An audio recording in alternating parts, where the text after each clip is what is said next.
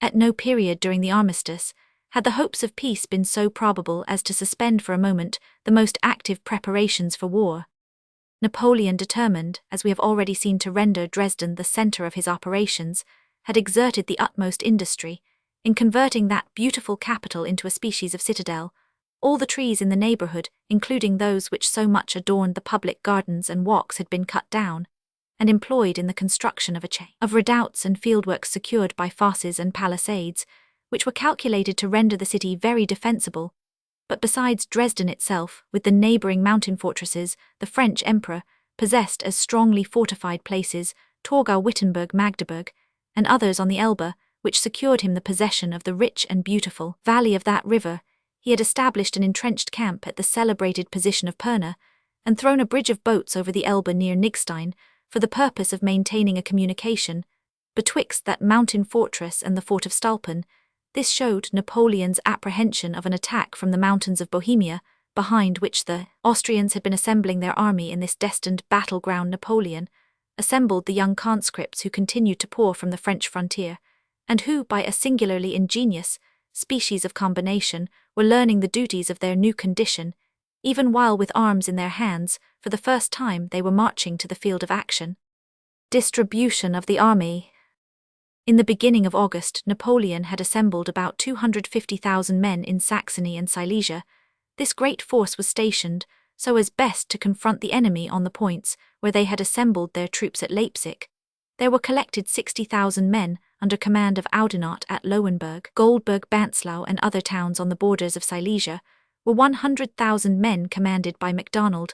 Another army of 50,000 were quartered in Lusatia near Zittau St. Cyr, with 20,000 was stationed near Pirna to observe the mountains of Bohemia, and the passes through which the Elbe discharges its waters. Upon Saxony and Dresden, the emperor himself lay with his guard, amounting to 25,000 men. The flower of his army besides these hosts, Bonaparte, had a considerable army in Italy under the viceroy Eugene, and 25,000 Bavarians were assembled as an army of reserve under General Reid.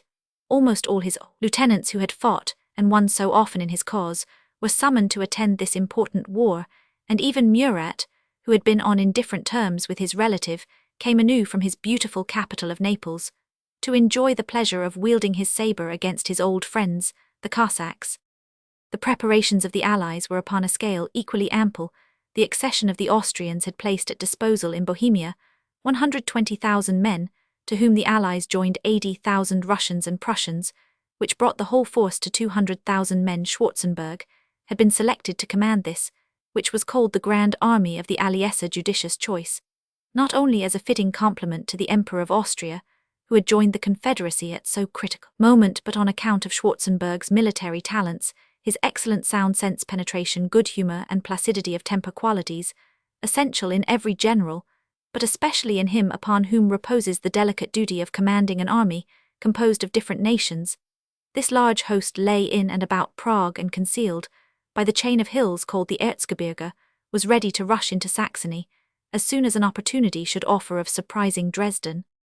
The other moiety of the original invading army, amounting to 80,000, consisting of Russians and Prussians, called the Army of Silesia, and commanded by Blücher, defended the frontier of that country, and the road to Breslau nearer the gates of Berlin. Was the Crown Prince of Sweden, with an army consisting of 30,000 Swedes, and about 60,000 Prussians and Russians, the former being the corps of Bülow and Torenstein, the latter those of Winzingerode and Woronzow. Besides these armies, Walmoden, with a force consisting of 30,000 Russians, Prussians, and insurgent Germans, was at Schwerin in the Duchy of Mecklenburg-Hiller, with 40,000 Austrians watched the Italian army of the Viceroy, and the Prince of Rus confronted the Bavarian troops with an army equal in strength to Reid's own. The Allies had agreed upon a plan of operations, equally cautious and effective. It is believed to have been originally sketched by the Crown Prince of Sweden and afterwards revised and approved by the celebrated Moreau. That renowned French general had been induced by the complexion of matters in Europe, and the invitation of Russia to leave America, join the camp of the Allies, and bring all the knowledge of the art of war for which he was so famous to enlighten their military councils. His conduct in thus passing over to the camp of France's enemies has been ably defended by some as the act of a patriot, who desired to destroy the despotism which had been established in his country, while others have censured him for arming against his native land in revenge for unworthy usage which he had received from its ruler. Much of the justice of the case must rest upon what we cannot know the purpose, namely of Moro, in case of ultimate success. He certainly had not, as Bernadotte might plead, acquired such rights in, and such obligations to another country, as to supersede the natural claims of his birthplace, yet he might be justified in the eye of patriotism, if his ultimate object really was to restore France to a rational degree of liberty under a regulated government, and such it is stated to have been. Any purpose short of this must leave him guilty of the charge of having sacrificed his duty to his country to his private revenge. He was, however, highly honored by the Emperor of Russia in particular, and his presence was justly considered as a great accession to the council of war of the Allies. So many men of talent, and two of them masters of the French tactics, had no difficulty in divining the mode in which Bonaparte meant to conduct the present campaign. They easily saw that he intended to join his strong and effective reserve of the Guard to any of the armies placed on the frontier of Saxony, where a point of attack presented itself, and thus advance upon, overpower, and destroy the enemy whom he should find in front, as the hunted tiger springs upon the victim which he has selected out of the circle of hunters who surround him with protended spears. To meet this mode of attack, which might otherwise have been the means of the Allied armies being defeated successively, and in detail it was resolved that the general against whom Bonaparte's first effort should be directed should on no account accept of the proffered battle, but withdrawing his troops before the Emperor should decoy him as far as possible in pursuit, while at the same time the other armies of the Allies should advance upon his rear, destroy his communications, and finally effect their purpose of closing round him in every direction. Dresden, the Grand Army commanded by Schwarzenberg, was particularly directed to this latter task, because while it would have been dangerous in Napoleon on that point to have sought them out by storming the mountain passes of Bohemia, nothing could be more easy for Schwarzenberg than to rush down upon Dresden when Bonaparte should leave that city uncovered for however short an interval. Blücher was the first who, advancing from Silesia and menacing the armies of MacDonald and Ney, induced Bonaparte to march to join them with his guard, and with a great body of cavalry commanded by La Tour Maubourg, he left Dresden on the 15th August. He threw bridges over the Bober and advanced with rapidity, bringing forward MacDonald's division in aid of his own force, but the Prussian general was faithful to the plan laid down. He made an admirable retreat across the Katzbach, admitting the French to nothing but skirmishes in which the Allies had some advantage. Finally, he established himself in a position on the river Neisse near Jauer so as to cover Silesia and its capital. On the 21st August Napoleon learned the interesting news that while he was pressing forward on the retreating Prussians, Dresden was in the utmost danger of being taken. His guards had instant orders to return to Saxony. He himself set out early on the 23rd. It was full time for Schwarzenberg, with whom came the sovereigns of Russia and Prussia, as well as General Moreau had descended from Bohemia and, concentrating their grand army on the left bank of the Elbe, were already approaching the walls of Dresden, Napoleon's point of support, and the pivot of his operations. Leaving therefore to MacDonald the task of controlling Blücher, the Emperor set out with the elite of his army. Yet with all the speed he could exert, very nearly came too late to save the object of his solicitude. General St. Cyr, who had been left with about 20,000 men to observe the Bohemian passes, was in no condition to make a stand when they poured out upon him 6 or 7 times his own number. He threw himself with his troops into Dresden in hopes, by means of its recent fortifications, to defend it, until the arrival of Napoleon. The Allies, having found little resistance on their march, displayed their huge army before the city, divided into 4 columns about 4 o'clock on the 25th August, and instantly commenced the assault. If they should be able to take Dresden before it could be relieved by Bonaparte, the war might be considered as nearly ended, since they would in that case obtain complete command of his line of communication with France, and had at their mercy his recruits and supplies of every kind. The scheme of attack was excellently laid, but the Allied generals did not pursue it with the necessary activity. The signal for onset should have been given instantly, yet they paused for the arrival of Klenau with an additional corps d'army, and the assault was postponed until next morning. On the 26th at break of day, the Allies advanced in 6 columns under a tremendous fire. They carried a great redoubt near the city gate of Dippoldiswalde, and soon after another they closed on the French on every point, The bombs and balls began to fall thick on the streets and houses of the terrified city, and in engaging all his reserves St. Cyr, whose conduct was heroical, felt he had yet too few men to defend works of such extent. It was at this crisis, while all thought a surrender was inevitable, that columns rushing forward with the rapidity of a torrent were seen advancing on Dresden from the right side of the Elbe, sweeping over its magnificent bridges, and pressing through the streets to engage in the defense of the almost overpowered city.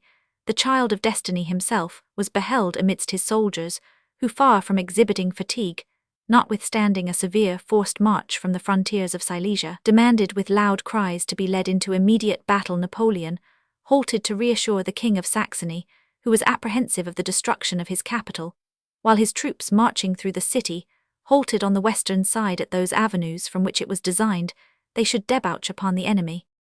2 sallies were then made under Napoleon's eye by Ney and Mortier. The one column, pouring from the gate of Plauen, attacked the Allies on the left flank. The others, issuing from that of Pirna, assailed their right. The Prussians were dislodged from an open space called the Great Garden, which covered their advance upon the ramparts, and the war began already to change its face. The Allies, drawing off from the points they had attacked so fiercely, where they found them secured by these unexpected defenders, they remained, however, in front of each other, the sentinels on each side being in close vicinity, until next morning. On the 27th of August, the battle was renewed under torrents of rain, and amid a tempest of wind. Napoleon, manoeuvring with excellence altogether his own, caused his troops, now increased by concentration to nearly 200,000 men, to file out from the city upon different points, the several columns diverging from each other like the sticks of a fan when it is expanded, and thus directed them upon such points as seemed most assailable along the Allies' whole position, which occupied the heights from Plauen to Strahlen. In this manner, his plan, assisted by the stormy weather which served to conceal his movements, he commenced an attack upon both flanks of the enemy. On the left he obtained an advantage from a large interval left in the Allied line to receive the division of Klenau, who were in the act of coming up, but exhausted with fatigue and bad weather, and their muskets rendered almost unserviceable in the meanwhile, as a heavy cannonade was continued on both sides. Napoleon observed one of the batteries of the Young Guard slacken its fire. General Gourgaud, sent to inquire the cause, brought information that the guns were placed too low to reply with advantage to the enemy's fire from the high ground, and that the balls from the French battery were most of them lost in the earth fire. Nevertheless, was the Emperor's reply, we must occupy the attention of the enemy on that point. The fire was resumed, and from an extraordinary movement amongst the troops on the hill, the French became aware that some person of high rank had been struck down. Napoleon supposed that the sufferer must be Schwarzenberg. He paid him a tribute of regret, and added, with the sort of superstition peculiar to his mind, he then was the victim whom the fatal fire at the ball indicated. I always regarded it as a presagate, is now plain whom it concerned. Death of Moreau. Next morning, however, a peasant brought to Napoleon more precise accounts. The officer of distinction had both legs shattered by the fatal bullet, was transported from the field on a bier composed of Lances. The Emperor of Russia and King of Prussia had expressed the greatest sorrow and solicitude. The man ended this account by bringing the fallen officer's dog, a greyhound, whose collar bore the name of Moreau. This great general died a few days afterwards, having suffered amputation of the wounded limbs, which he bore with great fortitude. His talents and personal worth were undisputed, and those who more bold than we are shall decide that his conduct in one instance too much resembled that of Coriolanus and the Constable of Bourbon, must yet allow that the fault, like that of those great men, was atoned for by an early and a violent death. Moreau is said to have formed the plan on which the attack on Dresden was conducted. His death must therefore have disconcerted it, but besides this, the Allies had calculated upon Buonaparte's absence, and upon the place being slightly defended, they were disappointed in both respects, and his sudden arrival at the head of a choice, if not a numerous army, had entirely changed the nature of the combat. They had become defenders at the very time when they reckoned on being assailants, and their troops particularly, the Austrians, who had in former wars received such dreadful cause to recollect the name of Napoleon, were discouraged. Even if they repelled the French into Dresden, they had provided no magazines of support in front of it, should the Allied army be designed to remain there. Gemini, the celebrated Swiss engineer who had exchanged some short time before the service of Napoleon for that of the Emperor Alexander, proposed the daring plan of changing the front of the army during the action, and attacking in force the left of the French, which might have turned the fortune of the day. But the experiment was thought with some justice too perilous to be attempted with a discouraged and disordered army. A retreat was therefore resolved upon, and owing to the weather, the state of the roads, and the close pursuit of the French, it was a disastrous one. The successful operations of the French had established the King of Naples on the western road to Bohemia by Freiburg and Vandam, with a strong division blocked up that which led directly southward up the Elbe by Pirna. The two principal roads being thus closed against Schwarzenberg and his army, nothing remained for them but to retreat through the interval between these highways by such country paths as they could find, which, bad in themselves, had been rendered almost impassable by the weather. They were pursued by the French in every direction, and lost what had of late been unusual a great number of prisoners. 7,000 or 8,000 of the French were killed and wounded, but the loss of the Allies was as great, while their prisoners, almost all Austrians, amounted to from 13,000 to 15,000. This is admitted by Bouterlin. The French carry the loss to 50,000, which is an obvious exaggeration, but half the number does not probably exceed the real extent of the loss. It is singular, however, that in such roads as have been described, the Allies, out of more than 100 guns, which they brought into position, should have lost only 26. It was, notwithstanding a battle with important consequences, such as had not of late resulted from any of Napoleon's great victories. It proved indeed the last favour of an unmixed character, which fortune reserved for her ancient favourite, and it had all the dazzling rapidity and resistless strength of an unexpected thunderbolt. Having seen this brilliant day to a close, Napoleon returned to Dresden on horseback, his grey capote and slouched hat streaming with water, while the indifferent appearance of his horse and furniture, his awkward seat and carriage, made a singular contrast with those of Murat, whose bearing as a horseman was inimitable, and whose battle dress was always distinguished by its theatrical finery. The venerable King of Saxony received his deliverer with rapture, for to him, personally, Bonaparte certainly was such, though considered by many of his subjects in a very different light. Napoleon behaved generously after the action, distributing money among the citizens of Dresden who had suffered from the cannonade, and causing the greatest care to be taken of the wounded and prisoners belonging to the Allies. The next morning this ever-vigilant spirit was again on horseback, directing his victorious troops in pursuit of the enemy. They were dispatched in different columns to pursue the Allies on the broken roads by which they were compelled to retreat, and to allow them no rest nor refuge. No frame even of iron could have supported the fatigues of both mind and body to which Napoleon had subjected himself within the last 3 or 4 days. He was perpetually exposed to the storm, and had rarely taken rest or refreshment. He is also stated to have suffered from having eaten hastily some food of a coarse and indigestible quality. Through one or other or the whole of these causes combined, Napoleon became very much indisposed, and was prevailed upon to return in his carriage to Dresden, instead of remaining at Pirna, more close in the rear of his pursuing battalions, to direct their motions. The French officers, at least some of them, ascribed to this circumstance as the primary cause a great critical and most unexpected misfortune which befell his arms at this time. Vandam. On the 29th of August, the French still continued to push their advantages. The King of Naples, Marmont, and St. Cyr were each pressing upon the pursuit of the columns of the Allies, to which they had been severally attached. A corps d'army of about 30,000 men had been entrusted to the conduct of Vandam, whose character as a general for skill, determined bravery and activity was respected, while he was detested by the Germans on account of his rudeness and rapacity, and disliked by his comrades because of the ferocious obstinacy of his disposition. With this man, who not without some of the good qualities which distinguished Bonaparte's officers presented even a caricature of the vices ascribed to them, the misfortunes of his master in this campaign were destined to commence. Vandam had advanced as far as Peterswald, a small town in the Erzgebirge or Bohemian mountains, forcing before him a column of Russians feeble in number, but excellent in point of character and discipline, commanded by Count Osterman, who were retreating upon Toplitz. This town was the point on which all the retiring, some of which might be almost termed the fugitive divisions of the Allies, were directing their course. If Vandam could have defeated Osterman and carried this place, he might have established himself with his corps of 30,000 men on the only road practicable for artillery by which the Allies could march to Prague, so that they must either have remained enclosed between his corps d'army and those of the other French generals who pressed on their rear, or else they must have abandoned their guns and baggage and endeavoured to cross the mountains by such wild tracks as were used only by shepherds and peasants. It was on the 29th in the morning that acting under so strong a temptation as we have mentioned, Vandamme had the temerity to descend the hill from Pieterswold to the village of Culm, which is situated in a very deep valley, betwixt that town and Toplitz. As he advanced towards Toplitz, it appeared that his plan was about to be crowned with success. The persons of the Emperor of Russia and the King of Prussia, the members of their cabinet, and the whole depot of the headquarters of the Allies seemed now within his clutch, and, already alarmed, his expected prey were beginning to attempt their escape in different directions.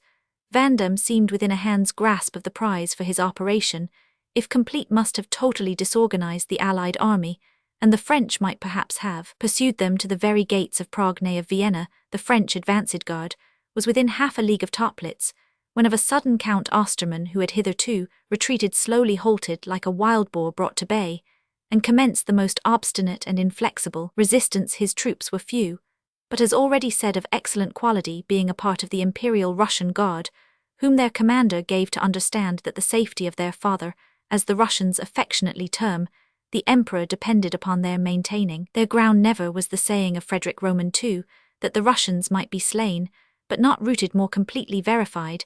They stood firm as a grove of pines, opposed to the tempest, while Vandamme led down corps after corps to support his furious and repeated attacks, until at length he had brought his very last reserves from the commanding ground of Pieterswold, and accumulated them in the deep valley between Culm and Toplitz. The brave Osterman had lost an arm in the action, and his grenadiers had suffered severely, but they had gained the time necessary. Barclay de Tolly, who now approached the scene of action, brought up the first columns of the Russians to their support. Schwarzenberg sent other succours, and Vandamme in his turn, overpowered by numbers, retreated to Culm as night closed. Prudence would have recommended to the French to have continued their retreat during the night to the heights of Pieterswold, but expecting probably the appearance of some of the French columns of pursuit, morning found Vandamme in the valley of Culm, where night had set upon him. In the meantime, still greater numbers of the Allied corps, which were wandering through these mountain regions, repaired to the banners of Schwarzenberg and Barclay, and the attack was renewed upon the French column at break of day on the 30th, with a superiority of force with which it was fruitless to contend. Vandamme therefore disposed himself to retreat towards the heights of Pieterswold, from which he had descended. But at this moment took place one of the most singular accidents which distinguished this eventful war.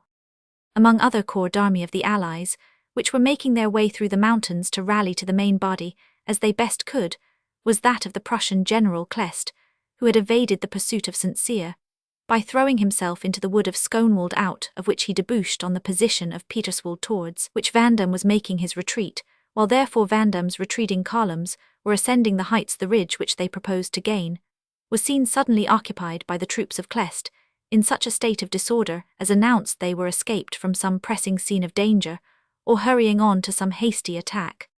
When the Prussians came in sight of the French, they conceived that the latter were there for the purpose of cutting them off, and instead of taking a position on the heights to intercept Vandamme, they determined, it would seem, to precipitate themselves down, break their way through his troops, and force themselves on to Toplitz. On the other hand, the French, seeing their way interrupted, formed the same conclusion with regard to Clest's corps which the Prussians had done concerning them, and each army being bent on making its way through that opposed to them, the Prussians rushed down the hill, while the French ascended it with a bravery of despair that supplied the advantage of ground. Surrender of Vandamme. The two armies were thus hurled on each other like two conflicting mobs, enclosed in a deep and narrow road, forming the descent along the side of a mountain. The onset of the French horse under Corbineau was so desperate that many or most of them broke through, although the acclivity against which they advanced would not in other circumstances have permitted them to ascend at a trot, and the guns of the Prussians were for a moment in the hands of the French, who slew many of the artillerymen. The Prussians, however, soon rallied, and the two struggling bodies, again mixing together, fought less for the purpose of victory or slaughter than to force their way through each other's ranks, and escape in opposite directions. All became for a time a mass of confusion, the Prussian generals finding themselves in the middle of the French officers, in the centre of the Prussians, but the army of the Russians, who were in pursuit of Vandamme, appearing in his rear, put an end to this singular conflict. Generals Vandamme, Haxo, and Guillot were made prisoners, with 2 eagles and 7,000 prisoners, besides a great loss in killed and wounded, and the total dispersion of the army, many of whom, however, afterwards rejoined their eagles. The victory of Culm, an event so unexpected and important in a military view, was beyond appreciation in the consequences which it produced upon the moral feelings of the Allied troops. Before this most propitious event, they were retiring as a routed army, the officers and soldiers complaining of their generals, and their generals of each other.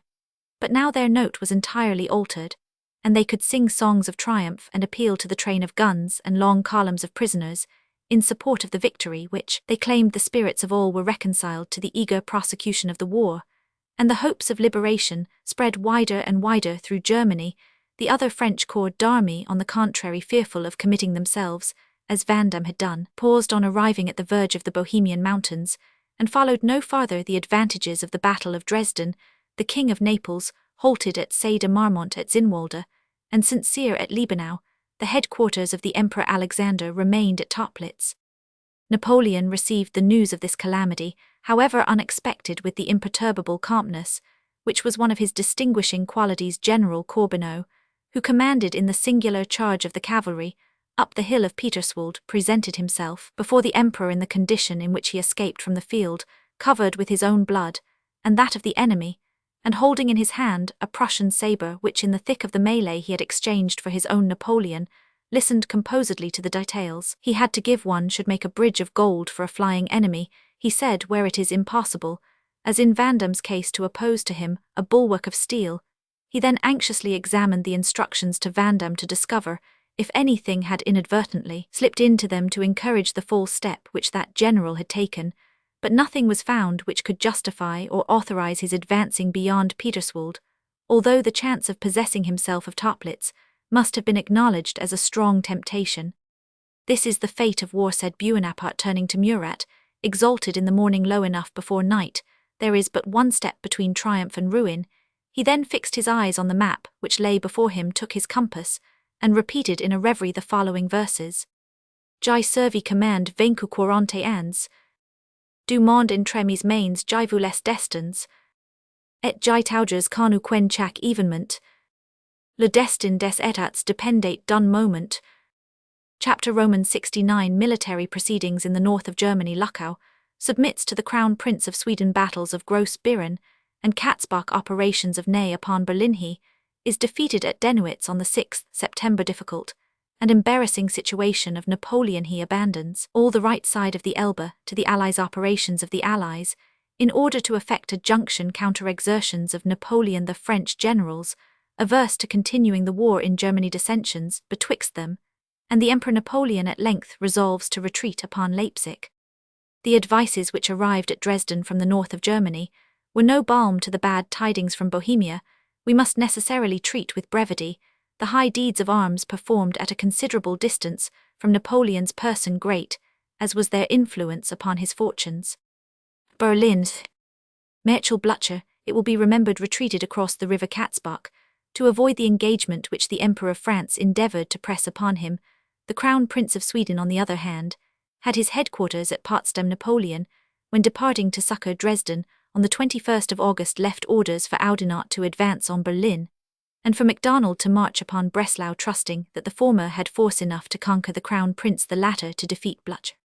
Oudinot began to move on Berlin by the road of Wittenberg on the very day when he received the orders. On the other hand, the Crown Prince of Sweden, concentrating his troops, opposed to the French general a total force of more than 80,000 men, drawn up for the protection of Berlin, the site of that fair city, with its towers and steeples. Determined Oudinot to try his fortune with his ancient comrade in arms. After a good deal of skirmishing, the two armies came to a more serious battle on the 23rd August, in which General Rignier distinguished himself.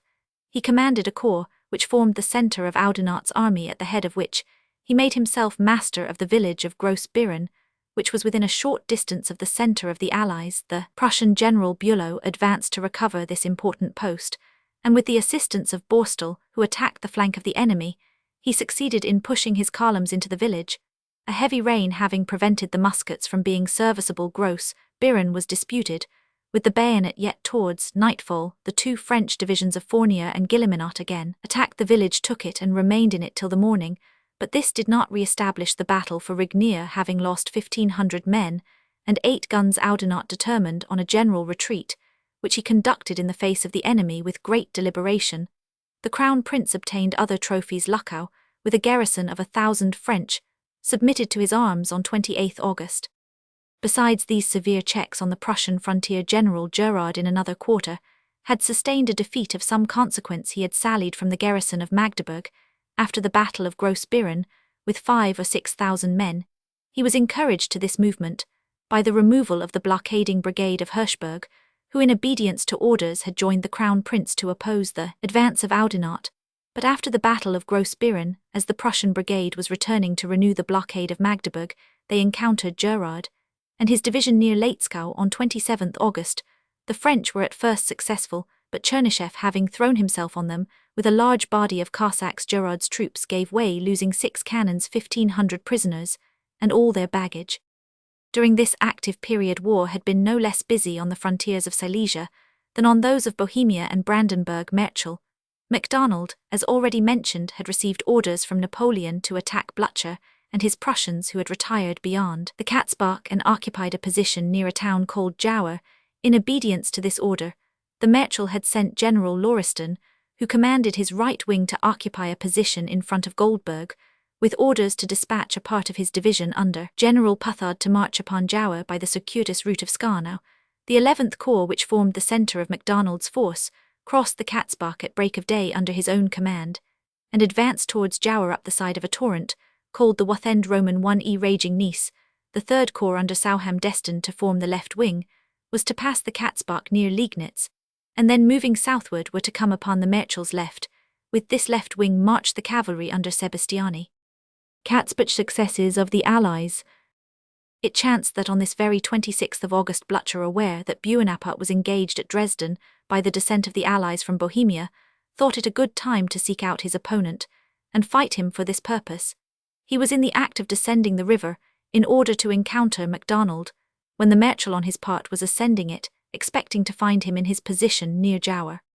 The stormy weather so often referred to, with mist and heavy rain, concealed from each other the movements of the two armies, until they met in the fields they encountered in the plains, which extend between Wallstatt and the Katzbach. But under circumstances highly unfavourable to the French Marshal, his right wing was divided from his centre, Lauriston being at Goldberg, and fiercely engaged with the Russian General Langeron, with whom he had come into contact in the front of that town, and Puthard, at a much greater distance from the field of battle. MacDonald's left wing with the cavalry was also far in the rear. Blücher allowed no leisure for the junction of these forces, his own cavalry being all in front and ready for action, charged the French without permitting them leisure to get into position, and when they did, their right wing indeed rested on the Wathend Neisse, but the left, which should have been covered by Sebastiani's cavalry, was altogether unsupported. Message on message was sent to hasten up the left wing, but a singular fatality prevented both the cavalry and infantry from arriving in time. Different lines of advance had been pointed out to Sauham and Sebastiani, but Sauham, hearing the firing and impatient to place himself on the road, which he thought likely to lead him most speedily into action, unluckily adopted that which was appointed for the cavalry, thus 5,000 horse, and 5 times the number of infantry being thrown at once on the same line of march, soon confused and embarrassed each other's motions, especially in passing the streets of a village called Kreutsch, a long and narrow defile, which the troops presently crowded to such a degree with foot and horse baggage and guns that there was a total impossibility of effecting a passage. MacDonald, in the meanwhile, supported his high reputation by the gallantry of his resistance, though charged on the left flank, which these mistakes had left uncovered by 4 regiments of cavalry, and by General Karpoff with a whole cloud of Cossacks. But at length the day was decidedly lost. The French line gave way, and falling back, Wathend Neisse now doubly raging from torrents of rain, and upon the Katzbach, they lost a great number of men. As a last resource, MacDonald put himself at the head of the troops, who were at length debouching from the defile of Kreutsch, but they were driven back with great slaughter, and the skirmish in that quarter concluded the battle with much loss to the French. The evil did not rest here, Lauriston being also under the necessity of retreating across the Katzbach, while Puthard, who had been detached towards Skarna, was left on the right-hand side of that river. This corps was speedily attacked by the enemy, and all who were not killed or taken remained prisoners. The army which Bonaparte destined to act in Silesia and take Breslau was therefore, for the present, completely disabled. The French are admitted to have lost 15,000 men and more than 100 guns. Though the battles of Gross-Biron and Katzbach were severe blows to Bonaparte's plan of maintaining himself on the Elbe, he continued obstinate in his determination to keep his ground with Dresden as his central point of support, and attempted to turn the bad fortune which seemed to haunt his lieutenants, but which in fact arose from their being obliged to attempt great achievements with inadequate means, by appointing Ney to the command of the Northern Army with strict injunctions to plant his eagles on the walls of Berlin. Accordingly, on the 6th September, Ney took charge of the army which Oudenarde had formerly commanded, and which was lying under the walls of Wittenberg, and in obedience to the Emperor's orders determined to advance on the Prussian capital, the enemy being the army commanded by the Crown Prince Ley, rather dispersed upon the grounds more to the east occupying Jüterbach, Belzig, and other villages. Ney was desirous to avoid approaching the quarters of any of them, or to give the least alarm that Marschall's object was to leave them on the left, and evading any encounter with the Crown Prince, to throw his force on the road from Torgau to Berlin, and enter into communication with any troops which Bonaparte might dispatch from Dresden upon the same point. On examining the plan more closely, it was found to comprehend the danger of rousing the Prince of Sweden and his army upon one point, and that was at Dennewitz, the most southern village held by the Allies. It was occupied by Torrenstein with a large force, and could not be passed without the alarm being given. Dennewitz might however be masked by a sufficient body of troops under screen of which the Marshal and his main body might push forward to Dahm, without risking an engagement. It was concluded that the rapidity of their motions would be so great as to leave no time for the Crown Prince to concentrate his forces for interrupting them. Dennewitz. On the 5th, Ney marched from Wittenberg. On the 6th, the division of Bertrand destined to mask Dennewitz formed the left flank of the army. When they approached the village, Torrenstein, who commanded there, took the alarm, and drew up between Dennewitz and the French division. If Bertrand had only had to maintain himself for a short interval in that dangerous position, it would have been well, and he might have made head against Torrenstein till the last file of Ney's army had passed, but by some miscalculation, which began to be more common now than formerly among the French officers of the staff, the corps of Bertrand was appointed to march at 7 in the morning, while the corps which were to be protected by him did not move till 3 hours later. Bertrand was thus detained so long in face of the enemy that his demonstration was converted into an action, his false attack into a real skirmish. Presently after, the battle became sharp and serious, and the corps on both sides advancing to sustain them were engaged. Bülow came to support Torrenstein. Regnier advanced to repel Bülow. Guilleminot hastened up on the French side, and Borstal came to support the Russians. However, unpremeditated, the battle became general, as if by common consent. The Prussians suffered heavily from the French artillery, but without giving way the Swedes and Russians at length came up, and the line of Ney began to yield ground. That general, who had hardly, though all his forces were engaged, made his post good against the Russians alone, despaired of success. When he saw these new enemies appear, he began to retreat, and his first movement in that direction was a signal of flight to the 7th Corps, composed chiefly of Saxons not over well inclined to the cause of Napoleon, and who therefore made it no point of honor to fight to the death in his cause. A huge blank was created in the French line by their flight, and the cavalry of the Allies rushing in at the gap. The army of Ney was cut into 2 parts, one of which pushed forwards to Dahm with the Marshal himself, the other, with Oudenarde, retreated upon Scharnitz. Ney afterwards accomplished his retreat on Torgau, but the Battle of Dennewitz had cost him 10,000 men, 43 pieces of cannon, and abundance of warlike trophies, relinquished to the adversary, besides the total disappointment of his object in marching towards Berlin. These repeated defeats of Gross, Biren, Katzbach, and Dennewitz seemed to intimate that the French were no longer the invincibles they had once been esteemed, or at least that, when they yet worked miracles, it was only when Bonaparte was at their head. Others saw the matter in a different point of view. They said that formerly, when means were plenty with Bonaparte, he took care that his lieutenants were supplied with forces adequate to the purposes on which they were to be employed, but it was surmised that now he kept the guard and the elite of his forces under his own immediate command, and expected his lieutenants to be as successful with few and raw troops as they had formerly been with numbers and veterans. It cannot, however, be said that he saved his own exertions, for during the month of September, while he persisted in maintaining the war in Saxony, although no affair of consequence took place, yet a series of active measures showed how anxious he was to bring the war to a decision under his own eye. In perusing the brief abstract of movements, which follows, the reader will remember that it was the purpose of Bonaparte to bring the Allies to a battle on some point where by superior numbers or superior skill he might obtain a distinguished victory, while on the other hand it was the policy of the Allies, dreading at once his talents and his despair to avoid a general action to lay waste the ground around the points he occupied, restrict his communications, raise Germany in arms around him, and finally to encompass and hem him in when his ranks were grown thin, and the spirit of his soldiers diminished, keeping these objects in his eye, the reader, with a single glance at the map, will conceive the meaning of the following movements on either side. Having deputed to Ney, as we have just seen, the task of checking the progress of the Crown Prince, and taking Berlin, if possible, Bonaparte started in person from Dresden on the 3 September, in hopes of fetching a blow at Blücher, whose Cossacks since the Battle of the Katzbach had advanced eastward, and intercepted a convoy even near Botzen.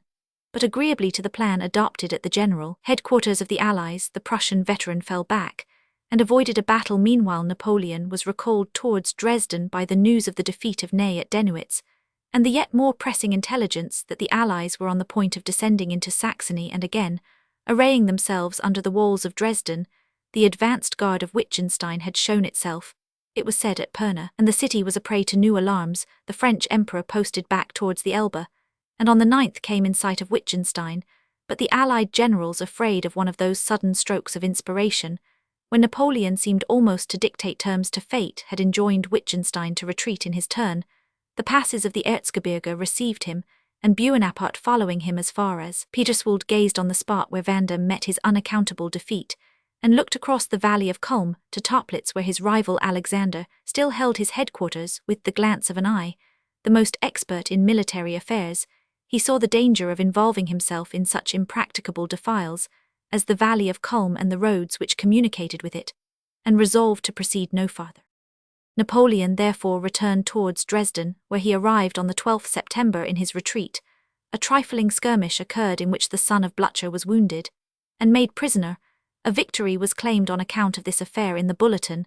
About the same period, Blücher advanced upon the French troops opposed to him, endangered their communications with Dresden, and compelled them to retreat from Botzen and Neustadt towards Biskopswerder and Stolpen, while Bonaparte thought of directing himself eastward towards this indefatigable enemy. His attention was of new summoned southward to the Bohemian mountains. Count Lobau, who was placed in observation near Giesubel, was attacked by a detachment from Schwarzenberg's army. Napoleon hastened to his relief, and made a second attempt to penetrate into these mountain recesses, from which the eagles of the Allies made such repeated descents. He penetrated upon this second occasion beyond Culm and as far as Nollendorf, and had a skirmish with the Allies which was rather unfavourable to him. The action was broken off by one of the tremendous storms which distinguished the season, and Bonaparte again retreated towards Giesubel. On his return to Dresden, he met the unpleasant news that the Prince Royal was preparing to cross the Elbe, and that Bülow had opened trenches before Wittenberg, while Blücher on his side approached the right bank of the river, and neither Ney nor MacDonald had sufficient force to check their progress. On the 21st September, Napoleon once again came in person against his veteran enemy, whom he met not far from Hartha, but it was once more in vain. The Prussian field-marshal was like the phantom knight of the poet Napoleon. When he advanced to attack him, found no substantial body against which to direct his blows. The emperor spent some hours at the miserable thrice-sacked village of Hartha, deliberating probably whether he should press on the Crown Prince or Blücher, and disable at least one of these adversaries by a single blow, but was deterred by reflecting that the time necessary for bringing either of them to action would be employed by Schwarzenberg in accomplishing that purpose of seizing Dresden which his movements had so frequently indicated. Retreats towards Dresden. Thus Napoleon could neither remain at Dresden without suffering the Crown Prince and Blücher to enter Saxony and make themselves masters of the valley of the Elbe, nor make any distant movement against those generals without endangering the safety of Dresden, and with it of his lines of communication with France. The last, as the more irreparable evil, he resolved to guard against by retreating to Dresden, which he reached on the 24th. His marshals had orders to approach closer to the central point, where he himself had his headquarters, and all the right side of the Elbe was abandoned to the Allies. It is said by Baron Odeleben that the severest orders were issued for destroying houses, driving off cattle, burning woods, and rooting up fruit trees, reducing the country, in short, to a desert, an evil reward for the confidence and fidelity of the old King of Saxony, but that they were left unexecuted partly owing to the humanity of Napoleon's lieutenants, and partly to the rapid advance of the Allies. There was little occasion for this additional cruelty, for so dreadfully Had these provinces been harassed and pillaged by the repeated passing and repassing of troops on both sides, that grain, cattle, and forage of every kind were exhausted, and they contained scarce any other sustenance for man or beast, except the potato crop, then in the ground. After his return to Dresden on the 24th September, Napoleon did not leave it till the period of his final departure, and the tenacity with which he held the place has been compared by some critics to the willful obstinacy which led to his tarrying so long at Moscow. But the cases were different. We have formerly endeavored to show that Napoleon's wisdom in the commencement of this campaign would have been to evacuate Germany, and by consenting to its liberation to have diminished the odium attached to his assumption of universal power, as however he had chosen to maintain his lofty pretensions at the expense of these bloody campaigns. It was surely prudent to hold Dresden to the last moment. His retreat from it, after so many losses and disappointments, would have decided the defection of the whole Confederation of the Rhine, which already was much to be dreaded. It would have given the Allied armies at present separated from each other an opportunity to form a junction on the left side of the Elbe, the consequences of which could hardly fail to be decisive of his fate. On the other hand, while he remained at Dresden, Napoleon was in a condition to operate by short marches upon the communications of the Allies, and might hope to the last that an opportunity would be afforded him of achieving some signal success against one or other of them, or perhaps of beating them successively. And in detail the Allied sovereigns and their generals were aware of this, and therefore, as we have seen, acted upon a plan of extreme caution, for which they have been scoffed at by some French writers, as if it were the result of fear rather than of wisdom. But it was plain that the time for more decisive operations was approaching, and with a view to such each party drew towards them such reinforcements as they could command. Bonaparte's soldiers had suffered much by fatigue and skirmishes, though no important battle had been fought, and he found himself obliged to order Augereau, who commanded about 16,000 men in the neighbourhood of Würzburg, to join him at Dresden. He might, however, be said to lose more than he gained by this supply for the Bavarians, upon whose inclinations to desert the French cause Augereau's army had been a check. No sooner saw it depart than an open and friendly intercourse took place betwixt their army and that of Austria, which lay opposed to them. Negotiations were opened between their courts, without much affectation of concealment, and it was generally believed that only some question about the Tyrol prevented their coming to an immediate agreement. The Allies received on their side the reinforcement of no less than 60,000 Russians under the command of Bennigsen. The most of them came from the provinces eastward of Moscow, and there were to be seen attending them tribes of the wandering Baskirs and Tartars, figures unknown in European war, wearing sheepskins and armed with bows and arrows, but the main body consisted of regular troops, though some bore rather an Asiatic appearance. This was the last reinforcement which the Allies were to expect, being the arriérable of the almost boundless empire of Russia. Some of the men had travelled from the Wall of China to this universal military rendezvous. Operations of the Allies. Their utmost force being now collected in numbers greatly superior to that of their adversary, the Allies proceeded to execute a joint movement, by means of which they hoped to concentrate their forces on the left bank of the Elbe, so that if Napoleon should persist in remaining at Dresden, he might be cut off from communication with France. With this view, Blücher on the 3 October crossed the Elbe near the junction of that river, with the Schwarz Elster defeated Bertrand, who lay in an entrenched camp, to dispute the passage, and fixed his headquarters at Dubin. At the same time, the Crown Prince of Sweden in like manner transferred his army to the left bank of the Elbe by crossing at Roslau, and entered into communication with the Silesian army.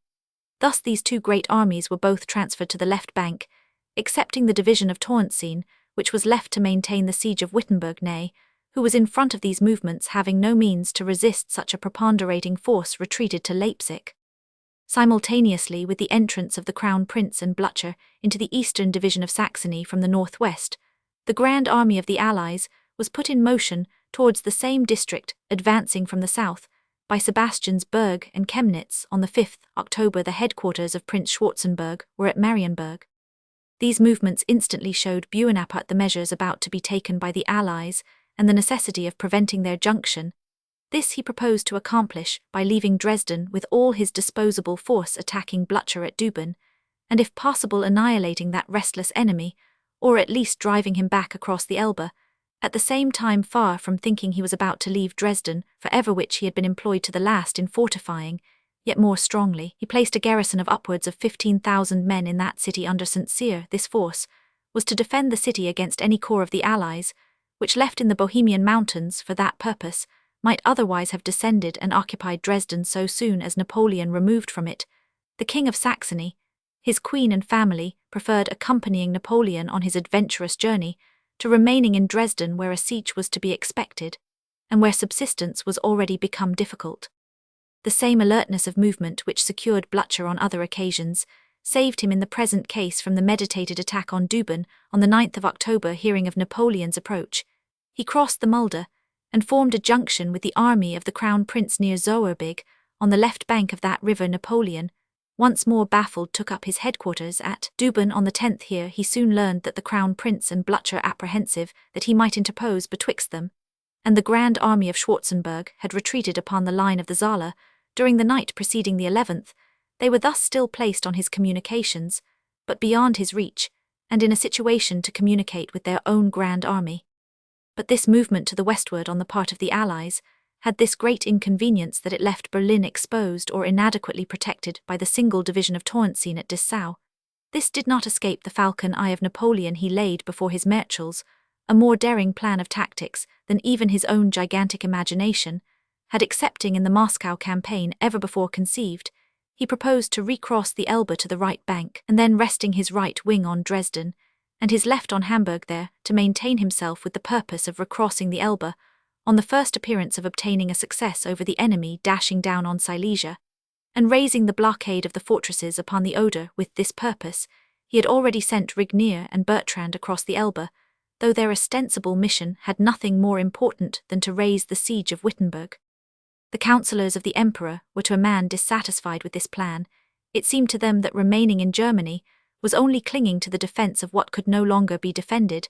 They appealed to the universal disaffection of all the Germans on the Rhine, and to the destruction of the kingdom of Westphalia, recently affected by no greater force than Chernichev, with a pulk of Cossacks. They noticed the almost declared defection of all their former friends, alluded to their own diminished numbers, and remonstrated against a plan which was to detain the army in a wasted country, inhabited by a population gradually becoming hostile, and surrounded with enemies whom they could not defeat, because they would never fight but at advantage, and who possessed the means of distressing them, while they had no means of retorting the injuries they received. This, they said, was the history of the last 3 months, only varied by the decisive defeats of Gross Biren, Katzbach, and Dennewitz. Napoleon remained from the 11th to the 14th of October at Dubin, concentrating his own forces, waiting for news of the Allies' motions, and remaining in a state of uncertainty and inactivity very different from his usual frame of mind and natural habits. I have seen him at that time, says an eye-witness, seated on a sofa beside a table, on which lay his charts, totally unemployed, unless in scribbling mechanically large letters on a sheet of white paper consultations with his best generals, which ended, without adopting any fixed determination, varied those unpleasing reveries. The councils were often seasons of dispute, almost of dissension. The want of success had made those dissatisfied with each other, whose friendship had been cemented by uniform and uninterrupted prosperity. Great misfortunes might have bound them together, and compelled them to regard each other as common sufferers, but a succession of failures exasperated their temper, as a constant drizzling shower is worse to endure than a thunderstorm. Dissensions among the generals. Napoleon, while the marshals were dissatisfied with each other, and with him, complained on his part that fatigue and discouragement had overpowered most of his principal officers, that they had become indifferent, lukewarm, awkward, and therefore unfortunate. The general officers, he said, desired nothing but repose, and that at all rates. On the other hand, the marshals asserted that Napoleon no longer calculated his means to the ends which he proposed to attain, that he suffered himself to be deceived by phrases about the predominance of his star and his destiny, and ridiculed his declaration that the word impossible was not good French. They said that such phrases were well enough to encourage soldiers, but that military councils ought to be founded on more logical arguments. They pleaded guilty of desiring repose, but asked which was to blame, the horse or the rider, when the overridden animal broke down with fatigue. At length Napoleon either changed his own opinion or deferred to that of his military advisers. The orders to Regnier and Bertrand to advance upon Berlin were annulled, and the retreat upon Leipzig was resolved upon. The loss of 3 days had rendered the utmost dispatch necessary, and Bonaparte saw himself obliged to leave behind him in garrison Davoust at Hamburg, Lemerroy at Magdeburg, Lapup at Wittenberg, and Count Narbonne at Torgau still, he seems to have anticipated some favourable chance which might again bring him back to the line of the Elbe. A thunderbolt, as he himself expressed it, alone could save him, but all was not lost, while battle was in his power, and a single victory might restore Germany to his obedience. Chapter Romans 70. Napoleon reaches Leipzig on 15th of October. Statement of the French and Allied forces. Battle of Leipzig commenced on 16th, and terminates with disadvantage to the French at nightfall. Napoleon dispatches General Mayerfeld, his prisoner, to the Emperor of Austria, with proposals for an armistice. No answer is returned. The battle is renewed on the morning of the 18th, and lasts till night, when the French are compelled to retreat. After immense loss on both sides, they evacuate Leipzig on the 19th.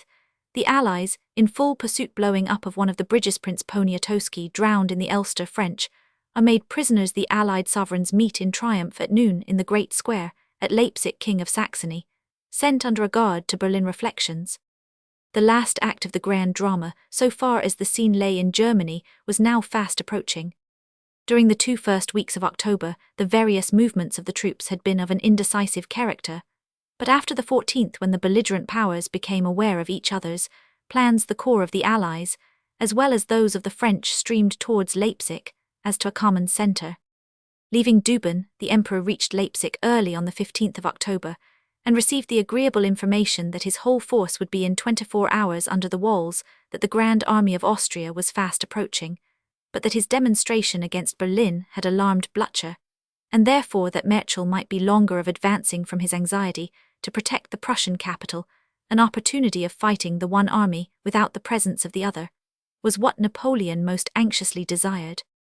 In the meantime, cannon were heard, and shortly after Murat brought an account of a desperate cavalry skirmish in which each party claimed the victory. He himself, marked by the splendour of his dress, had with difficulty escaped from a young Prussian officer, who was killed by an orderly dragoon that waited upon the King of Naples. Another remarkable circumstance in this skirmish was the distinguished behaviour of a Prussian regiment of cuirassiers. When complimented on their behaviour, they replied, "Could we do otherwise? This is the anniversary of the Battle of Jena." Such a spirit prevailed among the Allies, nor is it to be supposed that that of the French was inferior. If the one had wrongs to avenge, the other had honours to preserve.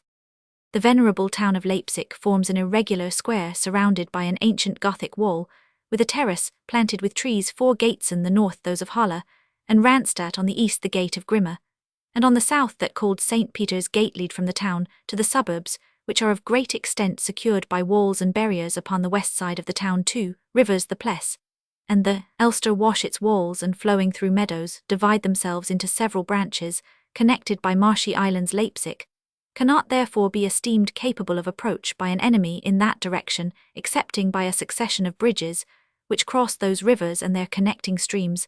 The first of these bridges leads to a village called Lindenau, and thence to Mark Ranstadt. It is close to the gate of the city, which takes its name from that village. This road forms the sole communication betwixt Leipzig and the banks of the Rhine. On the east side, the river Parthe makes a large semicircular bend around the city, enclosing extensive plains with various heights and points of elevation, which make it well adapted for a military position. On the south, the same species of ground continues, but more broken into eminences, one of which is called the Swedish Camp, from the wars doubtless of Gustavus Adolphus. Another is called the Sheepwalk of Muesdorf. It is then bounded by the banks of the Pless. This line is marked by a variety of villages, which in the fearful days which we are now to describe gained a name in history. About the village of Kanuitz begins the marshy ground inundated by the Pless and Elster.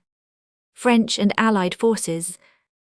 It was on this last line that on the 15th October the columns of the Grand Army of the Allies were seen hastily advancing. Napoleon immediately made his arrangements for defence. Lindenau, through which ran the Mark Ranstadt road, by which the French must retreat, was occupied by Bertrand Poniatowski. Advancing to the right bank of the Pless, held all the villages along the side of the river Kanuitz, Lofsnig, Dublitz, and so on to Markkleeberg. As the line of defence swept to the eastward, Augereau was established on the elevated plain of Wachau. He was supported by Victor and Lauriston. At a considerable village called Lebertwalkowitz, cavalry were posted on the wings of these divisions. The imperial guards were placed in the rear as a reserve at a village named Probstede, and MacDonald occupied a gentle and sweeping rissing ground extending from St-Thierry to Haljosen.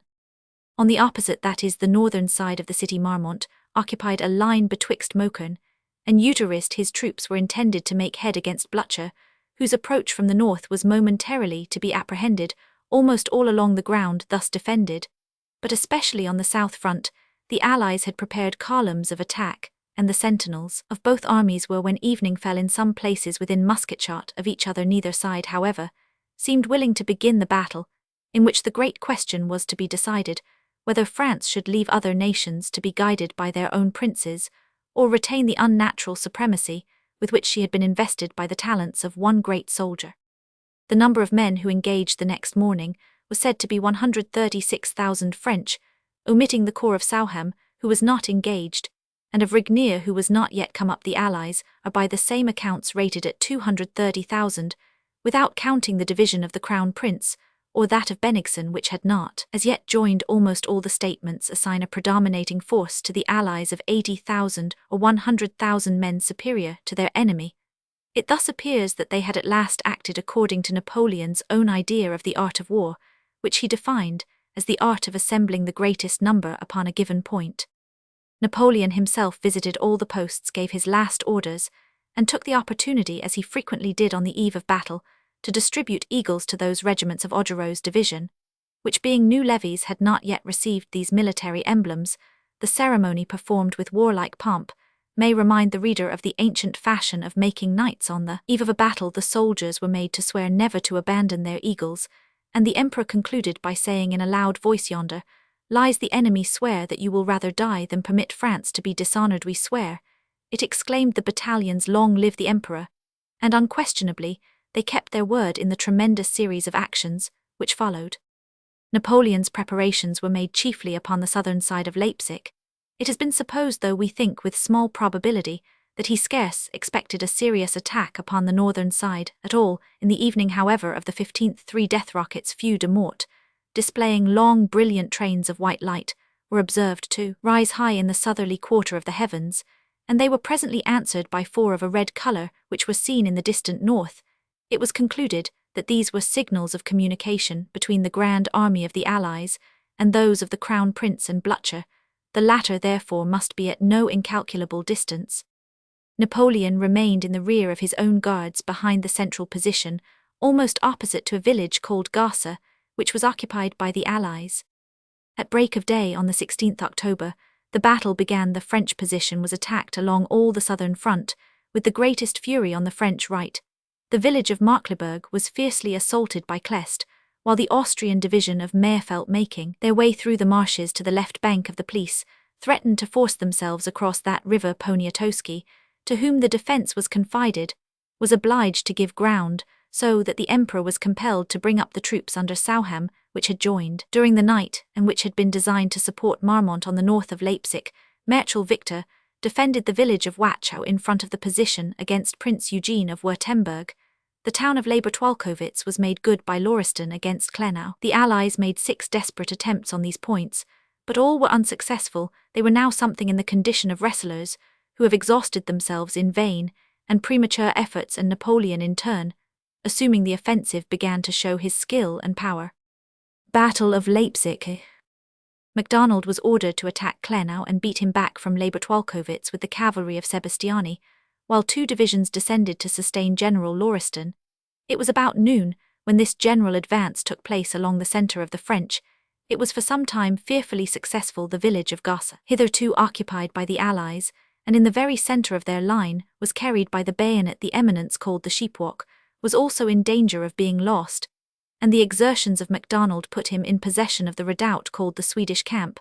The desperate impetuosity of the French had fairly broken through the centre of the Allies, and Napoleon, as if desirous not to lose a moment in proclaiming his supposed victory, sent the tidings to the King of Saxony, who commanded all the church bells in the city to be rung for rejoicing, even while the close continued roar of the cannon seemed to give the lie to the merry peal. The King of Naples, in the meantime, with Latter Maubourg and Kellerman, poured through the gap in the enemy's centre, and at the head of the whole body of cavalry, thundered forward as far as Magdeburg, a village in the rear of the Allies, bearing down General Raefskoy with the grenadiers of the reserve, who threw themselves forward to oppose their passage. But at this imminent moment of peril, while the French cavalry were disordered by their own success, Alexander ordered the Cossacks of his guard, who were in attendance on his person, to charge. They did so with the utmost fury, as fighting under the eye of their sovereign disconcerted Bonaparte's maneuver, and bore back with their long lances the dense mass of cavalry who had so nearly carried the day.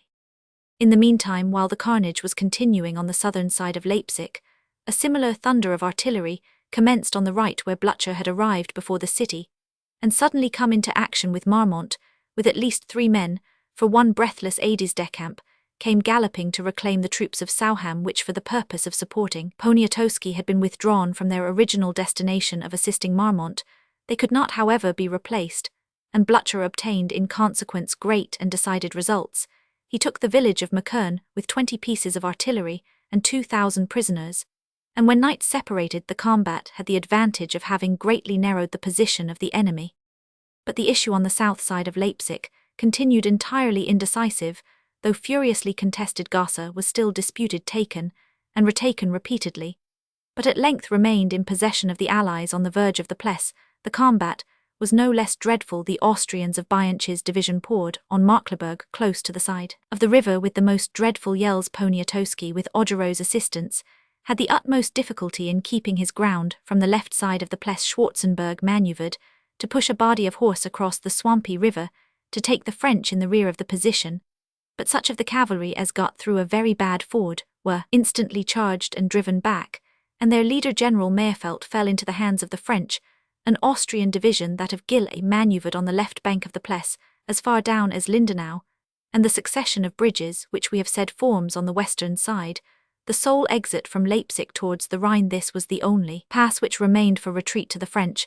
Should they fail in the dreadful action which was now fighting, Gillet might have destroyed these bridges, but it is believed he had orders to leave open that pass for retreat, lest the French should be rendered utterly desperate when there was no anticipating what exertions they might be goaded to.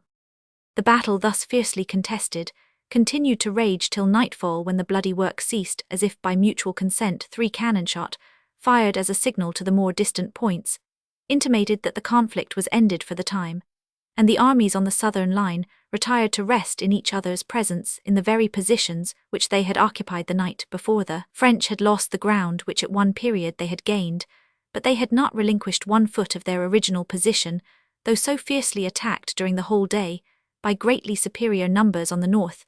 Their defence had been less successful. Marmont had been forced back by Blücher, and the whole line of defence on that side was crowded nearer to the walls of Leipzig.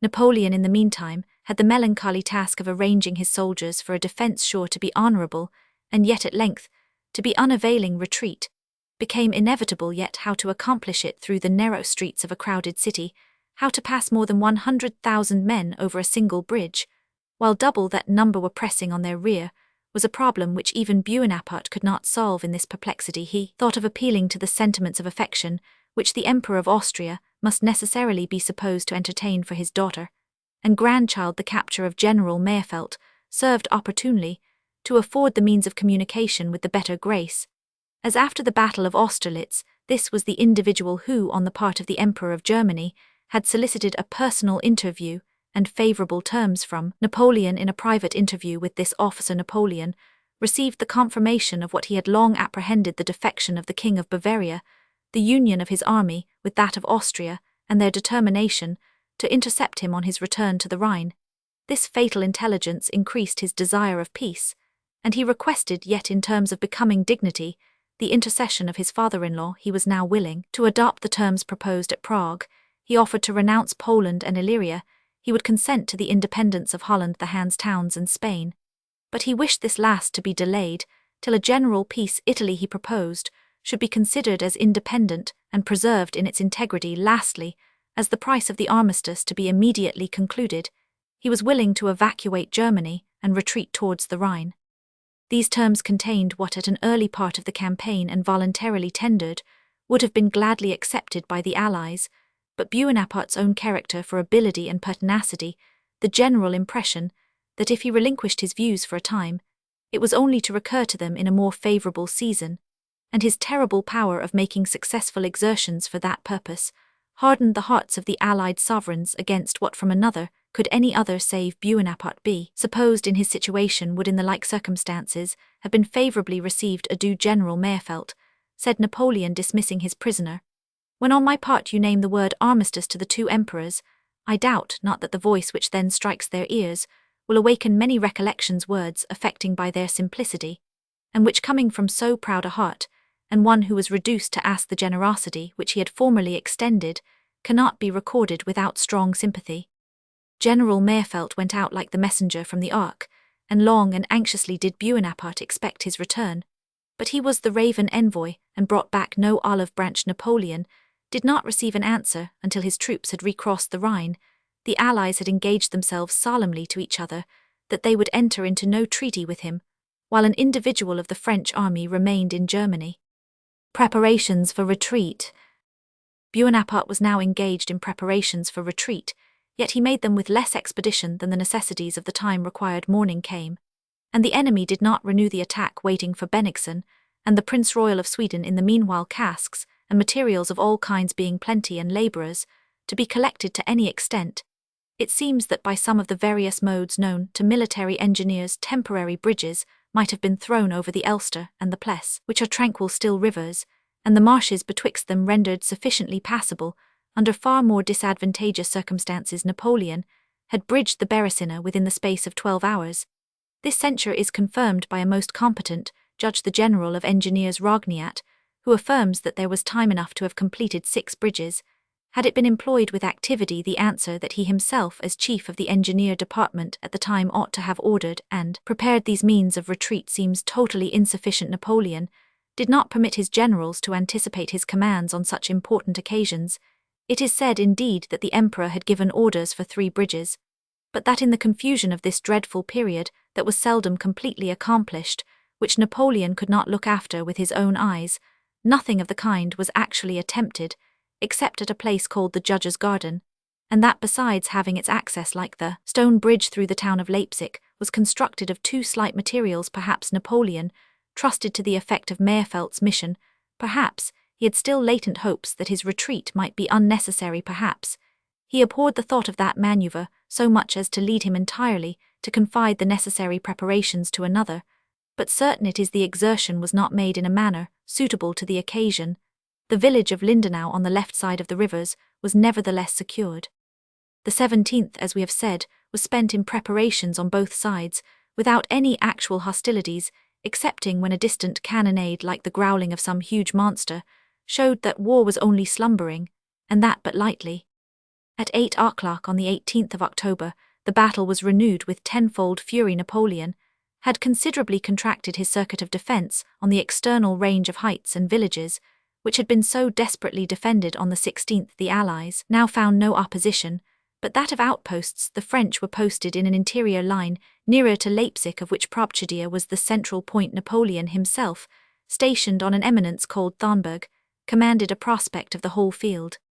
Masses were drawn up behind the villages, which relieved their defenders from time to time, with fresh troops. Cannon were placed in their front and on their flanks, and every patch of wooded ground which afforded the least shelter was filled with tirailleurs. The battle then joined on all sides. The Poles, with their gallant general Poniatowski, to whom this was to prove the last of his fields, defended the banks of the Pless, and the villages connected with it against the Prince of Hesse Homburg Bianchi, and Colloredo in the centre Barclay Wittgenstein, and Cleste advanced on Probschadia, where they were opposed by the King of Naples Victor Augereau, and Lauriston under the eye of Napoleon himself on the left. MacDonald had drawn back his division from an advanced point called Holtjossen to a village called St. Territz, which was the post assigned to them on the new and restricted line of defence along all this extended southern line.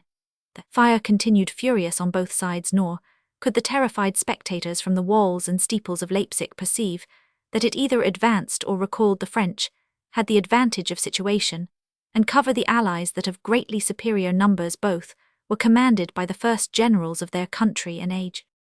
About 2 o'clock afternoon, the Allies under General Perch and Prince Augustus of Prussia forced their way headlong into Probschadia. The camp followers began to fly. The noise of the tumult overcame almost the fire of the artillery. Napoleon in the rear, but yet on the verge of this tumult, preserved his entire tranquillity. He placed the reserve of the old guard in order, led them in person to recover the village, and saw them force their entrance ere he retreated to the eminence from which he observed the action during the whole of this eventful day, in which he might be said to fight less for victory than for safety.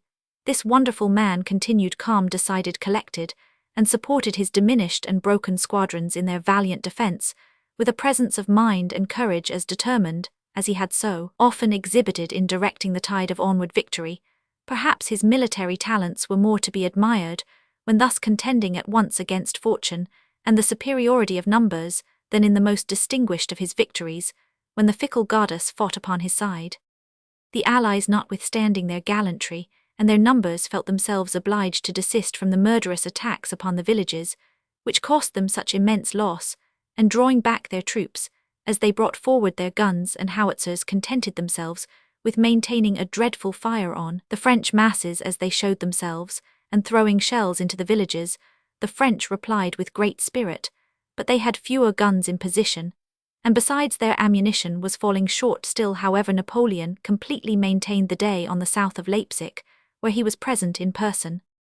On the north side of Leipzig, the superiority of numbers still greater than that which existed on the south placed Ney in a precarious situation. He was pressed at once by the army of Blücher, and by that of the Crown Prince, which was now come up in force. The latter general forced his way across the Parther with 3 columns, and at 3 different points, and Ney saw himself obliged to retreat in order to concentrate his forces nearer Leipzig, and communicate by his right with the army of Napoleon. The Russians had orders to advance to force this new position, and particularly to drive back the advanced guard of Regnier, stationed on an eminence called Heiterblick, betwixt the villages of Tocher and Ponsdorf. On a sudden the troops who occupied the French line on that point came forward to meet the allies with their swords sheathed, and colours of truce displayed. This was a Saxon brigade, who in the midst of the action embraced the time and opportunity to desert the service of Napoleon and declare for independence. These men had an unquestionable right to espouse the cause of their country and shake off the yoke of a stranger which Saxony had found so burdensome. But it is not while on the actual battleground that one side ought to be exchanged for the other, and those must be in every case accounted guilty of treachery, who bringing their swords into the field for one party shall suddenly, and without intimation given, turn them against the power in whose ranks they had stood. The Russians, afraid of stratagem, sent the Saxon troops about 10,000 in number to the rear of the position, but their artillery were immediately brought into action, and having expended during that morning 1/2 of their ammunition on the allies, they now bestowed the other half upon the French army. By this unexpected disaster Ney was obliged to contract his line of defence once more. Even the valour and exertions of that distinguished general could not defend Schonfeld. That fine village forms almost one of the northern suburbs of Leipzig. It was in vain that Bonaparte dispatched his reserves of cavalry to check the advance of the Crown Prince. He defeated all opposition that presented itself, and pressed Ney into a position close under the walls of Leipzig. The battle once more ceased on all points, and after the solemn signal of 3 cannon shot had been heard, the field was left to the slain and the wounded. Although the French army kept its ground most valiantly during the whole of this tremendous day, there was no prospect of their being able to sustain themselves any longer around or in Leipzig. The Allies had approached so close to them that their attacks might on the 3rd day be expected to be more combined and simultaneous than before. The superiority of numbers became more efficient after the great carnage that had taken place, and that for the simple reason that the army which had greatest numbers could best afford to lose lives. It is said also by Baron Fane that the enormous number of 250,000 cannon bullets had been expended by the French during the last 4 days, and that there only remained to serve their guns about 16,000 cartridges, which could scarce support a hot fire for 2 hours. This was owing to the great park of artillery having been directed on Torgau. Another circumstance, which serves to show how little Bonaparte dreamed of abandoning the Elbe when he moved from Dresden to this, the increasing scarcity of provisions, is to be added, so that everything combined to render Napoleon's longer stay at Dresden altogether impossible, especially when the Bavarian general, now his declared enemy, was master of his communications with France. The retreat, however necessary, was doomed inevitably to be disastrous, as is evident from the situation of the French army, cooped up by superior forces under the walls of a large town, the narrow streets of which they must traverse to reach 2 bridges, one of recent and hasty construction, by which they must cross the Pless, Elster and the marshy ground streams and canals, which divide them from each other, And then added to this was the necessity of the whole army debouching by one single road, that which leads to Lindenau, and on which it would be impossible to prevent dreadful confusion, but there was no remedy for these evils, they must necessarily be risked. Leipzig. The retreat was commenced in the night time, and Bonaparte, retiring in person to Leipzig, spent a third exhausting night in dictating the necessary orders for drawing the corps of his army successively within the town, and transferring them to the western bank of the two rivers. The French troops accordingly came into Leipzig from all sides, and filling the town with the ineffable confusion which always must attend the retreat of so large a body, in the presence of a victorious enemy, they proceeded to get out of it as they best could by the way prescribed. MacDonald and Poniatowski with their corps were appointed to the perilous honor of protecting the rear. Prince, said Napoleon to the brave Polish prince, "You must defend the southern suburbs." "Alas, sire," he answered, "I have but few soldiers left." "Well, but you will defend them with what you have." "Doubt not, sire, but that we will make good our ground. We are all ready to die for your majesty's service." Napoleon parted with this brave and attached prince, upon whom he had recently bestowed a marshal's baton. They never met again in this world. The arrival of daylight had no sooner shown to the Allies the commencement of the French retreat than their columns began to advance in pursuit on every point, pushing forward with all the animation of victory to overtake the enemy in the suburbs and streets of Leipzig. The King of Saxony, the magistrates, and some of the French generals endeavored to secure the city from the dangers which were to be expected from a battle in the town. Betwixt the rearguard of the French and the advanced guard of the Allies, they sent proposals that the French army should be permitted to effect their retreat unmolested in mercy to the unfortunate town. But when were victorious generals prevented from prosecuting military advantages by the mere consideration of humanity? Napoleon, on his side, was urged to set fire to the suburbs, to check the pressure of the Allies on his rearguard. As this, however, must have occasioned a most extensive scene of misery, Bonaparte generously refused to give such a dreadful order, which besides could not have been executed without compromising the safety of a great part of his own rear, to whom the task of destruction must have been committed, and who would doubtless immediately have engaged in an extensive scene of plunder. Perhaps also Napoleon might be influenced by the feeling of what was due to the confidence and fidelity of Frederick Augustus of Saxony, who, having been so long the faithful follower of his fortunes, was now to be abandoned to his own, to have set fire to that unhappy monarch's city, when leaving him behind to make terms for himself, as he could, would have been an evil requital for all he had done and suffered in the cause of France. Nor would it have been much better had Napoleon removed the Saxon king from his dominions, and destroyed all chance of his making peace with the irritated sovereigns, by transporting him, along with the French army, in its calamitous retreat. At 9 o'clock Napoleon had a farewell interview with Frederick Augustus, releasing him formally from all the ties which had hitherto combined them, and leaving him at liberty to form such other alliances as the safety of his states might require. Their parting scene was hurried to a conclusion by the heavy discharge of musketry from several points, which intimated that the Allies, forcing their way into the suburbs, were fighting hand to hand, and from house to house with the French, who still continued to defend them. The King and Queen of Saxony conjured Bonaparte to mount his horse and make his escape, but before he did so, he discharged from their ties to France and to himself the King of Saxony's bodyguard, and left them for the protection of the royal family. Bridge of Leipzig. When Napoleon attempted to make his way to the single point of exit by the gate of Randstadt, which led to the bridge or succession of bridges so often mentioned, he found reason for thinking his personal safety in actual danger. It must be remembered that the French army, still numbering nearly 100,000, were pouring into Leipzig, pursued by more than double that number, and that the streets were encumbered with the dead and wounded, with artillery and baggage, with columns so wedged up that it was impossible for them to get forward, and with others who, almost desperate of their safety, would not be left behind.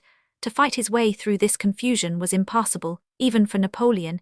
He and his suite were obliged to give up all attempts to proceed in the direct road to the bridge, and turning in the other direction, he got out of the city through St. Peter's Gate, moved on until he was in sight of the advancing columns of the Allies, then turning along the eastern suburb, he found a circuitous byway to the bridges, and was enabled to get across. But the temporary bridge which we have before mentioned had already given way, so that there remained only the old bridge on the road to Lindenau to serve as an exit to the French army. The furious defence which was maintained in the suburbs continued to check the advance of the Allies, otherwise the greater part of the French army must inevitably have been destroyed. But the defenders themselves with their brave commanders were at length, after exhibiting prodigies of valor, compelled to retreat, and ere they could reach the banks of the river, a dreadful accident had taken place. The bridge so necessary to the escape of this distressed army had been mined by Bonaparte's orders, and an officer of engineers was left to execute the necessary measure of destroying it so soon as the Allies should approach in force sufficient to occupy the pass. Whether the officer to whom this duty was entrusted had fled or had fallen or had been absent from his post by accident, no one seems to have known, but at this critical period, a sergeant commanded the sappers in his stead. A body of Swedish sharpshooters pushed up the side of the river about 11 o'clock, with loud cries and huzzas firing upon the crowds, who were winning their way slowly along the bridge, while Cossacks and Uhlans were seen on the southern side, rushing towards the same spot, and the troops of Saxony and Baden, who had now entirely changed sides, were firing on the French from the wall of the suburbs, which they had been posted to defend against the Allies, and annoying the retreat which they had been destined to cover. The non-commissioned officer of engineers imagined that the retreat of the French was cut off, and set fire to the mine that the Allies might not take possession of the bridge for pursuing Napoleon. The bridge exploded with a horrible noise. This catastrophe effectually intercepted the retreat of all who remained still on the Leipzig side of the river, excepting some individuals who succeeded by swimming through the Pless, and the Elster among these was the brave Marshal MacDonald, who surmounted all the obstacles opposed to his escape. Poniatowski, the gallant nephew of Stanislaus, King of Poland, was less fortunate. He was the favourite of his countrymen, who saw in their imagination the crown of Poland glittering upon his brow. He himself, like most of the Poles of sense and reflection, regarded these hopes as delusive, but followed Napoleon with unflinching zeal, because he had always been his friend and benefactor, besides 1,000 other acts of valour. Poniatowski's recent defence of the extreme right of the French position was as brilliant as any part of the memorable resistance at Leipzig. He had been twice wounded in the previous battles. Seeing the bridge destroyed and the enemy's forces thronging forward in all directions, he drew his sabre, and said to his suite and a few Polish cuirassiers who followed him, "Gentlemen, it is better to fall with honour than to surrender." He charged accordingly, and pushed through the troops of the Allied army opposed to him, in the course of which desperate attempt he was wounded by a musket shot in the arm.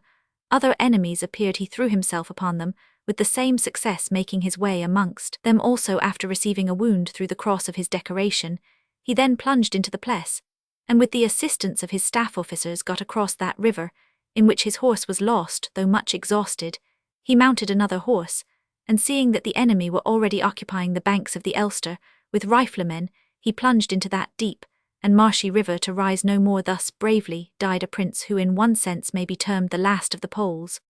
The remainder of the French army, after many had been killed and drowned in an attempt to cross these relentless rivers, received quarter from the enemy. About 25,000 men were made prisoners, and as Napoleon seems only to have had about 200 guns at the Battle of Hanau, many must have been abandoned in Leipzig and its neighbourhood. The quantity of baggage taken was immense.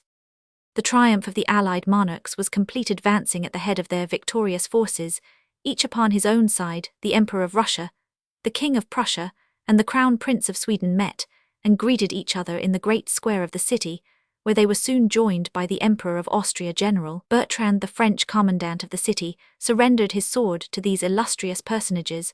No interview took place between the Allied monarchs and the King of Saxony. He was sent under a guard of Cossacks to Berlin, nor was he afterwards restored to his throne until he had paid a severe fine for his adherence to France. When reflecting upon these scenes, the rank and dignity of the actors naturally attract our observation.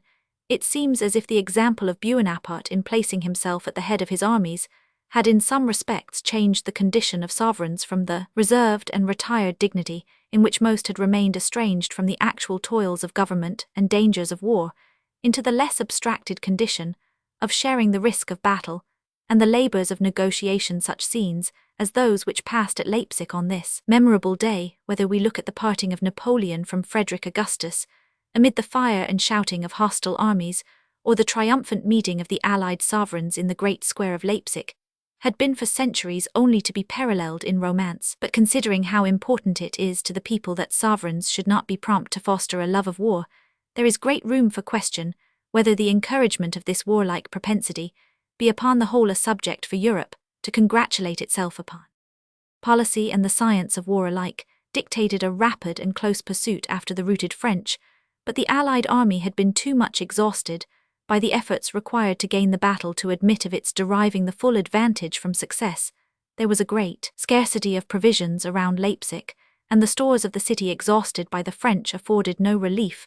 The bridge, which had been destroyed, was as necessary for the advance of the Allies as the retreat of Napoleon. Besides, it must be admitted that an Allied army is always less decided and rapid in its movements than one which receives all its impulses from a single commander of strong and vigorous talents. Of this we shall see more proofs, but in the meantime a great point was gained.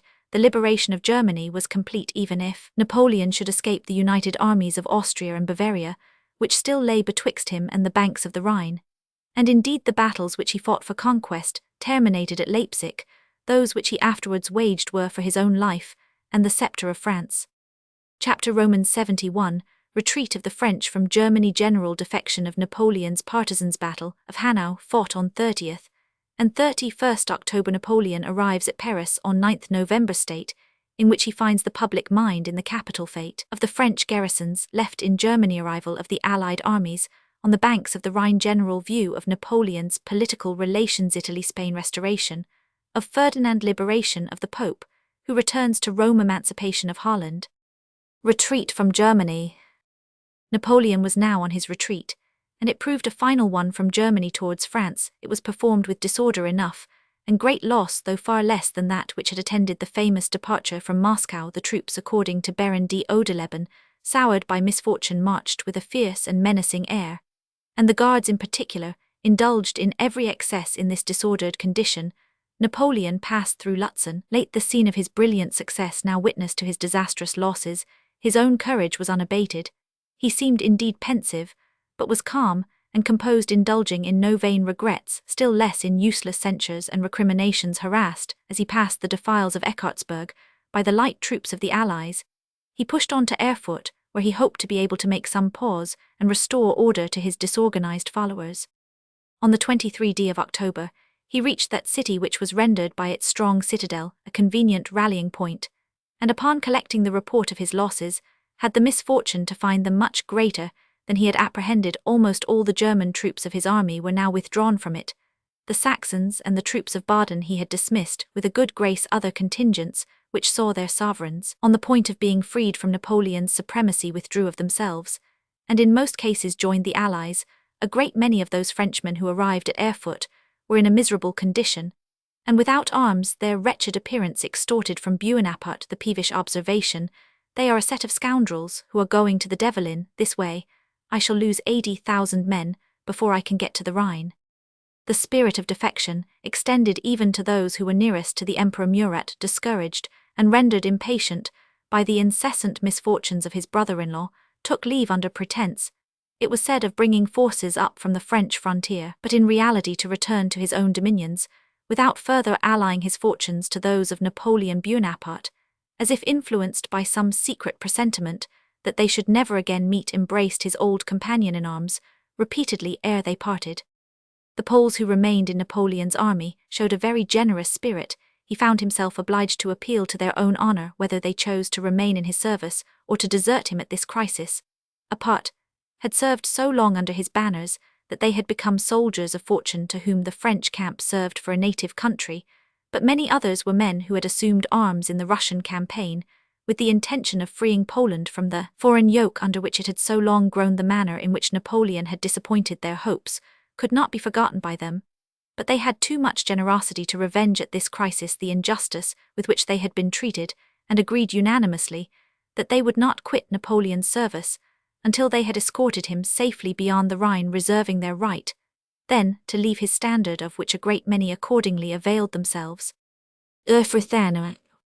Napoleon passed nearly 2 days at Erfurt, during which the reorganization of his troops advanced rapidly, as the magazines and stores of the place were sufficient to recruit them in every department. Their reassembled force amounted to about 80,000 men. This, together with the troops left to their fate in the garrison towns in Germany, was all that remained of 280,000, with which Napoleon had begun the campaign. The garrisons amounted to about 80,000, so that the loss of the French rose to 120,000 men. These garrisons, so imprudently left behind, were of course abandoned to their fate, or to the discretion of the enemy. Napoleon consoling himself with the boast that if they could form a junction in the valley of the Elbe 80,000 Frenchmen might break through all obstacles. Instructions were sent to the various commanders to evacuate the places they held and form such a junction, but it is believed that none of them reached the generals to whom they were addressed. It is probable that, but for the relief afforded by this halt, and the protection of the citadel and defences of Erfurt, Napoleon in his retreat from Leipzig must have lost all that remained to him of an army. He had received news, however, of a character to preclude his longer stay in this place of refuge. The Bavarian army, so lately his allies, with a strong auxiliary force of Austrians amounting in all to 50,000 under Reed, were hurrying from the banks of the Inn and had reached Würzburg on the Main with the purpose of throwing themselves in hostile fashion between the army of Napoleon and the frontier of France. In addition to this unpleasing intelligence, he learned that the Austrians and Prussians were pressing forward as far as Weimar and Laugensalza, so that he was once more in danger of being completely surrounded. Urged by these circumstances, Napoleon left Erfurt on the 25th of October, amid weather as tempestuous as his fortunes. An unfortunate determination of the Allied councils directed Marshal Blücher to move in pursuit of Napoleon by Gießen and Wetzlar, and commanded him to leave the direct road to the banks of the Rhine by Fulda and Gelnhausen open for the march of an Austrian column, expected to advance from Schmalkalde. The most active and energetic of the pursuers was thus turned aside from Napoleon's direct path of retreat, and the Austrians, to whom it was yielded, did not come up in time to overtake the retreating enemy. The French were still followed, however, by the arrival of Cossacks, under their adventurous leaders Platov, Chernyshev, Orlov, Denisov, and Kawayski, who continued their harassing and destructive operations on their flanks and their rear. In the meanwhile, General Reed, notwithstanding the inferiority of his forces to those of Bonaparte, persevered in his purpose of barring the return of Napoleon into France, and took up a position at Hanau for that purpose, where he was joined by the chiefs of the Cossacks already mentioned, who had pushed on before the advance of the French army in hopes that they might afford Reed their assistance if Blücher and his troops had been now in the rear of Napoleon. His hour had in all probability arrived, but Reed's force, of whom he had been unable to bring up above 45,000 men, was inferior to the attempt, almost always a dangerous one, of intercepting the retreat of a bold and desperate enemy upon the only road which can lead him to safety. It was upon a point, also, where the Bavarians had no particular advantage of position, which might have presented natural obstacles to the progress of the enemy.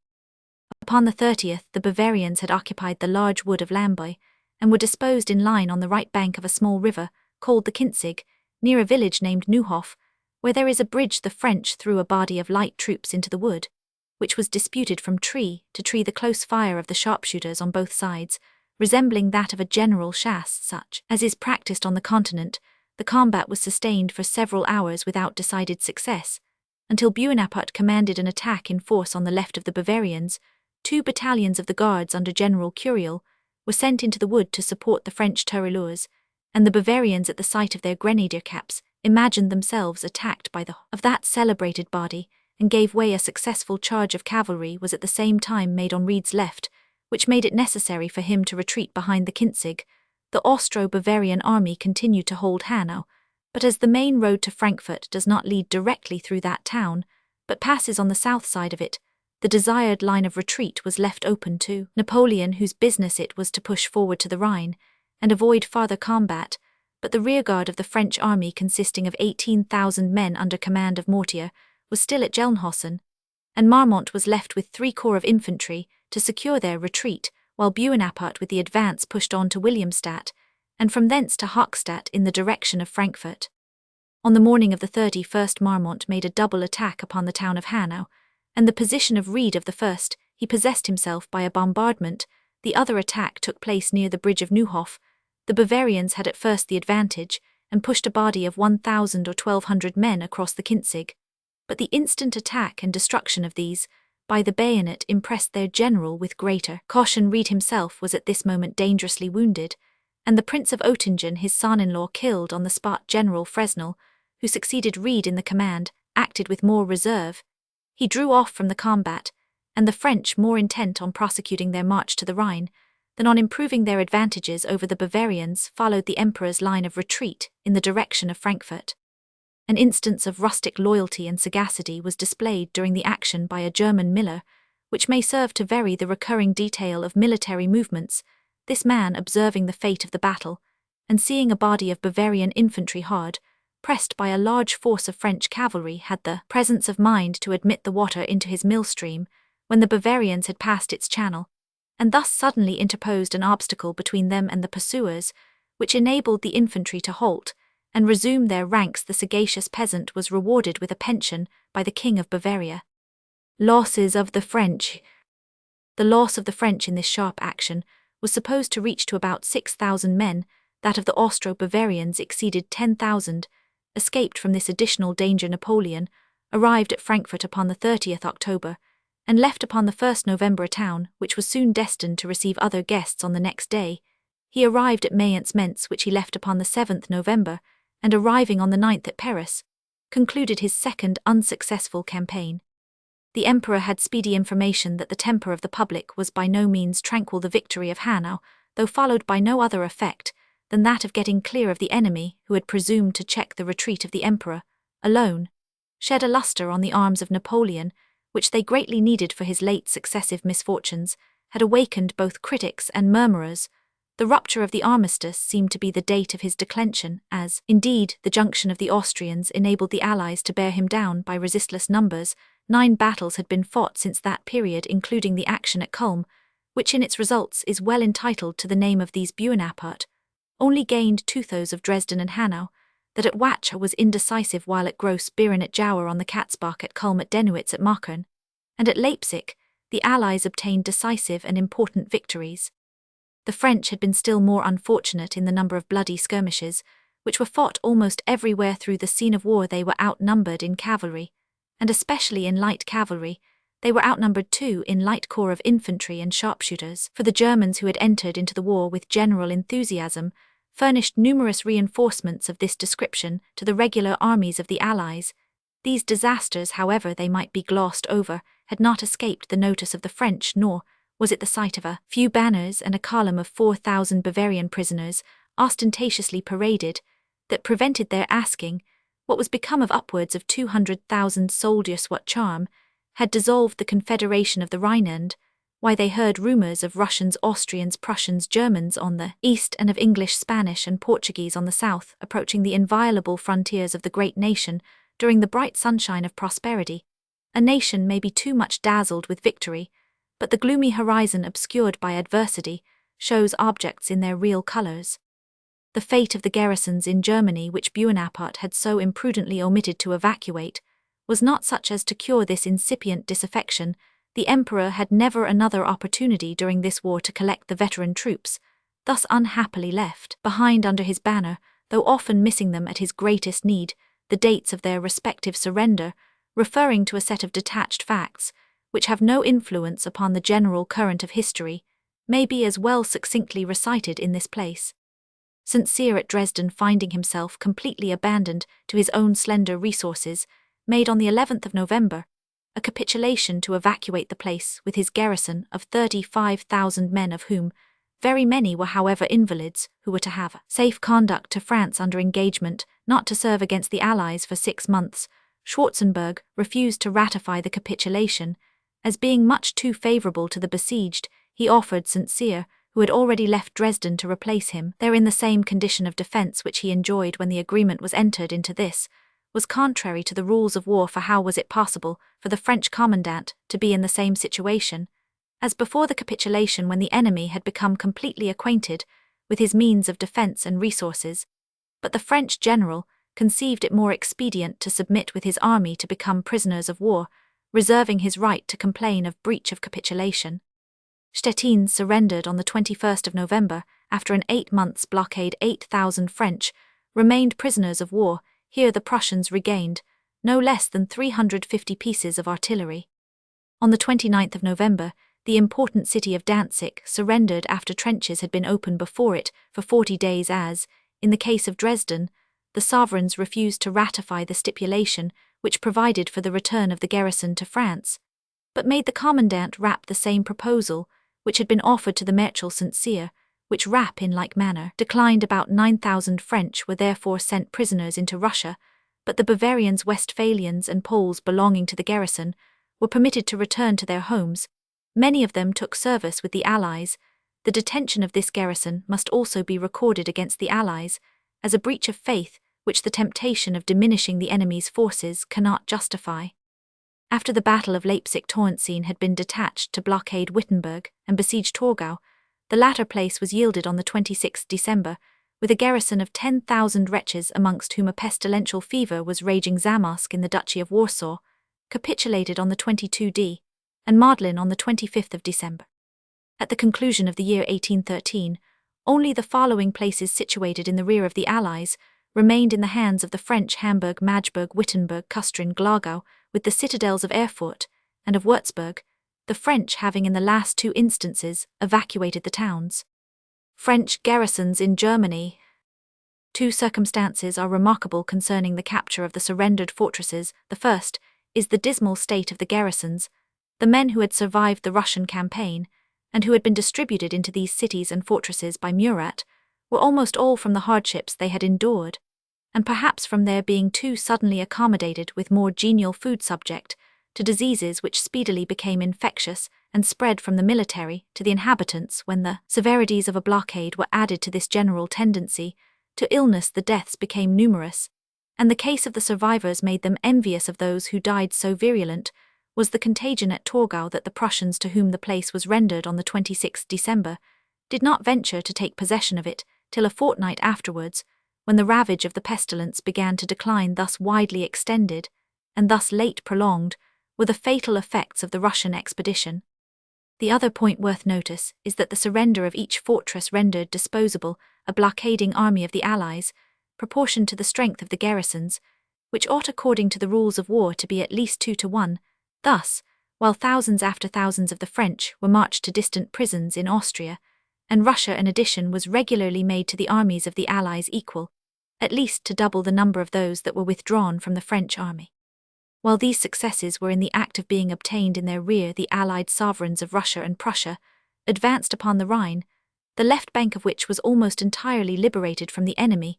It is a river upon which all the Germans look with a national pride that sometimes takes almost the appearance of filial devotion.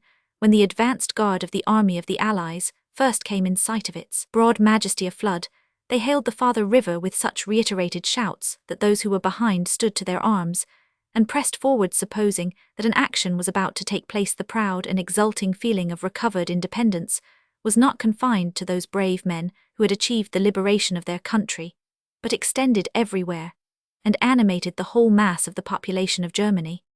The retreat of the French armies, or their relics, across the land which they had so long overrun, and where they had levelled and confounded all national distinctions, might be compared to the abatement of the great deluge, when landmarks which had been long hid from the eye began to be once more visible, and distinguished the reconstruction of the ancient sovereignties, was the instant occupation of the Allies.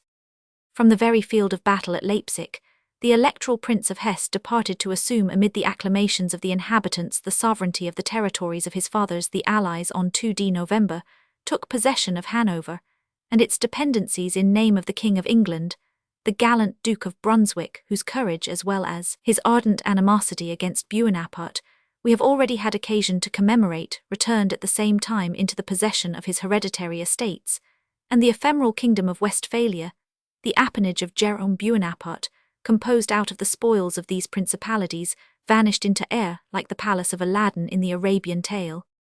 Those members of the Confederacy of the Rhine who had hitherto been contented to hold their crowns and coronets under the condition of being liege vassals to Bonaparte, and who were as much tired of his constant exactions as ever a drudging fiend was of the authority of a necromancer, lost no time in renouncing sway after his talisman was broken. Bavaria and Württemberg had early joined the alliance, said latter power the more willingly that the crown prince had even during Napoleon's supremacy refused to acknowledge his sway. The lesser princes therefore had no alternative but to declare as fast as they could their adherence to the same cause. Their ministers thronged to the headquarters of the Allied sovereigns, where they were admitted to peace and fraternity on the same general terms, namely, that each state should contribute within a certain period a year's income of their territories, with a contingent of soldiers double in numbers to that formerly exacted by Bonaparte.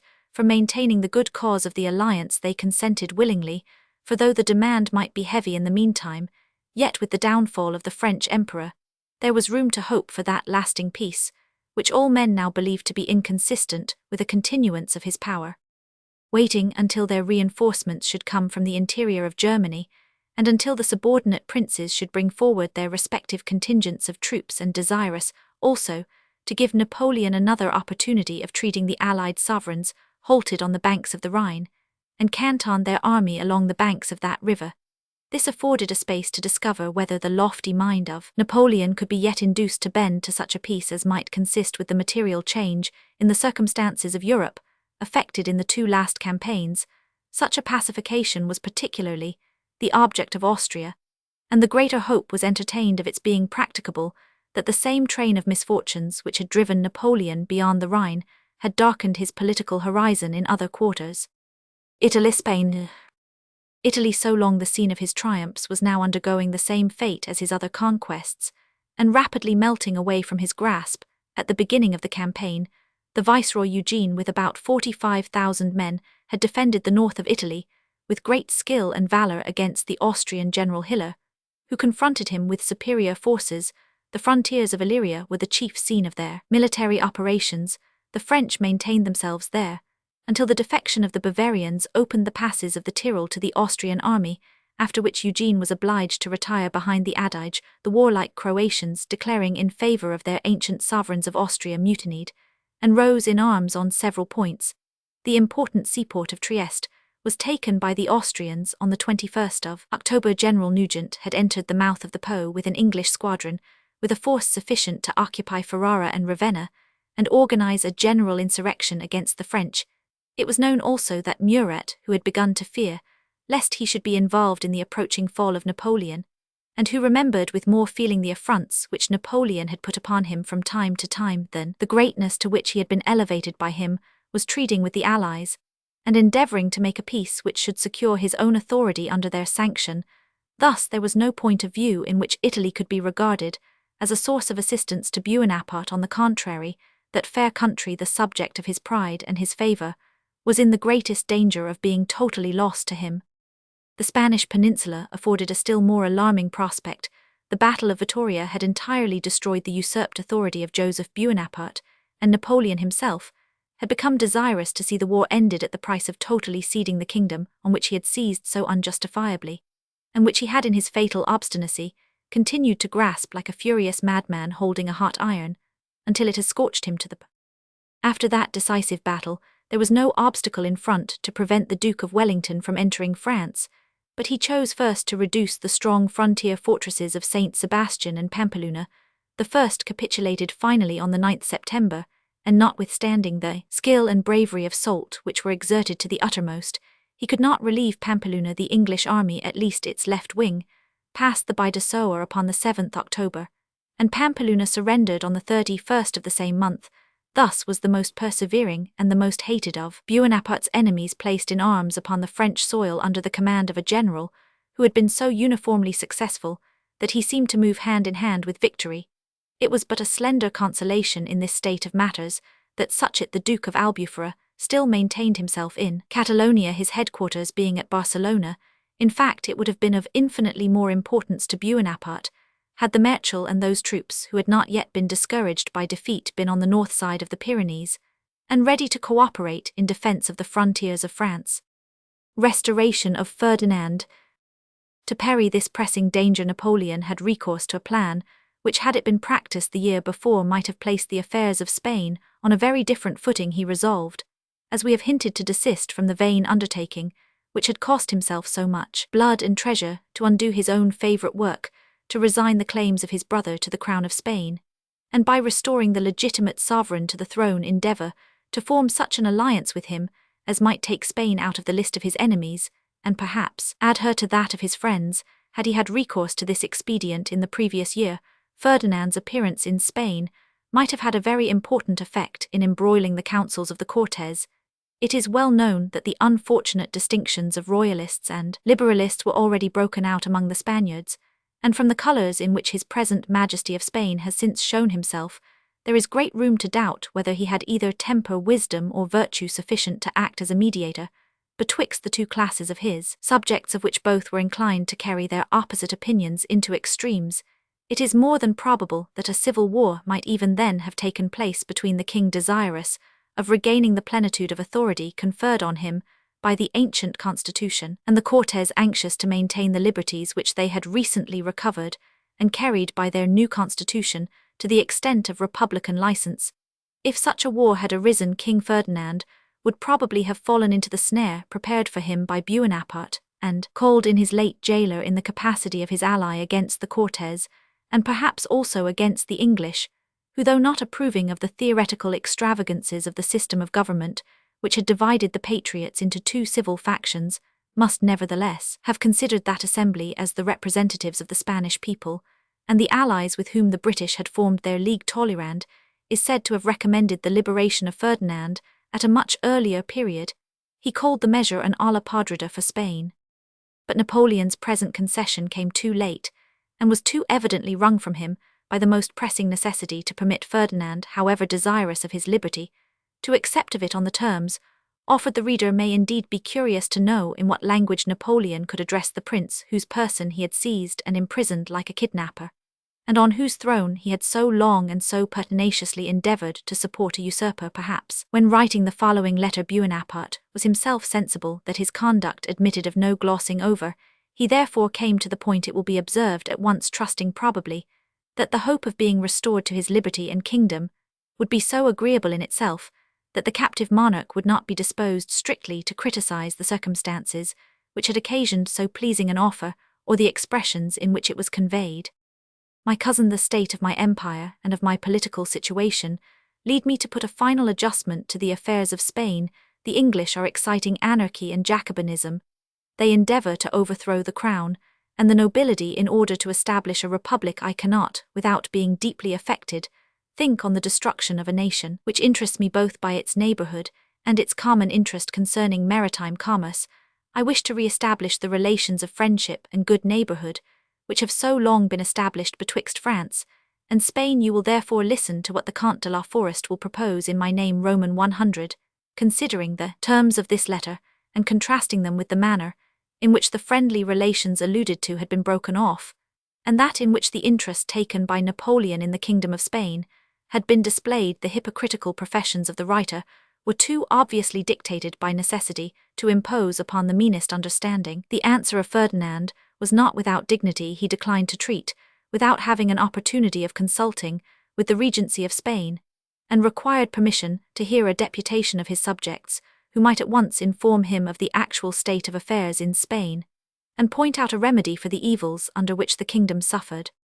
If, said the prince in his reply to Napoleon's proposal, this liberty is not permitted to me, I prefer remaining at Valençay, where I have now lived 4 years and a half, and where I am willing to die if such is God's pleasure. Finding the prince firm upon this score, Napoleon, to whom his freedom might be possibly some advantage, and when his captivity could no longer in any shape benefit him, consented that Ferdinand should be liberated upon a treaty being drawn up between the Duke of St. Carlos, as the representative of Ferdinand, and the Count de la Forest as plenipotentiary of Napoleon, but which treaty should not be ratified until it had been approved of by the Regency. The heads were briefly these: Roman 1. Napoleon recognized Ferdinand as King of Spain, and the Indies. Roman 2. Ferdinand undertook that the English should evacuate Spain, and particularly Minorca and Ceuta. Roman 3. The two governments became engaged to each other to place their relations on the footing prescribed by the Treaty of Dunkirk, and which had been maintained until 1772. Lastly, the new king engaged to pay a suitable revenue to his father and a jointure to his mother, in case of her survivance, and provision was made for re-establishing the commercial relations betwixt France and Spain. In this Treaty of Valençay, subscribed the 11th of December 1813, the desire of Bonaparte to embroil Spain with her ally Great Britain is visible not only in the second article, but in the third. For, as Napoleon always contended that his opposition to the rights exercised on the sea by the English had been grounded on the Treaty of Utrecht, his reference to that treaty upon the present occasion shows that he had not yet lost sight of his continental system. The Regency of Spain, when the Treaty of Valençay was laid before them, refused to ratify it, both in virtue of a decree of the Cortes, which as early as January 1811 declared that there be neither truce nor negotiation with France until the king should enjoy his entire liberty, and on account of their treaty with England, in which Spain engaged to contract no peace without England's concurrence, thus obliged to renounce the hopes of fettering Spain as a nation with any conditions. Bonaparte at length released Ferdinand from his confinement, and permitted him to return to his kingdom upon his personal subscription of the treaty, trusting that, in the political alterations which his arrival might occasion in Spain, something might turn up to serve his own views which could never be advanced by Ferdinand's continuing in confinement. Nothing of the kind, however, took place, nor is it needful either to detain the reader farther with the Spanish affairs or again to revert to them. Ferdinand is said by the French to have received Napoleon's proposals with much satisfaction, and to have written a letter of thanks to the emperor for his freedom obtained after nearly 6 years' most causeless imprisonment. If so, the circumstance must be received as evidence of Ferdinand's singularly grateful disposition, of which we believe there are few other examples to be quoted. The liberated monarch returned to his territories at the conclusion of all this negotiation in the end of March 1814. The event is here anticipated that there may be no occasion to return to it. Another state prisoner of importance was liberated about the same time, nearly at the commencement of the year 1814. Proposals had been transmitted by the agency of Cardinal Mori and the bishops of Evreux and Plaisance to Pius Roman VII, still detained at Fontainebleau. His liberation was tendered to him, and on condition of his ceding a part of the territories of the Church, he was to be restored to the remainder. The dominions of St. Peter are not my property, answered the pontiff. They belong to the Church, and I cannot consent to their cession. To prove the emperor's good intentions, said the Bishop of Plaisance, I have orders to announce your holiness' return to Rome. It must then be with all my cardinals, said Pius Roman VII, under the present circumstances. That is impossible. Well, then a carriage to transport me is all I desire. I wish to be at Rome to acquit myself of my duties as head of the Church. An escort termed a guard of honor attended him, commanded by a colonel who treated his holiness with much respect, but seemed disposed to suffer no one to speak with him in private. Pius Roman VII convoked, however, the cardinals who were at Fontainebleau to the number of 17, and took an affecting farewell as the Pope was about to depart. He commanded them to wear no decoration received from the French government, to accept no pension of their bestowing, and to assist at no festival to which they might be invited. On the 24th of January, Pius left Fontainebleau and returned by slow journeys to Savona, where he remained from the 19th of February to the 19th of March. He reached Fiorenzuola on the 23d, where his French escort was relieved by an Austrian detachment, by whom the pontiff was received with all the usual honors, and he arrived at Rome on the 18th of May, amid the acclamations of thousands who thronged to receive his benediction. With such results terminated an act of despotic authority, one of the most impolitic as well as unpopular practiced by Bonaparte during his reign. He himself was so much ashamed of it as to disown his having given any orders for the captivity of the pontiff, though it was continued under his authority for 5 years. And upwards. It was remarkable that, when the Pope was taken from Rome as a prisoner, Murat was in possession of his dominions, as the connection and ally of Bonaparte, and now His Holiness found the same Murat and his army at Rome, and received from his hands, in the opposite character of ally of the Emperor of Austria, the redelivery of the patrimony of St. Peter's in its full integrity. Emancipation of Holland. Thus was restored to its ancient allegiance that celebrated city, which had for a time borne the title of second in the French dominions. The revolution in Holland came also to augment the embarrassments of Napoleon, and dislocate what remained of the immense additions which he had attempted to unite with his empire. That country had been first impoverished by the total destruction of its commerce, under pretense of enforcing the continental system. It was from his inability to succeed in his attempt to avert this pest from the peaceful and industrious Dutchmen that Louis Bonaparte had relinquished, in disgust, a scepter, the authority of which was not permitted to protect the people over whom it was swayed. The distress which followed upon the introduction of these unnatural restrictions into a country, the existence of which depended on the freedom of its commerce, was almost incredible. At Amsterdam, the population was reduced from 220,000 to 190,000 souls. In The Hague, Delft, and elsewhere, many houses were pulled down or suffered to fall to ruin by the proprietors from inability to pay the taxes. At Haarlem, whole streets were in desolation, and about 500 houses were entirely dismantled. The preservation of the dikes was greatly neglected for want of funds, and the sea breaking in at the polders and elsewhere threatened to resume what human industry had withdrawn from her reign. The discontent of the people arose to the highest pitch, and their thoughts naturally reverted to the paternal government of the House of Orange, and the blessings which they had enjoyed under it. But with the prudence which is the distinguishing mark of the national character, the Dutch knew that until the power of France should be broken, any attempt at insurrection in Holland must be hopeless. They therefore contented themselves with forming secret confederations among the higher order of citizens in the principal towns, who made it their business to prevent all premature disturbances on the part of the lower classes, insinuating themselves at the same time so much into their favour that they were sure of having them at their disposal when a propitious moment for action should arise. Those entrusted with the secret of the intended insurrection acted with equal prudence and firmness, and the sagacious, temperate, and reasonable character of the nation was never seen to greater advantage than upon this occasion. The National Guards were warmly disposed to act in the cause. The rumours of Bonaparte's retreat from Leipzig, for such an host fled not in silence through the affrighted deep, united to prepare the public mind for resistance to the foreign yoke, and the approach of General Bülow towards the banks of the Ussel became the signal for general insurrection. On the 14th November the orange flag was hoisted at The Hague, and at Amsterdam amid the ancient acclamations of Oranjeboven up with the orange. At Rotterdam, a small party of the Dutch patriots of the better class waited on the prefect Lebrun, Duke of Placentia, and showing the orange cockade, which they wore, addressed the French general in these words: "You may guess from these colours the purpose which has brought us hither, and the events which are about to take place. You who are now the weakest know that we are strongest stand, we the strongest know that you are the weakest. You will act wisely to depart from this place in quiet, and the sooner you do so you are the less likely to expose yourself to insult, and it may be to danger." A revolution of so important a nature had never certainly been announced to the sinking party with so little tumult, or in such courteous terms. The reply of General Lebrun was that of a Frenchman seldom willing to be outdone in politeness. "I have expected this summons for some time and am very willing to accede to your proposal, and take my departure immediately." He mounted into his carriage accordingly, and drove through an immense multitude now assembled, without meeting any other insult than being required to join in the universal cry of Oranjeboven. The Dutch were altogether without arms when they took the daring resolution to reconstruct their ancient government, and were for some time in great danger, but they were secured by the advance of the Russians to their support, while forces from England were sent over to the number of 6,000 men under General Graham, now Lord Lynedoch, so that the French troops who had thrown themselves into 2 or 3 forts were instantly blockaded and prevented from disturbing the country by excursions.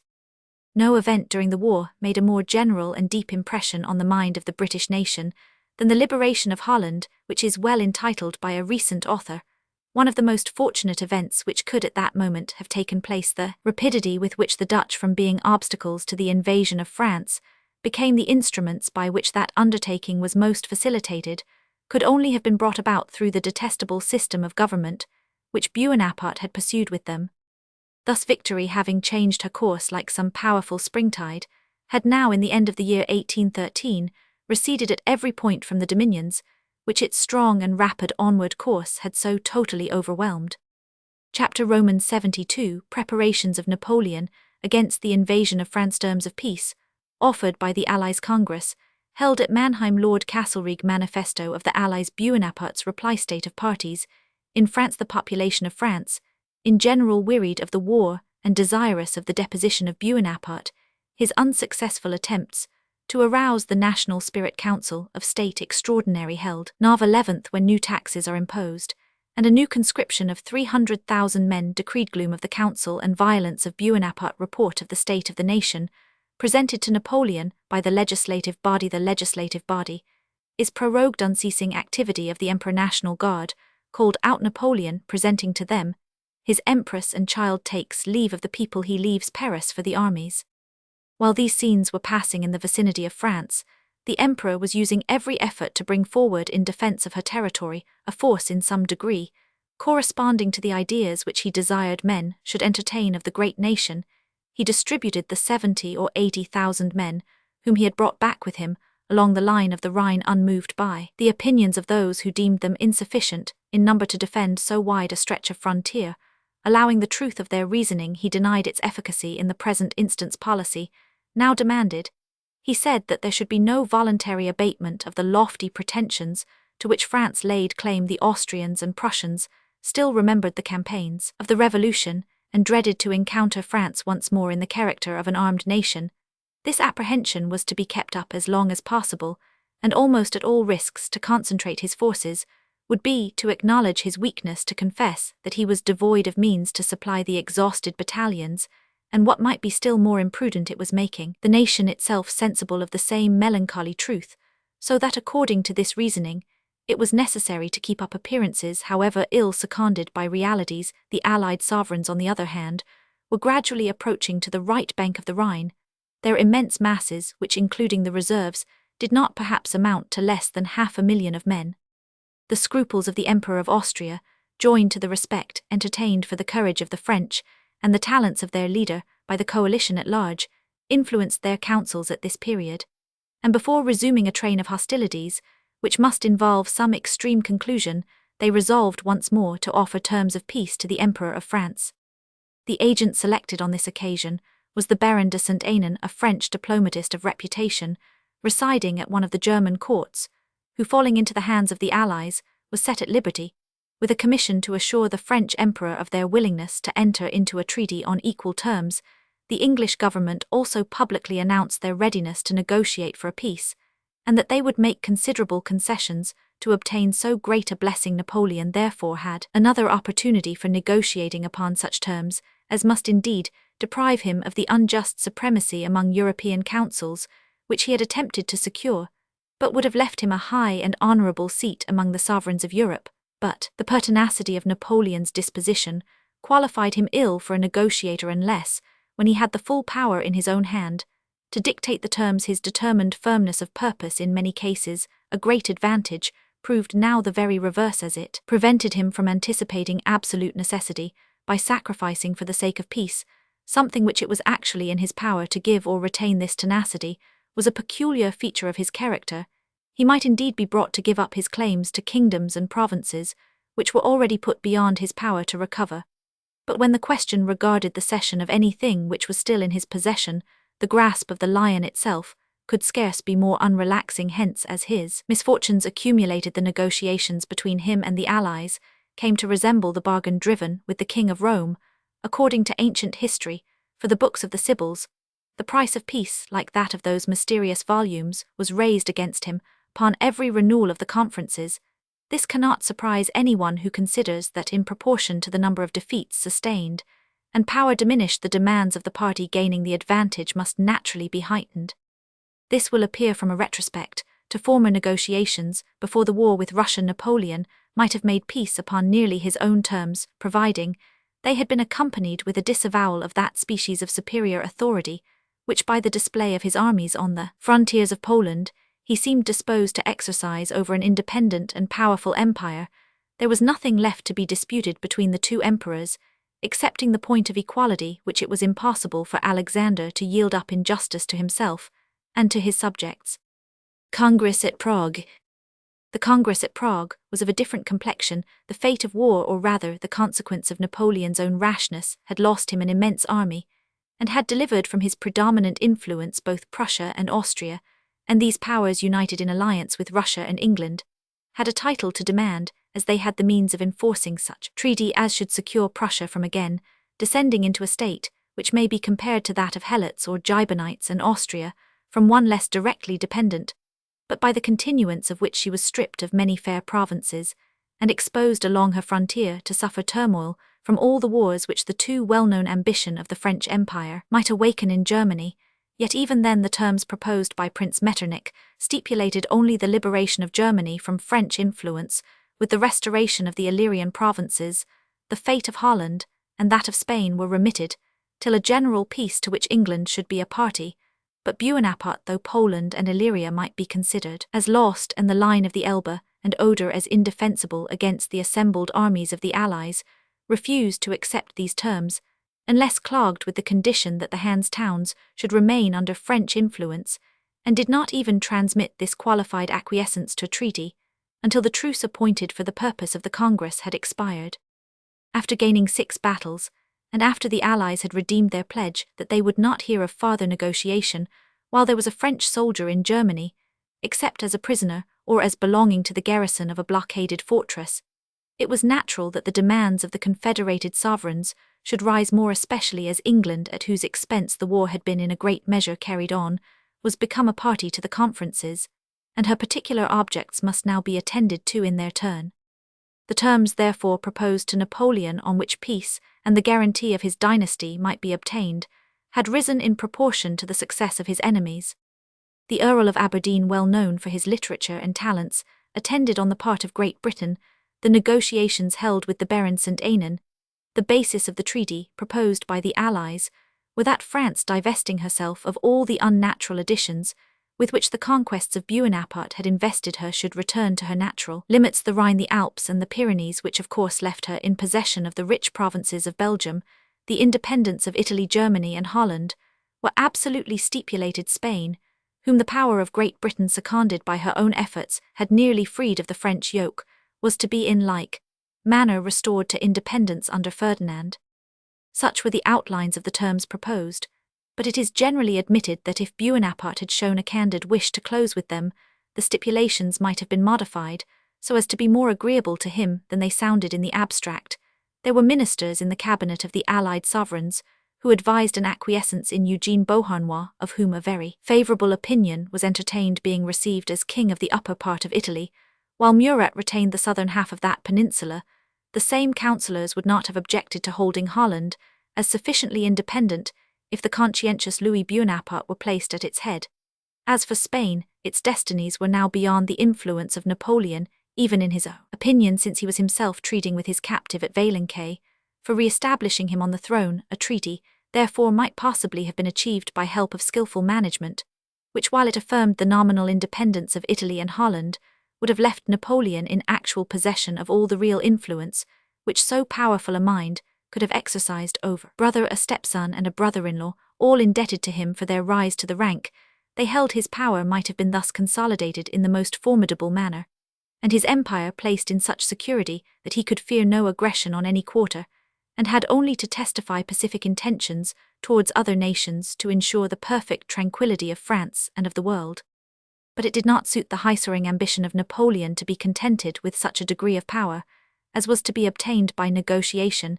His favourite phrase on such occasions, which indeed he had put into the mouth of Maria Louisa upon a recent occasion, was that he could not occupy a throne the glory of which was tarnished. This was a strange abuse of words, for if his glory was at all impaired, as in a military point of view, it certainly was the depreciation arose from his having lost many great battles, and could not be increased by his acquiescing in such concessions, as his defeat rendered necessary. The loss of a battle necessarily infers more or less some censure on the conduct of a defeated general, but it can never dishonour a patriotic prince to make such sacrifices as may save his people from the scourge of a protracted and losing warfare.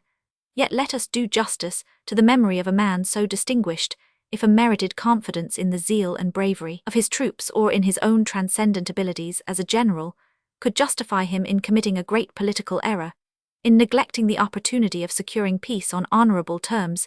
The events of the strangely varied campaign of 1814 show sufficiently the ample ground there was for his entertaining such an assurance. Lord Castlereagh.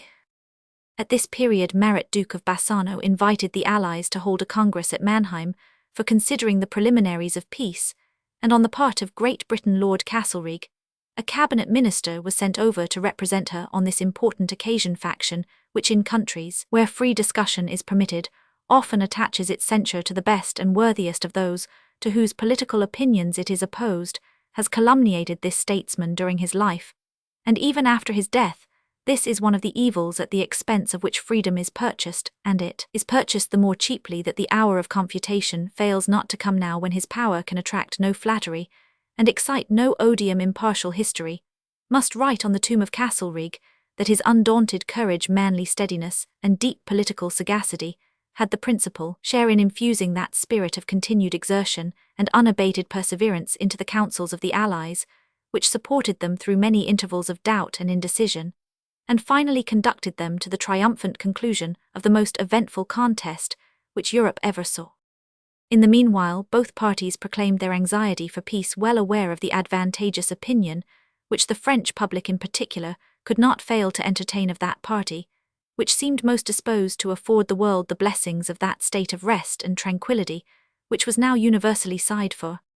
A manifesto was published by the Allied monarchs, in which they complain unreasonably certainly of the preparations which Bonaparte was making for recruiting his army, which augmentation of the means of resistance, whether Napoleon was to look to peace or war, was equally justifiable when the frontiers of France were surrounded by the Allied armies. The rest of this state paper was in a better because a truer tone. It stated that victory had brought the Allies to the Rhine, but they meant to make no farther use of their advantages than to propose to Napoleon a peace, founded on the independence of France, as well as upon that of every other country they desired, as this document stated that France should be great, powerful, and happy, because the power of France is one of the fundamental bases of the social system in Europe. They were willing to confirm to her an extent of territory greater than she enjoyed under her ancient kings, but they desired at the same time that Europe should enjoy tranquillity. It was in short their object to arrange a pacification on such terms as might, by mutual guarantees, and a well-arranged balance of power, preserve Europe in future from the numberless calamities which during 20 years had distracted the world. This public declaration seemed intended to intimate that the war of the coalition was not as yet directed against the person of Napoleon or his dynasty, but only against his system of arbitrary supremacy. The Allies further declared that they would not lay down their arms until the political state of Europe should be finally arranged on unalterable principles and recognized by the sanctity of treaties. Reply to the manifesto. The reply of Bonaparte to Marat's proposition is contained in a letter from Caulaincourt to Metternich dated 2 December. It declared that Bonaparte acquiesced in the principle which should rest the proposed pacification on the absolute independence of the states of Europe, so that neither one nor another should in future arrogate sovereignty or supremacy in any form whatsoever, either upon land or sea. It was therefore declared that His Majesty adhered to the general bases and abstracts communicated by Roman 1000 They will involve, the letter added, great sacrifices on the part of France, but His Majesty would make them without regret, if by like sacrifices England would give the means of arriving at a general peace honourable for all concerned. The slightest attention to this document shows that Napoleon, in his pretence of being desirous for peace on the terms held out in the proposals of the Allies, was totally insincere. His answer was artfully calculated to mix up with the diminution of his own exorbitant power the question of the maritime law, on which England and all other nations had acted for many centuries, and which gives to those nations that possess powerful fleets the same advantage which those that have great armies enjoy by the law martial. The rights arising out of this law maritime had been maintained by England at the end of the disastrous American War, when the armed neutrality was formed for the express purpose of depriving her in her hour of weakness of this bulwark of her naval power. It had been defended during the present war against all Europe, with France and Napoleon at her head. It was impossible that Britain should permit any challenge of her maritime rights in the present moment of her prosperity, when not only her ships rode triumphant on every coast, but her own victorious army was quartered on French ground, and the powerful hosts of her allies brought to the field by her means were arrayed along the whole frontier of the Rhine. The Emperor of the French might have as well proposed to make the peace, which Europe was offering to him, depend upon Great Britain's ceding Ireland or Scotland. Neither can it be pretended that there was an indirect policy in introducing this discussion as an apple of discord, which might give cause to disunion among the Allies, far from looking on the maritime law as exercised by Britain, with the eyes of jealousy, with which it might at other times have been regarded. The continental nations remembered the far greater grievances which had been entailed on them by Bonaparte's memorable attempt to put down that law by his anti-commercial system, which had made Russia herself buckle on her armour, and was a cause and a principal one of the general coalition against France, as Bonaparte therefore could have no hope to obtain any advantage, direct or indirect, from mixing up the question of maritime rights with that of the general settlement of the continent, and as mere spleen and hatred to Great Britain would be scarce an adequate motive. In a mind so sagacious, we must suppose this inadmissible stipulation to have been thrown in for the purpose of enabling him to break off the negotiation when he pleased and cast upon the English the unpopularity attending the breach of it. It is very true that England had offered to make sacrifices for obtaining a general peace, but these sacrifices, as was seen by the event, regarded the restoration to France of conquered colonies, not the cession of her own naval rights, which on no occasion whatsoever a minister of Britain will, can, or dare permit to be brought into challenge accordingly. The acceptance by Bonaparte of the terms transmitted by St. Ainan being provided with a slipknot, as it were, by which he could free himself from the engagement at pleasure, was considered both by the Allies and by a large proportion of the people of France as illusory and indicating no serious purpose of pacification. The treaty therefore languished, and was not fairly set on foot until the chance of war had been again appealed to.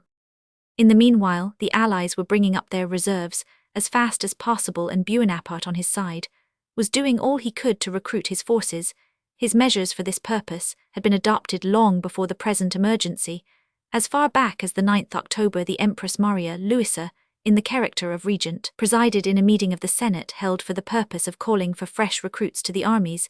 She was an object of interest and compassion to all when announcing the war which had broken out betwixt her father and her husband, but the following injudicious censure upon her country was put into the mouth of the young sovereign without much regard to delicacy. No one, she said, can know so well as I what the French will have to dread if they permit the Allies to be conquerors. The closing paragraph was also much criticized, as attaching more importance to the personal feelings of the sovereign than ought to have been exclusively ascribed to them in so great a public extremity. Having been acquainted for 4 years with the inmost thoughts of my husband, I know with what sentiments he would be afflicted, if placed on a tarnished throne, and wearing a crown despoiled of glory. The decree of the Senate passive, as usual, appointed a levy of 280,000 conscripts. When Bonaparte arrived at St. Cloud, after having brought the remains of his once great army to Mayence, his affairs were even in a worse state than had been anticipated. But before we proceed to detail the measures which he took for redeeming them, it is necessary to take notice of 2 parties in the state, who, in consequence of the decay of the imperial power, were growing gradually into importance. The first were the adherents of the Bourbons, who, reduced to silence by the long-continued successes of Bonaparte, still continued to exist, and now resumed their consequence. They had numerous partisans in the west and south of France, and many of them still maintained correspondence with the exiled family.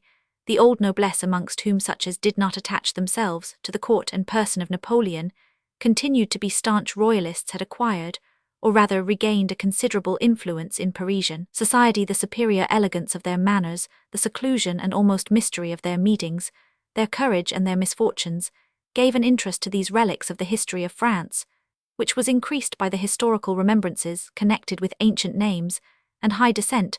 Bonaparte himself, by the restoration of nobility as a rank, gave a dignity to those who had possessed it for centuries, which his own new creations could not impart. It is true that, in the eye of philosophy, the great man who first merits and wins a distinguished title is in himself infinitely more valuable and respectable than the obscure individual who inherits his honors at the distance of centuries.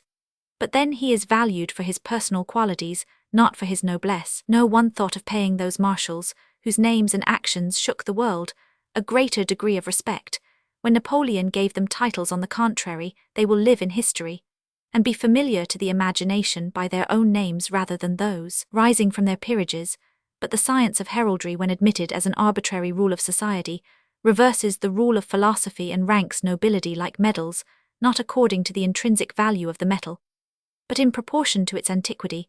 If this was the case with even the heroes who had hewed a soldier's path to honors, it was still more so with the titles granted by Bonaparte upon carpet consideration, and the knights whom he dubbed with unhacked rapier. It might be truly said of these that their fire new stamp of honor scarce was current.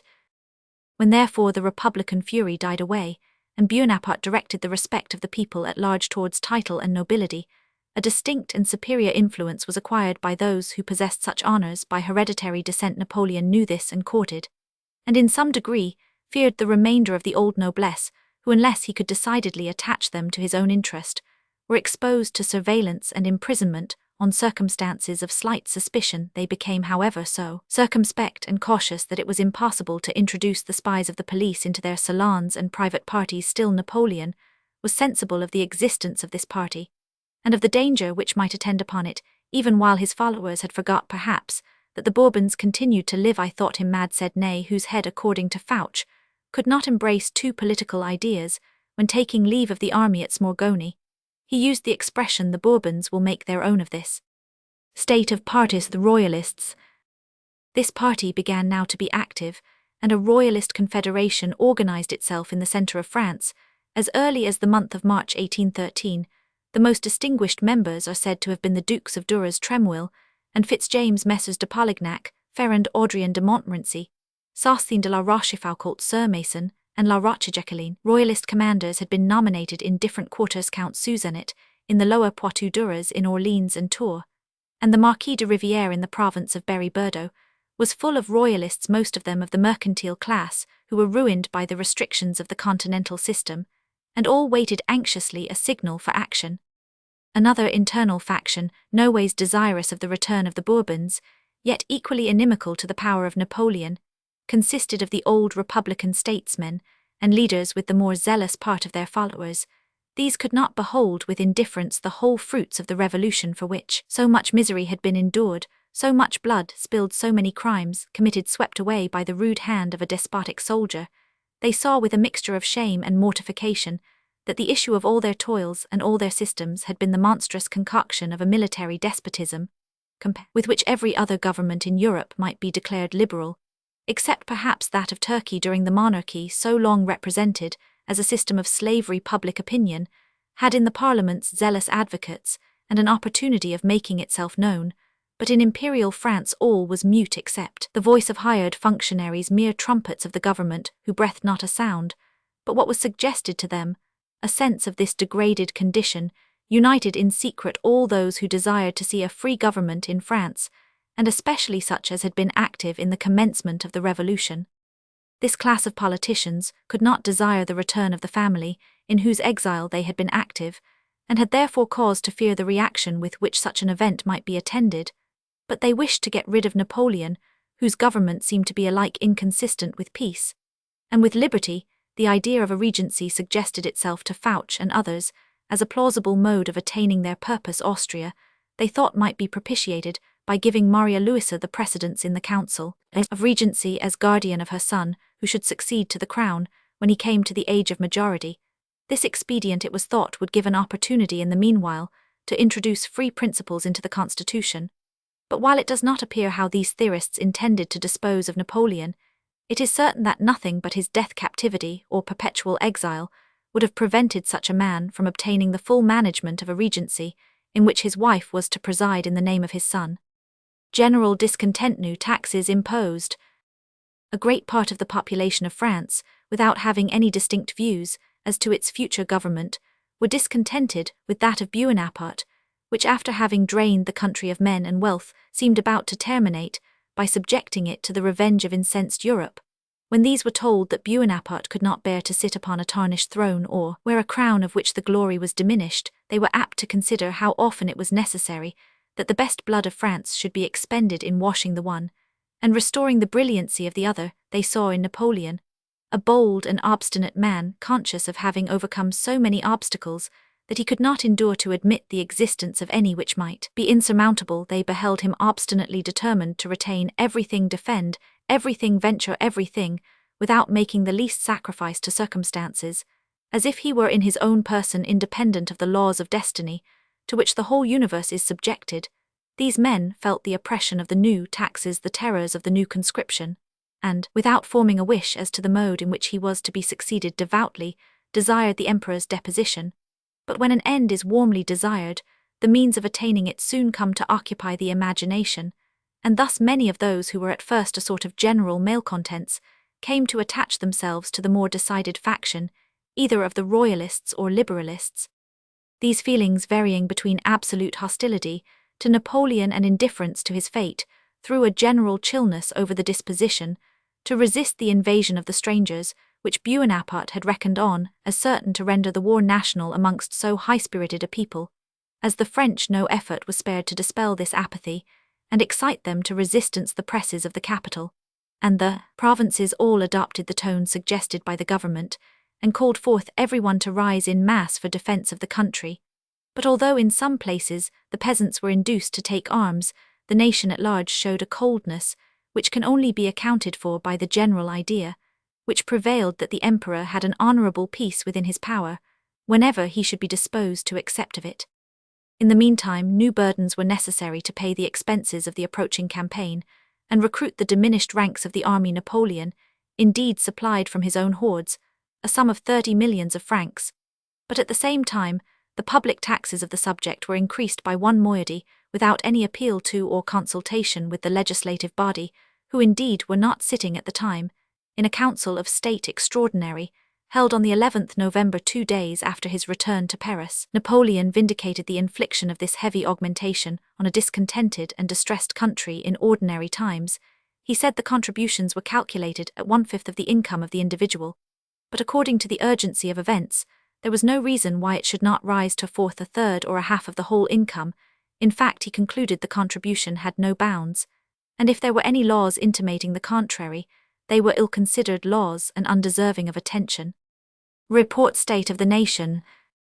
There was then read to the Council a decree of the Senate for a new conscription of 300,000 men to be levied upon those who had escaped the conscription of former years, and who had been considered as exempted from the service. There was a deep and melancholy silence. At length a councillor spoke with some hesitation, though it was only to blame the introductory clause of the senatorial decree, which stated the invasion of the frontiers, as the cause of this large levy. It was, he suggested, a declaration too much calculated to spread alarm. And wherefore, said Napoleon, giving way to his natural vehemence, and indicating more strongly than prudence warranted the warlike and vindictive purposes which exclusively occupied his breast, wherefore should not the whole truth be told? Wellington has entered the south. The Russians menace the northern frontier. The Prussians, Austrians, and Bavarians threaten the east. Shame, Wellington is in France, and we have not risen in mass to drive him back. All my allies have deserted me. The Bavarians have betrayed me. They threw themselves on my rear to cut off my retreat, but they have been slaughtered for their pains. No peace, none, till we have burned Munich. A triumvirate is formed in the north, the same which made a partition of Poland.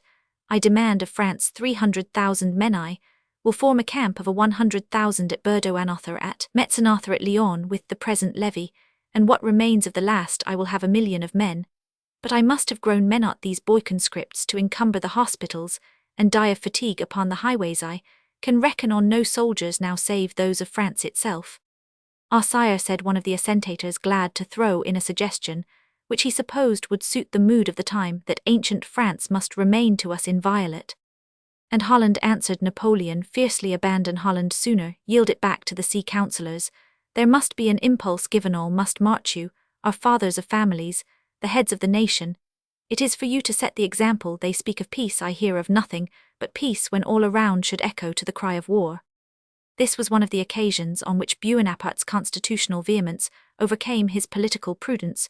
We might almost think we hear the voice of the Scandinavian deity Thor, or the war god of Mexico, clamorous for his victims, and demanding that they be unblemished and worthy of his bloody altar. But Bonaparte was unable to inspire others with his own martial zeal. They only foresaw that the nation must, according to the system of its ruler, encounter a most perilous danger, and that even in case of success, when Napoleon reaped laurels, France would only gather cypress. This feeling was chiefly predominant in the Legislative Assembly, as every representative body, which emanates, however remotely, from the people, has a natural aptitude to espouse their cause. It is true that the emperor had, by every precaution in his power, endeavored to deprive this part of the state, the only one which had retained the least shadow of popular representation, of everything approaching to freedom of debate or right of remonstrance, and by a recent act of despotic innovation had even robbed them of the power of choosing their own president. He is said also to have exerted his authority over individuals by a practice similar to that adopted by James II upon members of Parliament, called closeting, admitting individuals of the legislative body to private interviews and condescending to use towards them that personal intercession which, coming from a sovereign, it is so difficult to resist. But these arts proved unsuccessful, and only tended to show to the world that the legislative body had independence enough to intimate their desire for peace while their sovereign was still determined on war. A commission of 5 of their members, distinguished for wisdom and moderation, were appointed to draw up a report upon the state of the nation, which they did in terms respectful to Napoleon, but such as plainly indicated their conviction that he would act wisely to discontinue his schemes of external ambition, to purchase peace by disclaiming them, and at the same time to restore to the subject some degree of internal liberty.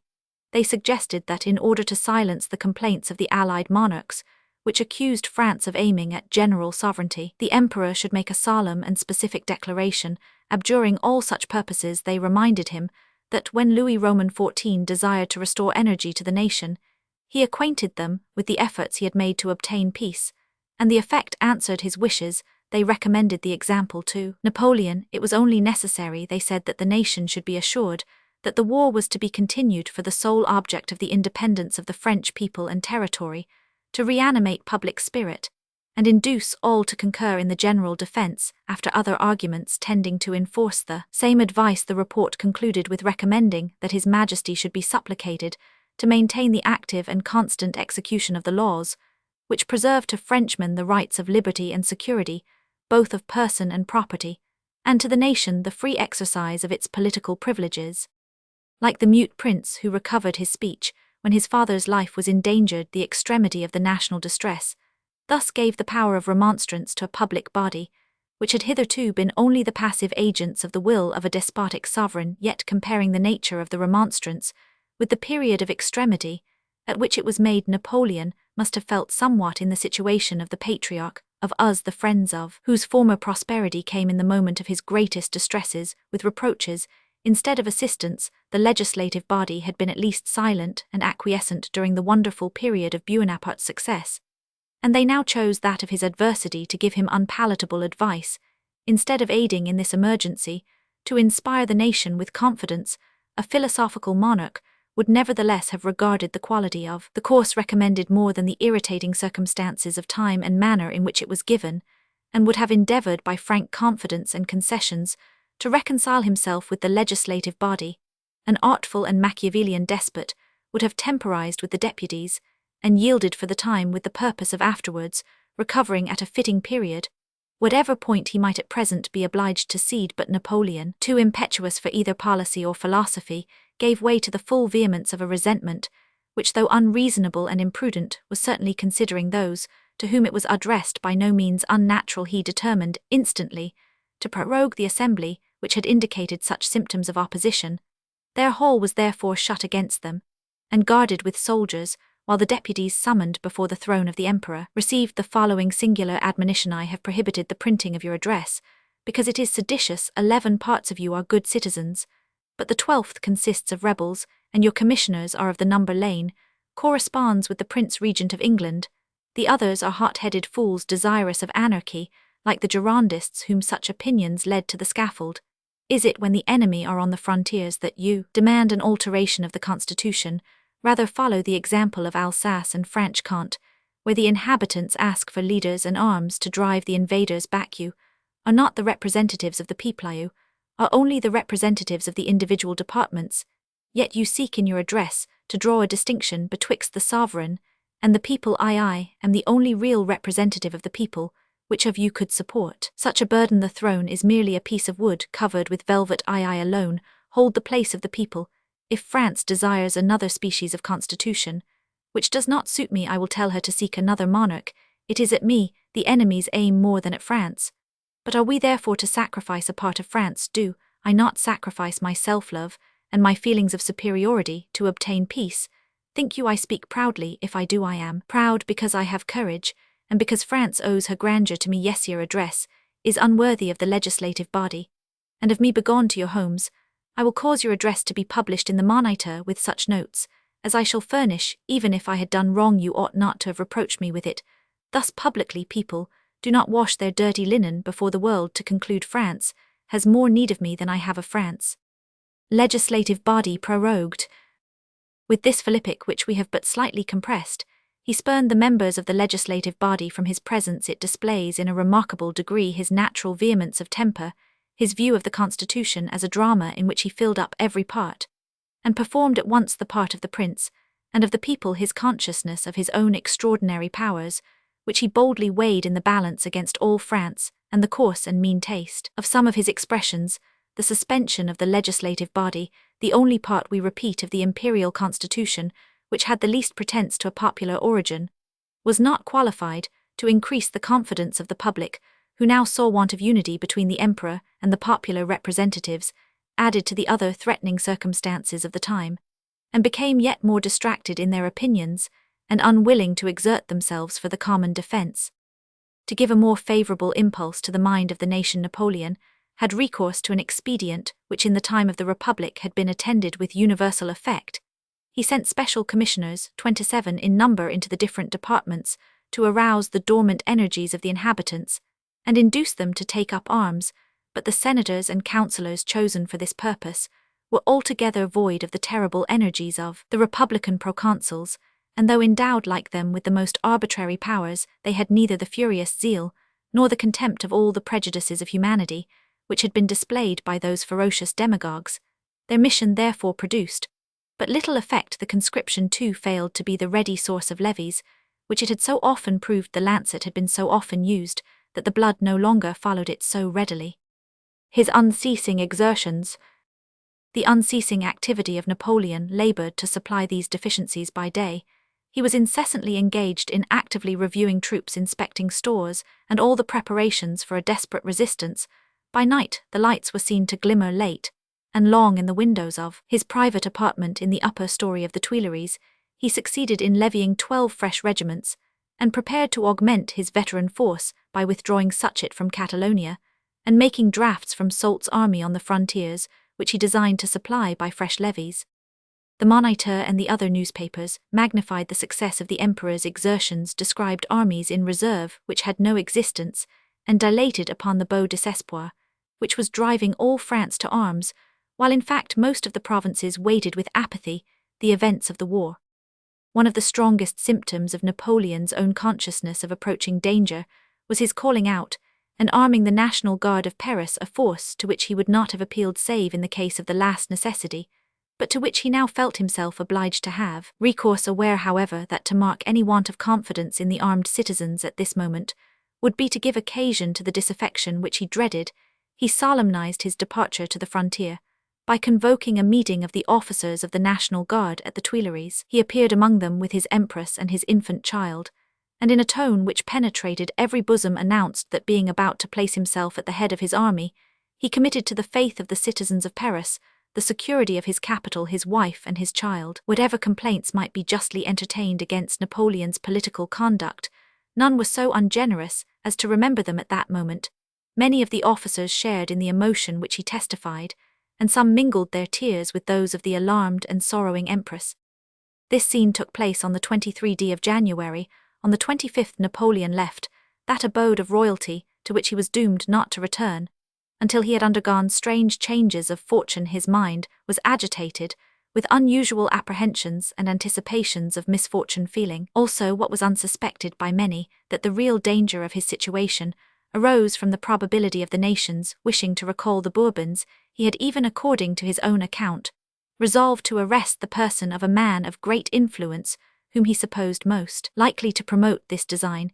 His councillors persuaded him to forbear this arbitrary action at a moment when his power was becoming daily more obnoxious, and reminded him that the suspected person had as much reason to fear the restoration of the Bourbons as he himself. Had the Emperor yielded the point, but not without strongly repeating his fears that his advisers and himself would both have to repent of it, and not without charging Cambaceres to make sure of that individual's person in case any crisis should take place in the capital. Thus full of melancholy presages, he hastened to the field where he had but inadequate means to oppose to the accumulated force which was now precipitating itself upon France. Chapter Romans 73, Declaration of the Allies on entering France. Switzerland. Schwarzenberg crosses the Rhine. Apathy of the French junction of Blücher with the Grand Army. Crown Prince of Sweden. Inferiority of Napoleon's numerical force. Battles of Brienne. La Rothière. Difficulties of Bonaparte, during which he meditates to resign the crown. He makes a successful attack on the Silesian army at Champ Aubert. Blücher is compelled to retreat. The Grand Army carries Nogent and Montereau. Bonaparte's violence to his generals. The Austrians resolve on a general retreat as far as Nancy and Langres. Prince Wenceslaus sent to Bonaparte's headquarters. The French enter Troyes. Execution of Gualt, a royalist decree of death against all wearing the Bourbon emblems and all emigrants who should join the Allies. It was time that Bonaparte should appear in the field in person, for the eastern frontiers of his empire, assaulted on every point, were yielding an almost unresisted entrance to the invading armies.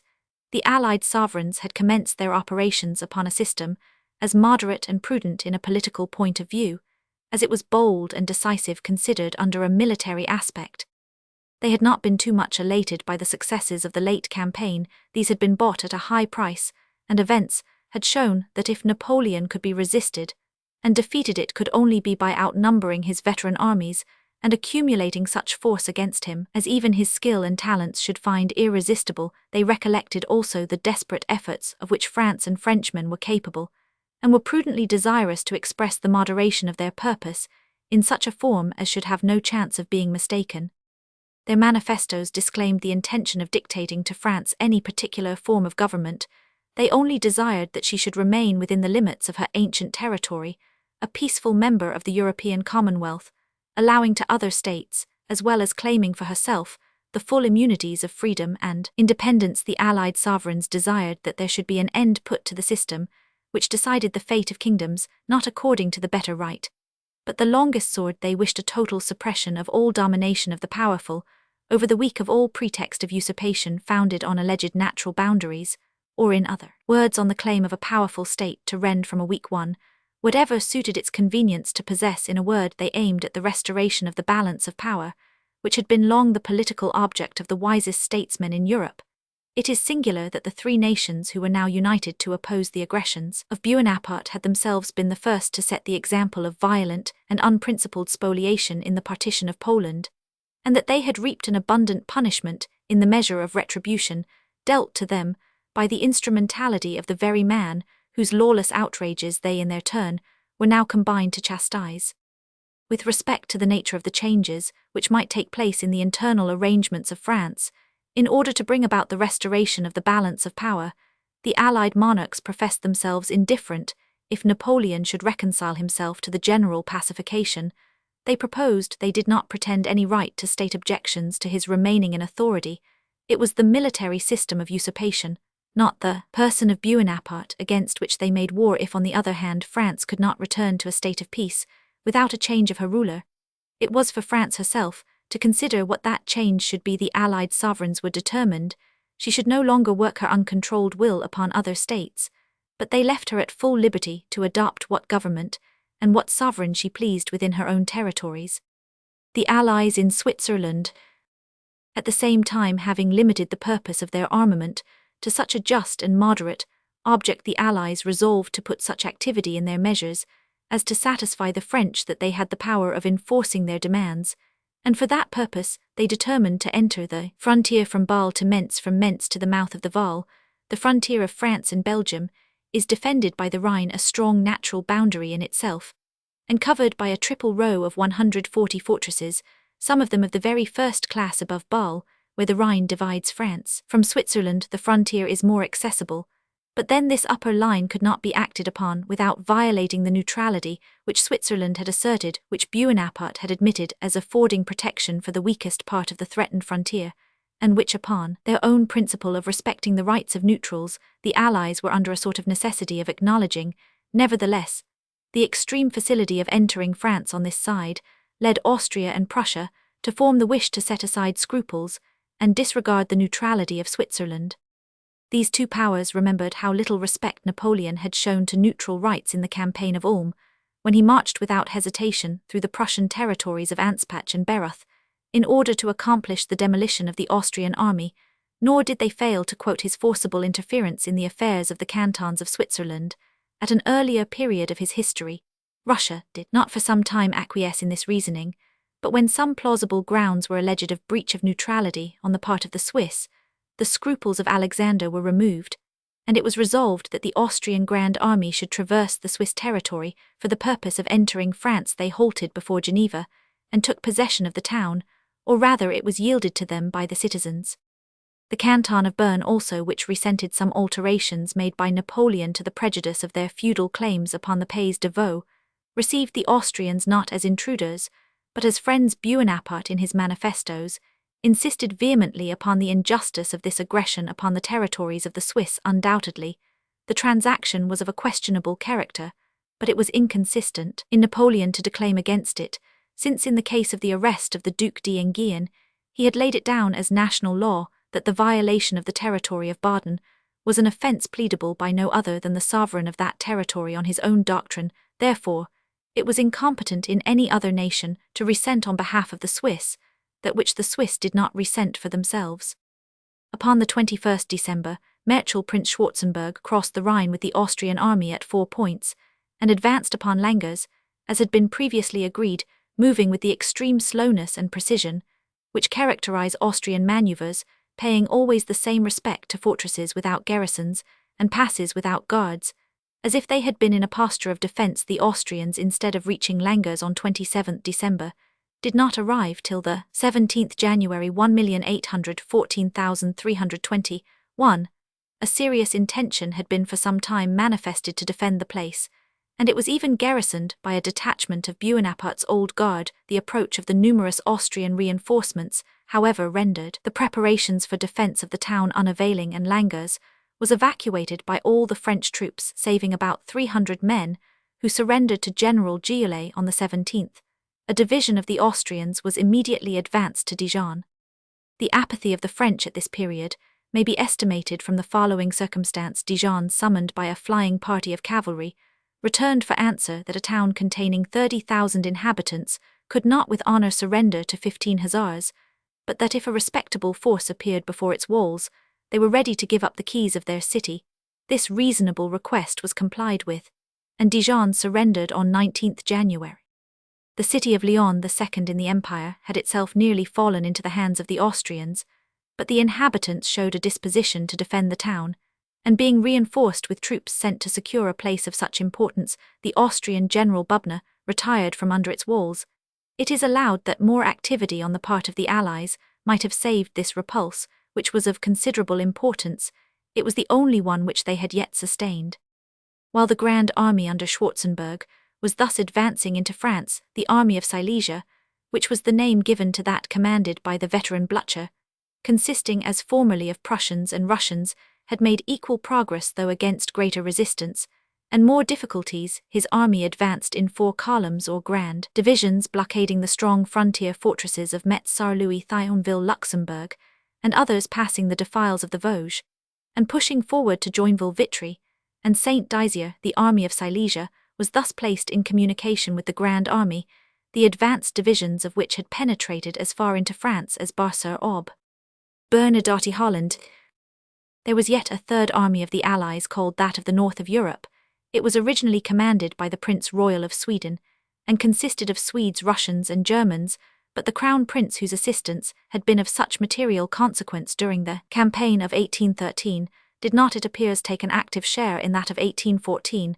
There may have been 2 reasons, and weighty ones, for this inactivity. To assist in driving the French out of Germany seemed a duty which the Prince of Sweden could not as such decline when the welfare of Sweden demanded it, but an invasion of his native soil might seem to Bernadotte a service unpleasing and unpopular in itself, and in which he could not be so rightfully engaged, at least, while the freedom of Germany and the North opened another field of exertions, where his military efforts could be attended with no injury to his personal feelings.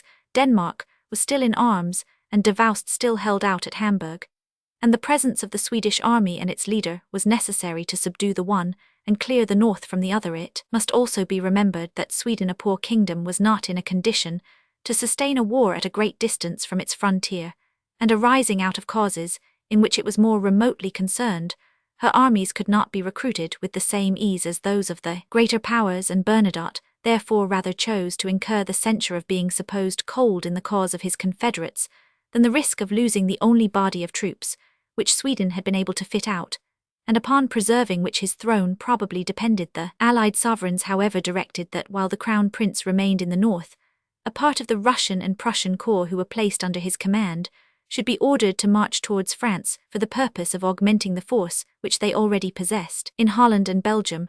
The Crown Prince, having by a short war with Denmark compelled that power to yield up her ancient possession of Norway, left Bennigsen to continue the siege of Hamburg, and advanced in person to Cologne to assist in the complete liberation of Belgium. The French troops which had been drawn together had been defeated at Merksem by General Bülow and Sir Thomas Graham, and although the French flag was still flying at Antwerp, and Bergen op Zoom Holland might be considered as liberated, General Winsingerode at the head of the Russian troops, and the Saxons under Thielmann being the corps detached, as above mentioned from the army of the north of Germany, soon reached the Low Countries and entered into communication with Bulow General Sir Thomas Graham with the English and Saxons, and with such Dutch and Flemish troops as could be collected, was left to blockade Bergen op Zoom and Antwerp, whilst Bulow and Winzingerode were at liberty to enter France on the northern frontier. And thus in the hour of need, which soon afterwards arrived, they were to act as a reserve to the army of Silesia under Blücher. They pushed on as far as Laon. Progress of the Allies. These advances, which carried the armies of the Allies so far into the bosom of France, and surrounded with blockades, the frontier fortresses of that kingdom, were not made without an honourable though ineffectual opposition on such points, where the French military could make any stand against the preponderating numbers of the invaders. The people of the country in general neither welcomed nor opposed the Allies. In some places they were received with acclamation, in a few others some opposition was tender. They encountered desperate resistance. Nowhere the Allies did all that discipline could to maintain strict order among their troops, but where there were so many free corps, Hollands, Croats and Cossacks, only pay is what they can plunder. Occasional transgressions necessarily took place. The services of these irregular troops were, however, indispensable. The Cossacks in particular might be termed the eyes of the army, accustomed to act in small parties. When necessary they threaded woods, swam rivers, and often presented themselves unexpectedly in villages many miles distant from the main army, to which they belonged, thus impressing the French with an idea of the numbers and activity of the Allies far beyond the truth. These Arabs of the north, as Napoleon termed them, always announced their party as the advanced guard of a considerable force, for whom they ordered provisions and quarters to be prepared, and thus awed the inhabitants into acquiescence in their demands. They are not reported to have been cruel, unless when provoked, but were not in general able to resist temptations to plunder. The excursions of these and other light troops were of course distressing to the French territory. On the other hand, in 2 or 3 cases armed citizens in the towns, summoned by small parties of the Allies, fired upon flags of truce, and thus justified severe reprisals. It was said to be by Bonaparte's strict orders that such actions were committed, the purpose being if possible to excite deadly hatred betwixt the French and the Allies, indeed in the reverse of the circumstances in which each had formerly stood. Napoleon and the Austrian generals seem to have exchanged system and sentiments. He now, as the Archduke Charles did in 1809, called out every peasant to arms, while Schwarzenberg, like Napoleon at that earlier period, denounced threats of military execution without mercy or quarter to every rustic who should obey the summons. The impartial historian must proclaim in the one case, as in the other, that the duty of resistance in the defence of our native country does not depend on the character of a man's weapons or the colour of his coat, and that the armed citizen is entitled equally with the regular soldier to the benefit of the laws of war so long as he does not himself violate them. But from these various causes, it was plain that the present apathy of the French people was only temporary, and that some sudden and unforeseen cause was not unlikely to rouse so sensitive and high-spirited a people into a state of general resistance, by which the Allies could not fail to be great sufferers. Rapidity in their movements was the most obvious remedy against such a danger. But this was the military quality least proper to coalitions where many people must be consulted, and besides was inconsistent with the well-known habits of the Germans, but especially of the Austrians. It seems also that the Allies, having safely formed an almost complete military line from Langres to Chalons, found themselves at some loss. How to use their advantages? Nothing could be better situated than their present position for such a daring enterprise, as was now termed a houra upon Paris, and as all the highroads departing from various points of the extensive line which they held converged on the capital as a common centre, while the towns and villages through which these roads passed afforded an ample supply of provisions. This march might have been accomplished almost without opposition, but for the tardy movements of the Grand Army. The real weakness of Napoleon had been disguised by the noisy and exaggerated rumours concerning his preparations, and now when the Allies learned that such an opportunity had existed, they learned at the same time that it was well nigh lost, or at least that the road to Paris must first be cleared by a series of bloody actions. In these the Allies could not disguise from themselves the possibility of their receiving severe checks, and under this apprehension they began to calculate the consequences of such a defeat received in the centre of France as that which they had suffered under the walls of Dresden. There was here no favourable screen of mountains to secure their retreat, no strong positions for checking a pursuing army, as in the case of Vandamme. and turning a defeat into a victory. The frontier which they had passed was penetrated, not subdued. Its fortresses, so strong and numerous, were, in the greater part, masked, not taken, so that their retreat upon the Rhine must be exposed to all the dangers incident to passing in disorder through a country in complete possession of the enemy. General councils of war seldom agree upon recommending bold measures in this sense. Solomon says that in the multitude of counselors there is safety, meaning that the most cautious, if not the wisest measures, are sure to have the approbation of the majority. Accordingly, this spirit predominating in the councils of the Allies led to a degree of uncertainty in their movements on this momentous occasion, which, as is usual, endeavoured to disguise itself under the guise of prudence. They resolved that the Grand Army should halt a short space at Langres in hopes either that Napoleon, renewing the negotiation, the scene of which was now to be transferred to Chatillon upon the Seine, would avert his present danger by acquiescing in the terms of the Allies, or that the French nation, an event still less likely to happen, would become tired of the military monarch, whose ambition had brought such distress upon the country. In the meanwhile, the Allies declined the offers of such royalists as came forward in the name, and for the interest of the exiled family, uniformly replying that they would give no weight to any expression of the sentiments of the French people, unless it was made in some quarter of the kingdom, where it could not be supposed to be influenced by the presence of the Allied army. They trusted chiefly at that moment to the effect of negotiation with the present possessor of the throne. State of the armis Brienne. But Napoleon, as firmly determined in his purpose as the Allies were doubtful, knowing himself to be the soul of his army and absolute lord of his own actions, felt all the advantage which a bold, active, and able swordsman has in encountering an opponent whose skill is less distinguished, and whose determination is more flexible than his own. The Allies had presented in the Grand Army a front of 97,000 men, Marshal Blucher, one of 40,000, affording a disposable force of 137,327,000. To oppose this, the French Emperor had only of old troops independent of those under Suchet in Catalonia, under Soult near Bayonne, and also of garrisons, about 50,000 men, nor could he hope to add to them more than 70,000 conscripts. Nay, in fact, his levies, so far as they could be brought into the field, fell greatly short of this number, for the Allies were in possession of a considerable part of the Kingdom of France, and in this moment of general confusion it was impossible to enforce the law of conscription, which was at all times obnoxious. It was soon proved that he who so lately had led 500,000 of men to the Vistula, and 300,000 to the banks of the Elbe, could not now muster for the protection of the capital of his own empire a disposable force of more than 70,000 men.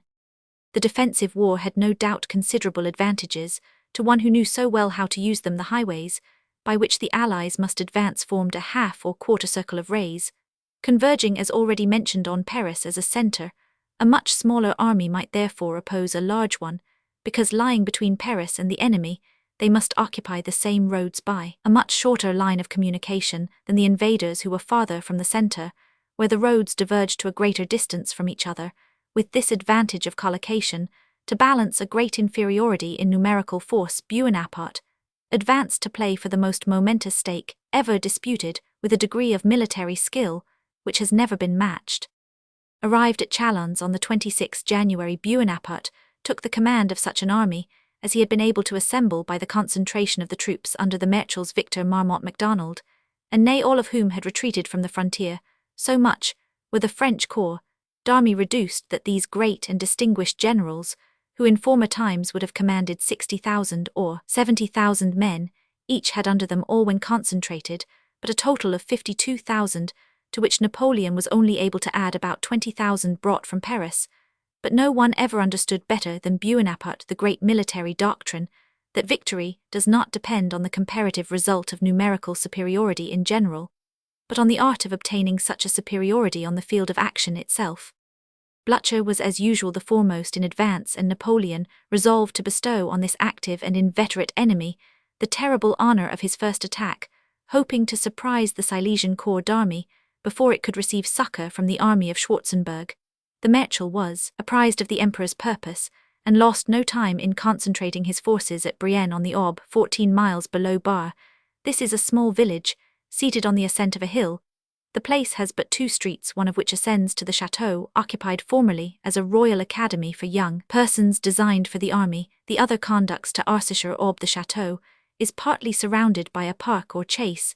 It was at the military school of Brienne that Napoleon acquired the rudiments of that skill in the military art with which he had almost prostrated the world, and had ended by placing it in array against him, and it was here he came to commence what seemed his last series of efforts for victory, like some animals of the chase who, when hard pressed by the hunters, are said to direct their final attempts at escape upon the point from which they have first started. The alert movements of Napoleon surpassed the anticipation of Blücher. He was at table with his staff in the Chateau General Alsausif.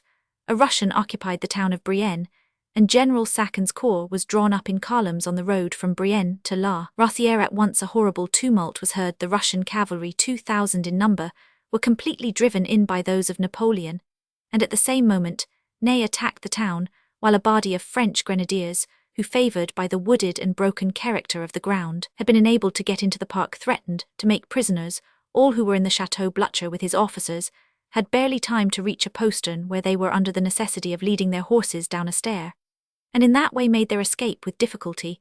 The bold resistance of Alsausif defended the town against Ney, and Sacken advanced to Alsausif's assistance.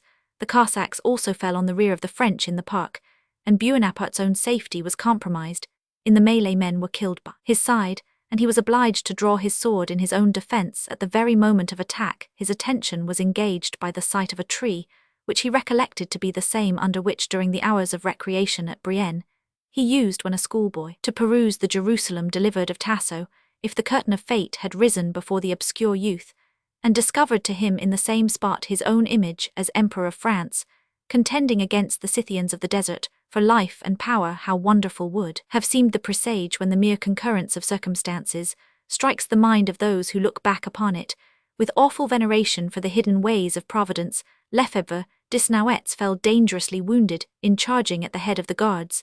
The town caught fire and was burned to the ground, but it was not until 11 at night that the Silesian army ceased to make efforts for recovering the place, and that Blücher, retreating from Brienne, took up a position in the rear of that town, and upon that of La Rothière. Battle of La Rothière-Troyes. The result of the Battle of Brienne was indecisive, and the more unsatisfactory to Buonaparte, as the part of Blücher's force engaged did not amount to 20,000 men, and the sole advantage gained over them was that of keeping the field of battle. Napoleon's principal object, which was to divide Blücher from the Grand Army, had altogether failed. It was necessary, however, to proclaim the engagement as a victory, and much pains was taken to represent it as such, but when it was afterwards discovered to be merely a smart skirmish, without any material results, the temporary deception only served to injure the cause of Napoleon. On the 1st of February, Blücher, strongly reinforced from the Grand Army, prepared in his turn to assume the offensive. It would have been Napoleon's wish to have avoided an engagement, but a retreat across the Aube by the bridge of Lesmont, which was the only mode of passing that deep and scarce fordable river, would have exposed his rear to destruction. He therefore risked a general action. Blücher attacked the line of the French on 3 points, assaulting at once the villages of La Rothière, Dineville and Chaumont. The conflict, in which the Prince Royal of Württemberg distinguished himself, was hard fought during the whole day, but in the evening the French were repulsed on all points, and Buonaparte was compelled to retreat across the Aube after losing 4,000 prisoners, and no less than 73 guns. Ney, by the Emperor's orders, destroyed the bridge at Lesmont. The Allies were not aware of the amount of their advantage, and suffered the French to retire unmolested. A general council of war held at the castle of Brienne Feb. 2, now resolved that the two armies, although having so lately found the advantage of mutual support, should separate from each other, and that Blücher, detaching himself to the northward, and uniting under his command the division of D. York and Cleste, both of whom had occupied St. Dizier and Vitry, should approach Paris by the Marne, while Prince Schwarzenberg and the Grand Army should descend on the capital by the course of the Seine. The difficulty of finding provisions for such immense armies was doubtless in part the cause of this resolution, but it was likewise recommended by the success of a similar plan of operations at Dresden and afterwards at Leipzig, where the enemies of Buonaparte approached him from so many different quarters as to render it impossible for him to make head against one army without giving great opportunity of advantage to the others.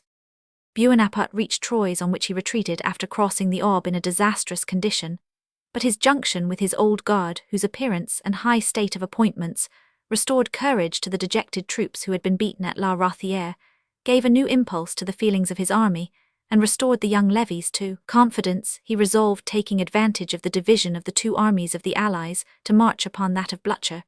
But in order to disguise his purpose, he first sent a small division upon Barca-Seine to alarm the Austrians with an attack upon their right wing. Schwarzenberg immediately apprehended that Bonaparte was about to move with his whole force in that direction, a movement which in fact would have been most favourable for the Allies, since it would have left the road to Paris undefended and open to the whole. But terrified by the idea that his left flank might be turned or forced, the Austrian general moved his chief strength in that direction, thus at once suspending his meditated march on the Seine, and increasing the distance betwixt the Grand Army and that of Silesia. Bonaparte, having deceived Schwarzenberg, by this successful feint evacuated Troyes, leaving the marshals victor, and Oudinot to oppose the Austrians with very inadequate means, while he directed his own march against Blücher. Blücher in the meanwhile, having left Napoleon in front of the Grand Army, and not doubting that the Austrians would find him sufficient employment, hurried forward to the Marne, forced Macdonald to retreat from Château Thierry, and advanced his headquarters to Vertus, while Sacon, who formed his vanguard, pushed his light troops as far as Fert-la-Joie, and was nearer to Paris than was the Emperor himself. General d'York had advanced as far as Meaux, and Paris was in the last degree of alarm. Even Bonaparte himself was so much struck by the inextricable situation of his affairs, after the defeat of La Rothière, that a thought occurred to him which posterity, accepting on his own avowal, would hardly give credit to. The plan, which suggested itself, was that of sacrificing his own authority to the peace of France, and of abdicating the crown in favour of the Bourbons. While he had yet the means of resistance in his possession, he felt he had reigned and combated long enough for his own glory, and justly thought that the measure of his renown would be filled up by such an act of generous self-denial. But a maxim occurred to him, suggested, he says, by Mr. Fox, that restored monarchs could never forgive those who had occupied their place. Probably his thoughts turned also to the murder of the Duc d'Enghien, for there was no other point of personal offence betwixt Bonaparte and the exiled family, which their restoration, if the event took place by his intervention, might not have fully atoned for. If our conjecture be real, it serves to show how such a crime operates in its consequences, to obstruct its perpetrator in future attempts to recover the path of virtue and honour. Had Napoleon been really capable of the generous act of self-denial, which he meditated, he must have been ranked, in despite of the doubtful points of his character, as one of the greatest men who ever lived. But the spirit of egotism and suspicion prevailed, and the hopes of accomplishing the discomfiture and defeat of the Silesian army appeared preferable to meriting by one act of disinterested devotion the eternal gratitude of Europe, and the philosopher and friend of humanity relapsed into the warrior and conqueror. There is no doubt something meritorious in the conceiving of great and noble resolutions, even although they remain unrealized, but this patriotism of the imagination does not rise to a higher scale of merit than the sensibility of those who cannot hear a tale of sorrow without weeping, but whose sympathy never assumes the expensive form of actual charity. Attack on Blücher. The army of Napoleon was now to be transferred from the highroad leading from Paris to Troyes to that leading from Chalons to Paris, on which Blücher was operating, and that by flank marches through an impracticable country, but which, if they could be accomplished, would enable the French emperor to attack the Silesian army at unawares in flank and rear. The lateral crossroads which connect one highway with another through France are generally scarce passable in winter, even for the purpose of ordinary communication, much less for an army with its carriages and artillery. Bonaparte had to traverse a country intersected with thickets, marshes, drains, ditches, and impediments of every kind. The weather was execrable, and but for the extraordinary exertions of the mayor of Barbon, who collected 500 horses to extricate the guns, they must have been abandoned on the road.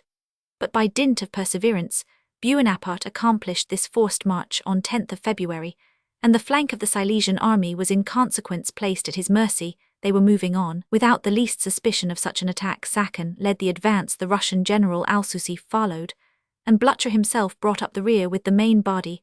All intent upon the advance to Paris, they were marching with careless haste, and had suffered such large intervals to take place betwixt their divisions as to expose them to be attacked in detail. Bonaparte fell upon the central division of Alsusi at Champ-Aubert, surrounded, defeated, and totally dispersed them, taking their artillery and 2,000 prisoners, while the remainder of the division fled into the woods and attempted to escape individually. The whole force of the emperor was now interposed between the advanced guard under Saccan and the main body under Blücher. It was first directed towards the former, whom Napoleon encountered sooner than he expected, for Saccan, on hearing of the action at Champ-Aubert, instantly countermarched his division to assist Alsace, or at least to rejoin Blücher. But he was overwhelmed by the superior force of the French, and having lost 1/4 of his division, about 5,000 men, was forced to leave the highroad upon which Blücher was advancing and retreat by that on Château Thierry. At this village Saccan was joined by General de York and Prince William of Prussia, but still unable to make a stand, they could only secure a retreat by destroying the bridge over the Marne. War began now to show itself in its most hideous forms. The stragglers and fugitives who could not cross the bridge before its destruction were murdered by the peasantry, while the Allied soldiers in revenge plundered the village of Château Thierry and practiced every excess of violence. The defeat of Saccan took place on the 12th of February.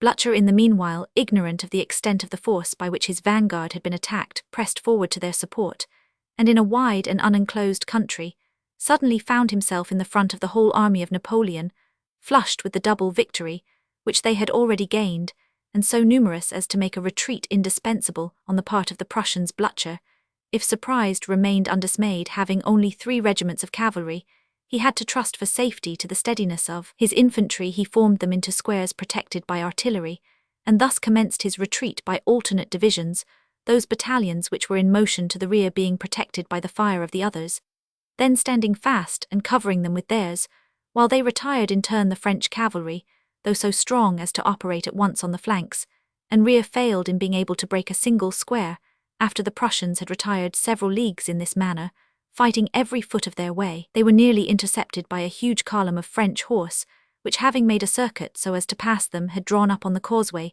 to intercept their retreat. Without a moment's hesitation, Blücher instantly attacked them with such a murderous fire of infantry and artillery as forced them from the highroad, and left the passage free. The Prussians found the village of Etoges, through which they were obliged to pass, also occupied by the enemy, but here also they cleared their way by dint of fighting. This expedition of the Marne, as it is called, is always accounted one of Napoleon's military chefs-d'oeuvre, for a flank march undertaken through such a difficult country, and so completely successful, is not perhaps recorded in history. On the other hand, if Blücher lost any credit by the too great security of his march, he regained it by the masterly manner in which he executed his retreat.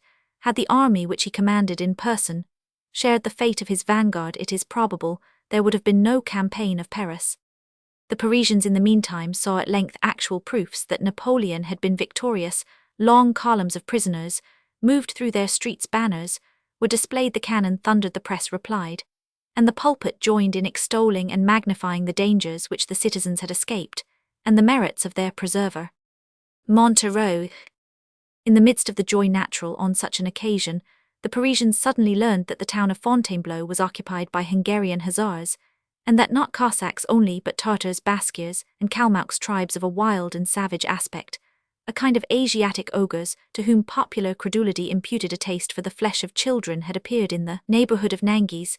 These renewed signs of approaching danger arose from the grand army of the Allies, having carried at the point of the bayonet Nogent and Montereau, and advanced the headquarters of the monarchs to Pont-sur-Seine.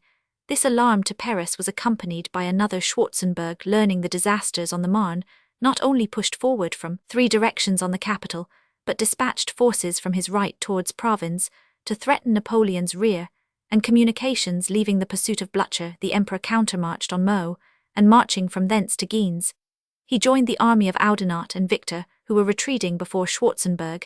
He here found the reinforcements which he had drawn from Spain, about 20,000 in number, tried and excellent troops. With this army he now fronted that of Schwarzenberg, and upon the 17th February commenced the offensive at all points, and with success possessing himself of Nangies and nearly destroying the corps under Count Pahlen at Mormont. The Prince Royal of Württemberg was forced to retreat to Montereau. So alarmed were the Allies at the near approach of their terrible enemy, that a message was sent to Napoleon from the Allied sovereigns by Prince Schwarzenberg's aide-de-camp, Count Parr, stating their surprise at his offensive movement, since they had given orders to their plenipotentiaries at Chatelain to sign the preliminaries of peace on the terms which had been assented to by the French envoy Caulaincourt. This letter, of which we shall hereafter give a more full explanation remained for some days unanswered, during which Napoleon endeavored to push his advantages. He recovered the bridge at Montereau after a desperate attack, in which the Crown Prince of Württemberg signalized himself by the valor of his defense. In the course of the action, Napoleon returned to his old profession of an artilleryman and pointed several guns himself, to the great delight of the soldiers. They trembled, however, when the fire attracted the attention of the enemy, whose balls began to be aimed at the French battery. "Go, my children," said Bonaparte, ridiculing their apprehensions, "the ball is not cast that is to kill me." Having taken the place by storm, Bonaparte, dissatisfied with the number of men he had lost loaded with reproaches, some of his best officers, Montbrun was censured for want of energy, and Dijon for the scarcity of ammunition with which the artillery was served. But it was chiefly on Victor, the Duke of Belluno, that his resentment discharged itself. He imputed to him negligence in not having attacked Montereau on the day before the action, when it was unprovided for resistance, and he ordered him to retire from the service. The marshal endeavored to obtain a hearing in his own defense, but for some time could not succeed in checking the stream of reproaches. At length, they were softened into a charge of broken health, and the love of repose incident to wounds and infirmities. "The best bed," said the emperor, "which the quarters afford must now be sought out for the once indefatigable Victor." The marshal felt the charge more severely in proportion as it became moderated within what was probably the bounds of truth. But he would not consent to quit the service. "I have not," he said, "forgot my original trade. I will take a musket. Victor will become a private in the guard." Bonaparte could not resist this mark of attachment. He held out his hand. "Let us be friends." He replied, "I cannot restore to you your corps d'army, which I have given to Gerard, but I will place you at the head of 2 divisions of the guard. Go, assume your command, and let there be no more of this matter betwixt us." It was upon such occasions, when he subdued his excited feelings to a state of kindness and generosity, that Bonaparte's personal conduct seems to have been most amiable. The Allies, in the meantime, remembering perhaps, though somewhat of the latest, the old fable of the bunch of arrows, resolved once more to enter into communication with the Silesian army, and concentrating near Troyes to accept of battle, if Bonaparte should offer it. The indefatigable Blücher had already recruited his troops, and being reinforced by a division of the Army of the North, under Langeron, moved southward from Chalons, to which he had retreated after his disaster at Montmirail, to Muriata, situated upon the Seine to the northeast of Troyes, to which last place the Allied monarchs had again removed their headquarters. Here he was attacked with fury by the troops of Bonaparte, who made a desperate attempt to carry the bridge and town, and thus prevent the proposed communication between the Silesian army and that of Schwarzenberg. The bridge, which was of wood, was set fire to in the struggle. The sharpshooters fought amid its blazing and cracking beams.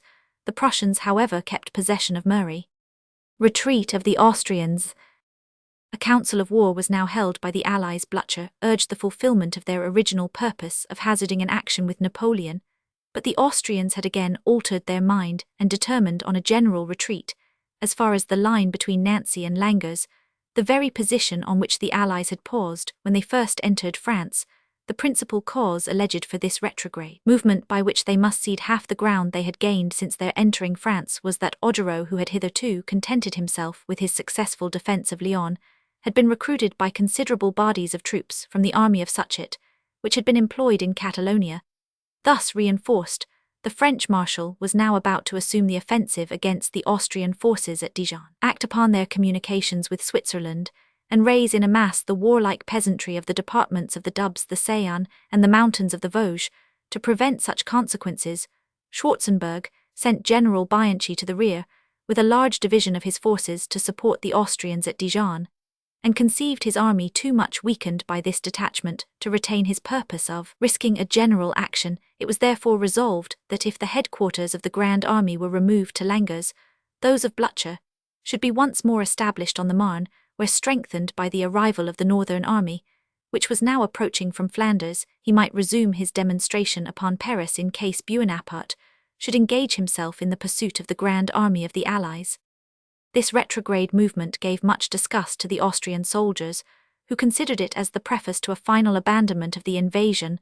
Their resentment showed itself not only in murmurs, and in tearing out the green boughs with which, as in sign of victory, they usually ornament their helmets and shakos, but also, as is too frequently the case in similar instances, in neglect of discipline and excesses committed in the country. To diminish the bad effects arising from this discontent among the troops, Schwarzenberg published an order of the day commanding the officers to enforce the strictest discipline, and at the same time explained to the army that the present retreat was only temporary, and that on joining with its reserves, which had already crossed the Rhine, the Grand Army would instantly resume the offensive, while Field Marshal Blücher at present moving northward, so as to form a junction with Wintzingerode, and Bülow should at the same time attack the rear and flank of the enemy. The publishing this plan of the campaign went far to rouse the dejected confidence of the Austrian army. On the evening of the 22 February, an answer to the letter of Schwarzenberg was received, but it was addressed exclusively to the Emperor of Austria, and while its expressions of respect are bestowed liberally on that power, the manner in which the other members of the coalition are treated shows unabated enmity, ill-concealed under an affectation of contempt.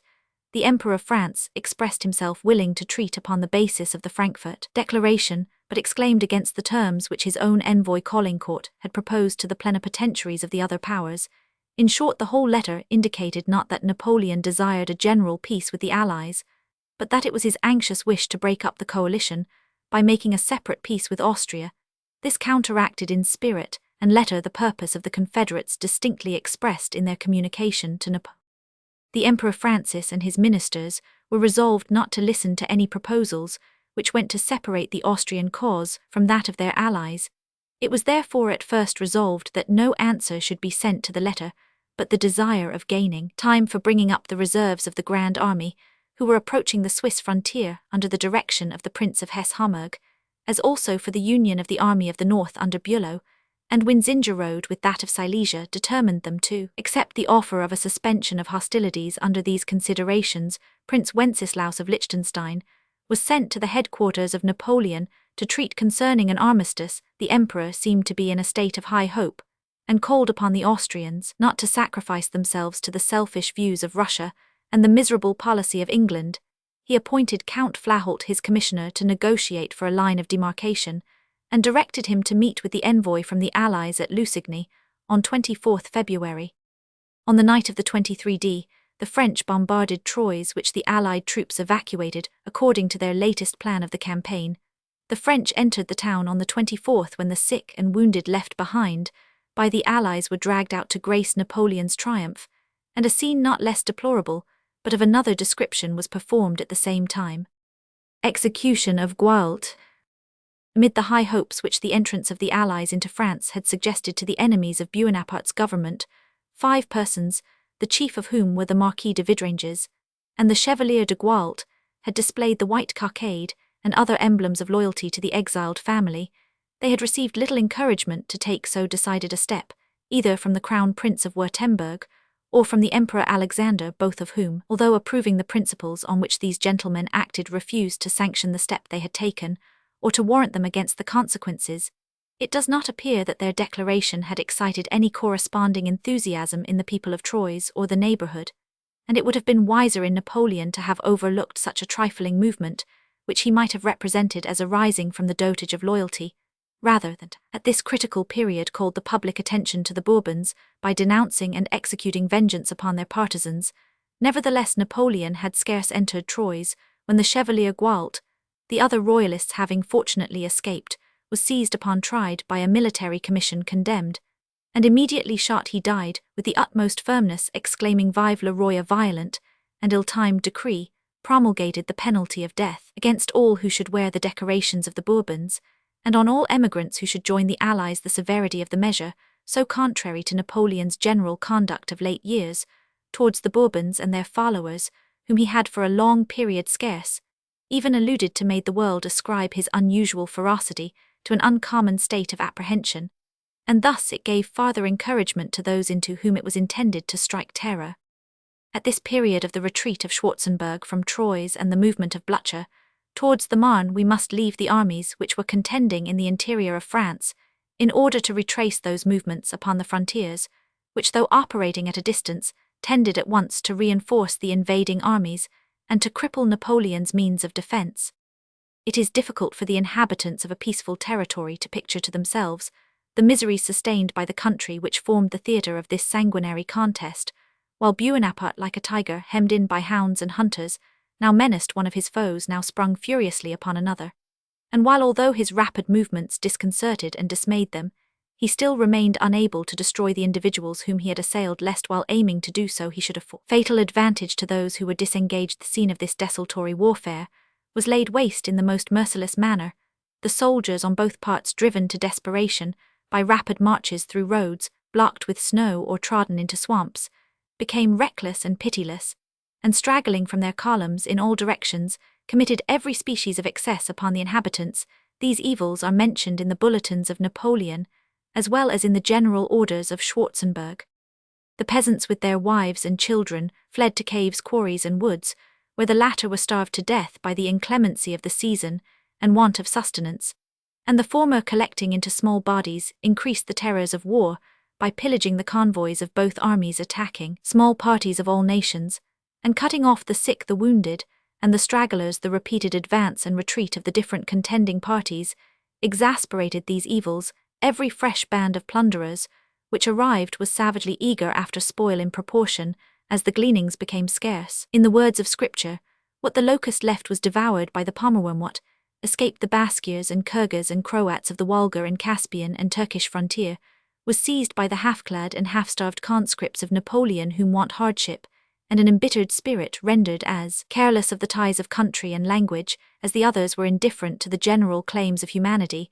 The towns and villages which were the scenes of actual conflict were frequently burnt to the ground, and this not only in the course of the actions of importance which we have detailed, but in consequence of innumerable skirmishes fought in different points, which had no influence indeed upon the issue of the campaign, but increased incalculably the distress of the invaded country, by extending the terrors of battle with fire, famine, and slaughter for its accompaniments into the most remote and sequestered districts.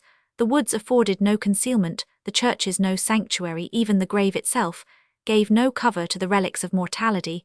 The villages were everywhere burnt, the farms wasted, and pillaged the abodes of man, and all that belongs to peaceful industry and domestic comfort. Desolated and destroyed wolves and other savage animals increased fearfully in the districts which had been laid waste by human hands with ferocity congenial to their own.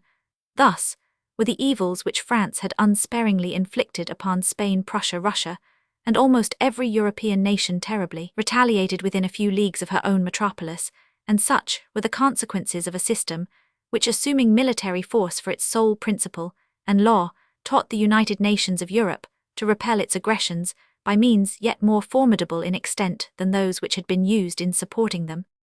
Chapter Romans 74, Retrospect of Events on the Frontiers. Defection of Murat, its consequences. Augereau abandons Franche-Comté. Carnot, entrusted with the command of Antwerp. Attack on Bergen-op-Zoom by Sir Thomas Graham. The Allies take and evacuate Soissons. Bülow and Winsingerode unite with Blücher. Wellington forces his way through the Pays des Gaves royalists. In the West, discontent of the old republicans' views of the different members of the alliance as to the dynasties of Bourbon and Napoleon. Proceedings of the Dukes of Berry and Angoulême and Monsieur Battle of Orthez-Bordeaux, surrendered to Marshal Beresford. Negotiations of Chatelain. Treaty of Chaumont. Napoleon's contraproject. Congress at Chatelain broken up.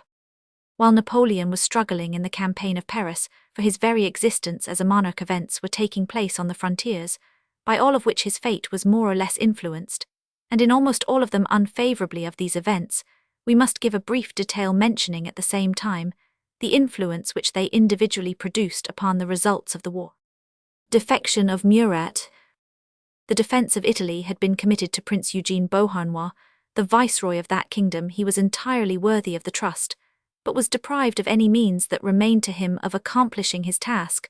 By the defection of Murat, we have often had occasion to describe Murat as distinguished on the field of battle, rather an undaunted and high-mettled soldier than a wise commander. As a sovereign, he had little claim to distinction. He was good-tempered, but vain, limited in capacity, and totally uninformed. Napoleon had not concealed his contempt of his understanding, and after the retreat from Russia had passed an oblique but most intelligible censure on him in a public bulletin, in writing to the wife of Murat and his own sister. Napoleon had mentioned her husband disparagingly as one who was brave only on the field of battle, but elsewhere as weak as a monk or a woman. Caroline, in answer, cautioned her brother to treat her husband with more respect. Napoleon, unaccustomed to suppress his sentiments, continued the same line of language and conduct. Meanwhile, Murat, in his resentment, listened to terms from Austria, in which, by the mediation of that state, which was interested in the recovery of her Italian provinces England, was with difficulty induced to acquiesce in consequence of a treaty formed with Austria. Murat declared himself in favor of the Allies and marched an army of 30,000 Neapolitans to Rome for the purpose of assisting in the expulsion of the French. From Italy he speedily occupied Ancona and Florence. There was already in Italy an army of 30,000 Austrians, with whom the viceroy had fought the indecisive Battle of Roverbello, after which he retreated to the line of the Adige, on which he made a precarious stand. Until the war was concluded, the appearance of Murat's army on the side of Austria, though he confined himself to a war of proclamations, was calculated to end all French influence in Italy. Counter-revolutionary movements in some of the cantons of Switzerland and in the mountains of Savoy tended also to close the door through which Bonaparte had so often transferred the war into the Italian peninsula and from its northern provinces into the heart of Austria herself. Augereau.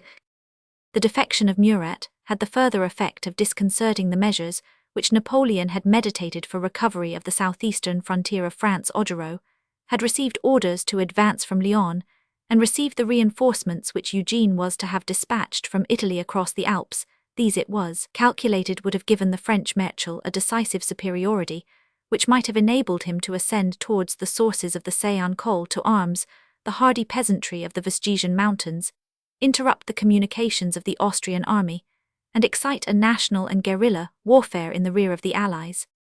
To stimulate more highly the energies of his early comrade in arms, Napoleon caused the Empress Maria Luisa to wait upon the young Duchess of Castiglione, the marshal's wife, to prevail on her, to use her influence with her husband, to exert all his talents and audacity in the present crisis.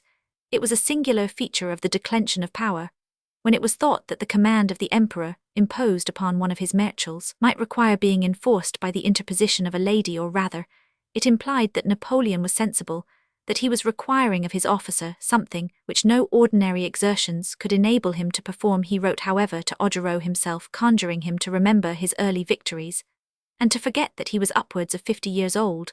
But exhortations, whether by a sovereign or lady, cannot supply the want of physical force.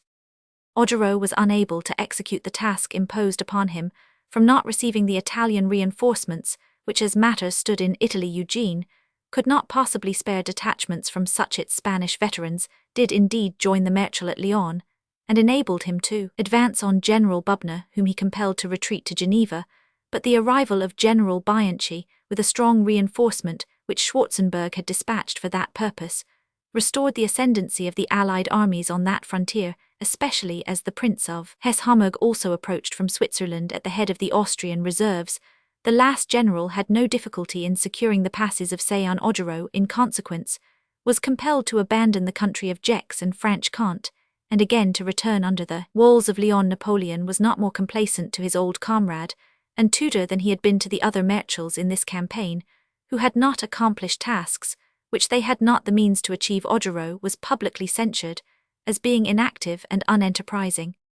The north of Germany and Flanders were equally lost to France, and French interest. Hamburg, indeed, still held out, but as we have already said, it was besieged, or rather blockaded, by the Allies under Bennigsen, to whom the Crown Prince of Sweden had left that charge when he himself, having put an end to the war with Denmark, had advanced towards Cologne with the purpose of assisting in clearing Belgium of the French, and then entering France from that direction in support of the Silesian army. The Crown Prince showed no personal willingness to engage in the invasion of France.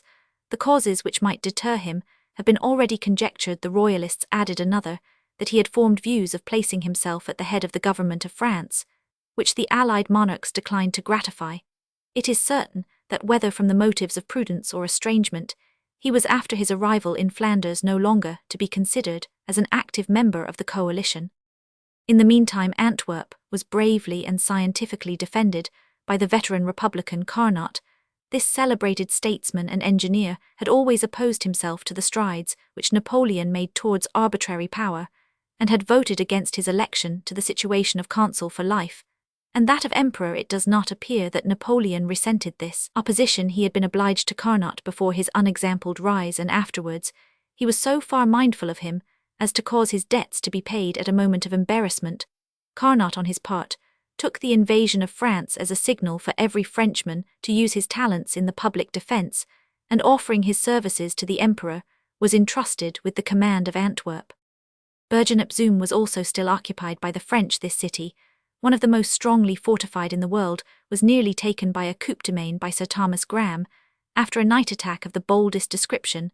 The British columns were so far successful that all ordinary obstacles seemed overcome, but their success was followed by a degree of disorder which rendered it unavailing, and many of the troops who had entered the town were killed or obliged to surrender. Thus an enterprise ably planned and bravely executed miscarried, even in the moment of victory, by accidents for which neither the general nor the officers immediately in command could be justly held responsible. General Graham was however reinforced from England, and was still enabled with the help of the Swedes and Danes as well as Dutch and Flemish corps to check any sallies from Bergen or from Antwerp. The liberation of the Low Countries being so nearly accomplished, Bülow pressed forward on La Fère, and finally occupied Laon. Here upon the 26th of February, he formed a junction with Wintzingerode, who, bequeathing Julius Venlo and Maestricht to the observation of the Crown Prince, marched through the forest of Ardennes. Soissons offered a show of desperate resistance, but the commandant being killed, the place was delivered up. This was on the 13th February, and the Allies ought to have held this important place, but in their haste to join Prince Blücher they evacuated Soissons, which Mortier caused to be presently reoccupied by a strong French garrison. The possession of this town became shortly afterwards a matter of great consequence. In the meantime Bülow and Wintzingerode, with their 2 additional armies, entered into communication with Blücher, of whom they now formed the rearguard, and more than restored to him the advantage he had lost by the defeats at Montmirail and Champ-Aubert. On the southwestern frontier, the horizon seemed yet darker. The Duke of Wellington, having entered Spain, was about to force his way through the strong country called the Pays des Gaves, the land, that is, of the ravines formed by rivers and torrents. He maintained such severe discipline, and paid with such regularity for the supplies which he needed from the country, that he was voluntarily furnished with provisions of every kind, while the army of Soult, though stationed in the Marechal's own country, obtained none save by the scanty and unwilling means of military requisition. In consequence of this strict discipline, the presence of the British troops was far from being distressing to the country, and some efforts made by General Hubris to raise guerrillas among his countrymen, the Basques to act on the Duke of Wellington's rear, became totally ineffectual. The small seaport town of Saint-Jean-de-Luz supplied the English army with provisions and reinforcements. The activity of English commerce speedily sent cargoes of every kind into the harbour, where before were only to be seen a few fishing boats. The goods were landed under a tariff of duties settled by the Duke of Wellington, and so ended the continental system. Royalists of the West. In the meantime, the state of the west of France was such as held out the highest political results to the British in case they should be able to overcome the obstacles presented by the strong entrenched camp at Bayonne, on which Soult rested his right flank, extending a line of great length upon the Adour and the neighbouring Gaves. We have mentioned already the confederacy of royalists, which was now in full activity, and extended by faithful agents through the whole west of France. They were now at their post, and preparing everything for an explosion. The police of Bonaparte were neither ignorant of the existence nor purpose of this conspiracy, but they were unable to obtain such precise information as should detect and crush it. The 2 Messrs de Polignac were deeply engaged, and becoming the subjects of suspicion. It was only by a dexterous and speedy flight from Paris that they eluded captivity or perhaps death. They succeeded in reaching the army of the Allies, and were, it is believed, the first who conveyed to the Emperor Alexander an exact state of the royal party in the interior of France, particularly in the capital, which made a powerful impression on the mind of that prince. Throughout the west of France, there started up 1,000 agents of a party which were now to awake from a sleep of 20 years. Bordeaux, with its loyal mayor Count Lynch, and the greater part of its citizens, was a central point of the association. A great part of the inhabitants were secretly regimented and embodied, and had arms in their possession and artillery, gunpowder, and ball concealed in their warehouses. The celebrated La Roche Jacqueline, made immortal by the simple and sublime narrative of his consort, solicited the cause of the royalists at the English headquarters, and made repeated and perilous journeys from thence to Bordeaux and back again. Saintonge and La Vendée were organized for insurrection by a loyal clergyman. The Abbé Jacquot, the brothers of Roche-Aymon, prepared Périgord for a struggle. The Duke of Duras had engaged 1,000 gentlemen at Touraine. Lastly, the Chouans had again prepared for a rising under the Count de Vitré, and Tranquille, a celebrated leader called Le Capitaine Sans, Poor numerous bands of refractory conscripts rendered desperate by their state of outlawry were ready at Angers, Nantes, and Orleans to take arms in the cause of the Bourbons under the Count de l'Orge, Monsieur d'Erac, Count Charles d'Autechamp, the Count de Suzeranet and caudal brother of the celebrated Georges, and his equal in courage and resolution, but all desired the previous advance of the blue flints, as they called the English their own, being of a different colour, trammelled by the negotiation at Chatelain, and various other political impediments, and anxious, especially not to lead these high-spirited gentlemen into danger, by encouraging a premature rising the English ministers at home, and the English general in France, were obliged for a time to restrain rather than encourage the forward zeal of the royalists. Such caution was the more necessary as there existed at the same time another conspiracy also directed against Buonaparte's person, or at least his authority, and it was of importance that neither should explode until some means could be found of preventing their checking and counteracting each other. This second class of malcontents consisted of those who, like Buonaparte himself, owed their political consequence to the revolution and who, without regard to the Bourbons, were desirous to get free of the tyranny of Napoleon. These were the disappointed and degraded republicans, the deceived constitutionalists, all who had hoped and expected that the revolution would have paved the way for a free government in which the career of preferment should be open to talents of every description, a lottery, in which doubtless each hoped that his own abilities would gain some important prize. The sceptre of Napoleon had weighed harder upon this class than even upon the royalists. He had no dislike to the principles of the latter. Abstractedly considered, he felt some respect for their birth and titles, and only wished to transfer their affections from the House of Bourbon, and to attach them to that of Napoleon. Accordingly, he distributed employments and honours among such of the old noblesse as could be brought to accept them, and obviously felt pride in drawing to his court names and titles known in the earlier periods of French history. Besides, until circumstances shook his throne and enlarged their means of injuring him, he considered the number of the royalists as small and their power as despicable, but from those active spirits who had traded in revolution after revolution for so many years, he had much more both to fear and to dislike, especially as they were now understood to be headed by his ex-minister Talleyrand, with whose talents both for scheming and executing political changes he had so much reason to be acquainted. To this class of his enemies he imputed the hardy attempt, which was made not without prospects of success, to overthrow his government during his absence in Russia. You have the tail, but not the head had been the words of the principal conspirator, when about to be executed, and they still rung in the ears of Buonaparte. It was generally supposed that his long stay in Paris ere he again took the field against the Allies was dictated by his fear of some similar explosion to that of Malet's conspiracy. Whether these two separate classes of the enemies of Buonaparte communicated with each other we have no opportunity of knowing, but they both had intercourse with the Allies. That of Talleyrand's faction was, we believe, maintained at the court of London, through means of a near relation of his own, who visited England shortly before the opening of the campaign of which we treat. We have no doubt that through some similar medium Talleyrand held communication with the Bourbons, and that in the same manner as the English Restoration was brought about by a union between the Cavaliers and Presbyterians, there was even then upon foot some treaty of accommodation, by which the exiled monarch was in regaining the crown to have the assistance of those whom, for want of another name, we shall call constitutionalists, it being understood that his government was to be established on the basis of a free model. It was of the greatest importance that both these factions should be cautious in their movements, until it should appear what course the allied monarchs were about to pursue in the impending negotiation with Buonaparte. The issue of this was the more dubious as it was generally understood that though the sovereigns were agreed on the great point of destroying on the one hand the supremacy of France, and on the other in leaving her in possession of her just weight and influence, they entertained a difference of opinion as to the arrangement of her future government. The Bourbons, the Prince Regent of England, from the generosity of his own disposition, as well as from a clear and comprehensive view of future possibilities, entertained views favourable to the Bourbons.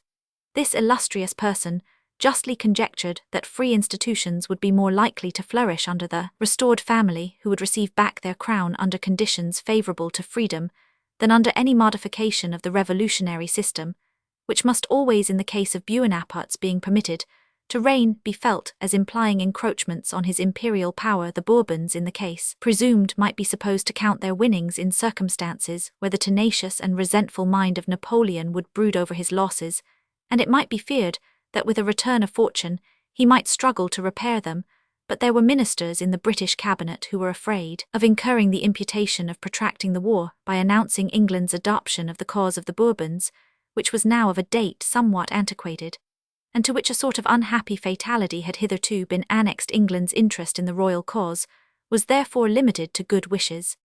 The Emperor Alexander shared in the inclination which all sovereigns must have felt towards this unhappy family, whose cause was in some degree that of princes in general. It was understood that Murat's engagement with the Russian monarch had been founded upon an express assurance on the part of Alexander that the Bourbons were to be restored to the crown of France, under the limitations of a free constitution. Prussia, from her close alliance with Russia, and the personal causes of displeasure which existed betwixt Frederick and Napoleon, was certain to vote for the downfall of the latter. But the numerous armies of Austria and her vicinity to the scene of action rendered her aid indispensable to the Allies, while the alliance betwixt her imperial house and this once fortunate soldier threw much perplexity into their councils. It was believed that the Emperor of Austria would insist upon Bonaparte's being admitted to treat as sovereign of France, providing the latter gave sufficient evidence that he would renounce his pretensions to general supremacy, or if he continued unreasonably obstinate, that the Emperor Francis would desire that a regency should be established with Maria Louisa at its head. Either course, if adopted, would have been a death's blow to the hopes of the exiled family of Bourbon. Amid this uncertainty, the princes of the House of Bourbon gallantly determined to risk their own persons in France and try what their presence might do to awake ancient remembrances at a crisis so interesting. Although the British ministry refused to afford any direct countenance to the schemes of the Bourbon family, they could not in ordinary justice deny the more active members of that unhappy race the freedom of acting, as they themselves might judge most for the interest of their cause and adherence to their applications for permission to depart for France. They received from the British ministry the reply that the princes of the House of Bourbon were the guests, not the prisoners of Britain, and although the present state of public affairs precluded her from expressly authorizing any step which they might think proper to take, yet they were free to quit her territories and return to them at their pleasure under a sanction so general. The Duc d'Angoulême set sail for Saint-Jean-de-Luz to join the army of the Duke of Wellington, the Duc de Berry for Jersey to correspond with the Royalists of Brittany, and Monsieur for Holland, from which he gained the frontiers of Switzerland, and entered France in the rear of the Austrian armies. The movements of the two last princes produced no effects of consequence. The Duc de Berry paused in the Isle of Jersey on receiving some unpleasant communications from France respecting the strength of the existing government, and on discovering it, is said a plot to induce him to land at a point where he must become the prisoner of Bonaparte. Monsieur entered France and was received at Vessel with great enthusiasm, but this movement was not encouraged by the Austrian commandants and generals, and Monsieur's proposal to raise corps of royalists in Alsace and Franche-Comté was treated with coldness, approaching to contempt. The execution of Gualt at Troyes and the decree of death against the royalists struck terror into the party, which was increased by the retrograde movement of the Grand Army. The enterprise of Monsieur therefore had no immediate result, though undoubtedly his presence had a decisive effect in consequence of ultimate events, and the restoration would hardly have taken place without that prince having so adventured his person.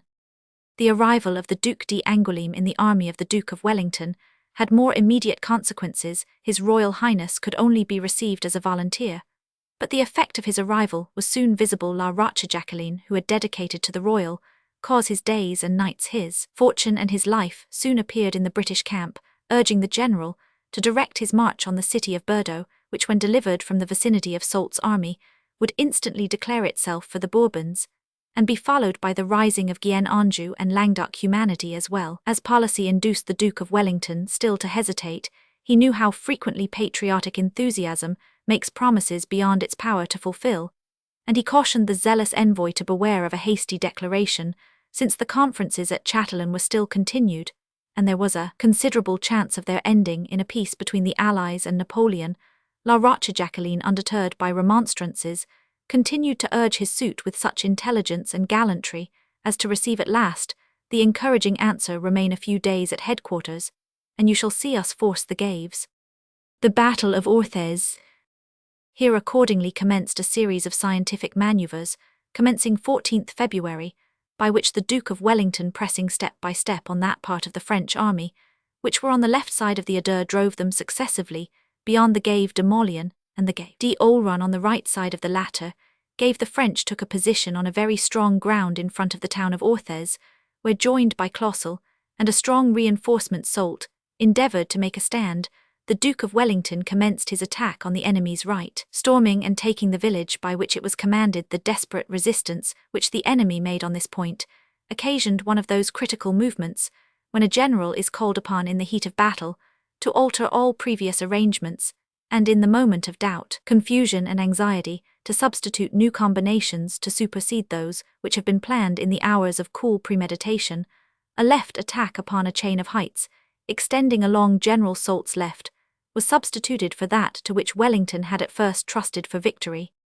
At the same time, the appearance of General Hill's division, who had forded the river or Gave above Orthez and threatened the enemy's flank and rear, made the defeat complete. For some time, Marshal Soult availed himself of the alertness of his troops by halting and taking new positions to preserve at least the form of a regular retreat, but at length forced from one line to another by the manoeuvres of the British, sustaining new losses at every halt, and menaced by the rapid approach of General Hill's division, his retreat became a flight in which the French suffered great loss. Whole battalions of conscripts dispersed entirely, and many left their muskets regularly piled, as if intimating their fixed resolution to retire altogether from the contest.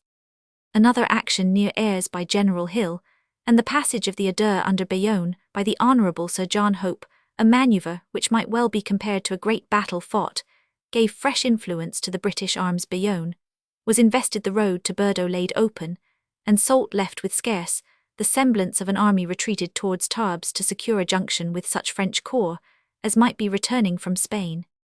The Battle of Orthez, with the brilliant and masterly manoeuvres which preceded and followed it, served to establish the superiority of the British forces in points wherein they had till then been deemed most efficient.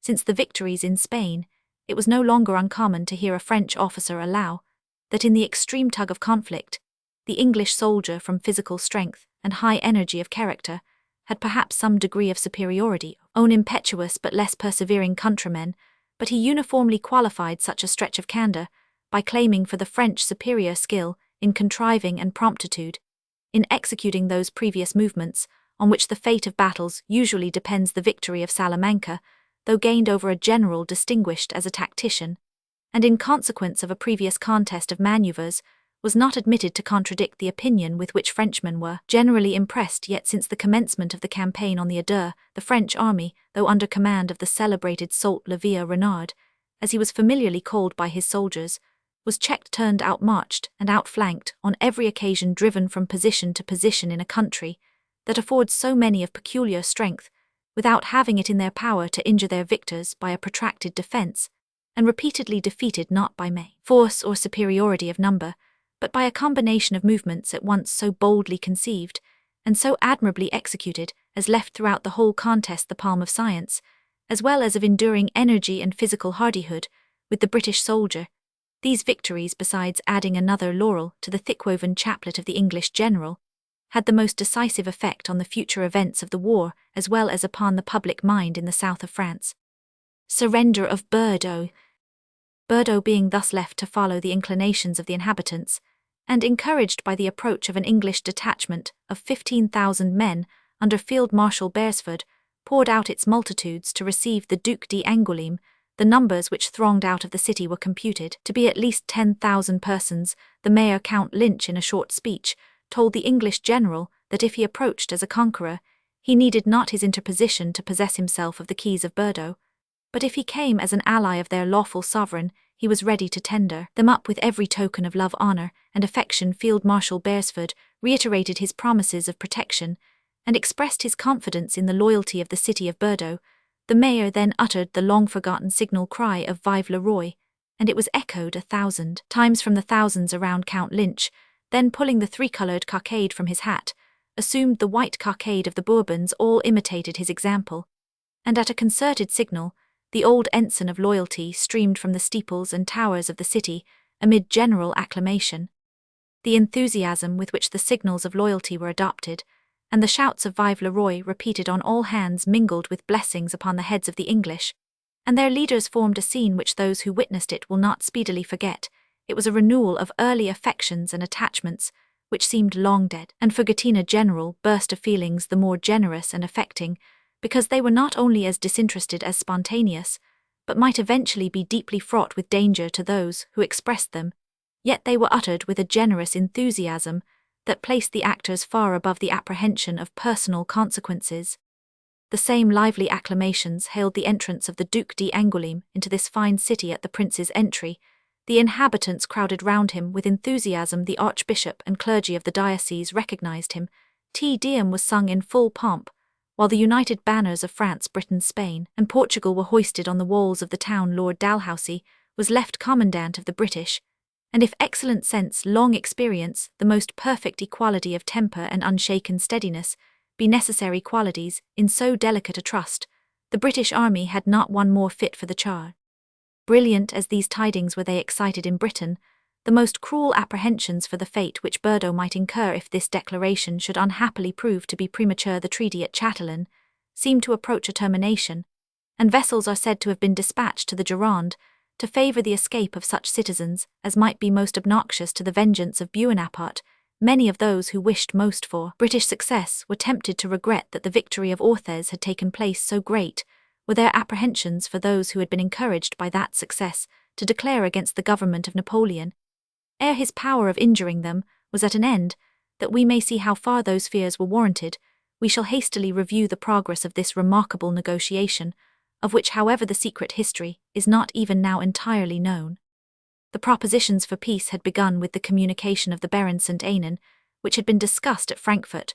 The terms then proposed to Napoleon were that, abandoning all his wider conquests, France should retire within the course of the Rhine, and the barrier of the Alps. Napoleon had accepted these conditions as a basis under a stipulation, however, which afforded a pretext for breaking off the treaty at pleasure, namely that France was to be admitted to liberty of commerce and navigation, an implied challenge of the maritime laws exercised by the British to this. The Earl of Aberdeen, the able and accomplished representative of Britain, replied that France should enjoy such liberty of commerce and navigation as she had any right to expect. A subject of debate, and a most important one, was thus left open, and perhaps neither of those powers were displeased to possess a means of disturbing the progress of the treaty according to what should prove the events of the war. Caulaincourt, Duke of Vicenza, the Minister of Foreign Affairs, was the representative of Napoleon at Chatelain upon this most important occasion. His first instructions, dated 4th January 1814, restricted him to the basis proposed at Frankfurt, which assigned Belgium to France, thus conceding to the latter what Napoleon now called her natural boundaries, although it certainly did not appear why, since victory had extended her frontiers by so many additional kingdoms, defeat should not now have the natural effect of retrenching them. But after the inauspicious commencement of the campaign, by the Battle of Brienne, in which Napoleon gained little, and that of La Rothière, in which he was defeated, he saw that as peace, like the books of the Sibyls, to the sale of which the negotiation has been compared, would rise in price, circumstances might render it necessary also that peace should be made by Caulaincourt, without communication with Napoleon. Depending upon the events of war, it might be possible that a favourable day, nay an hour, being suffered to elapse, might put the treaty out of his reach.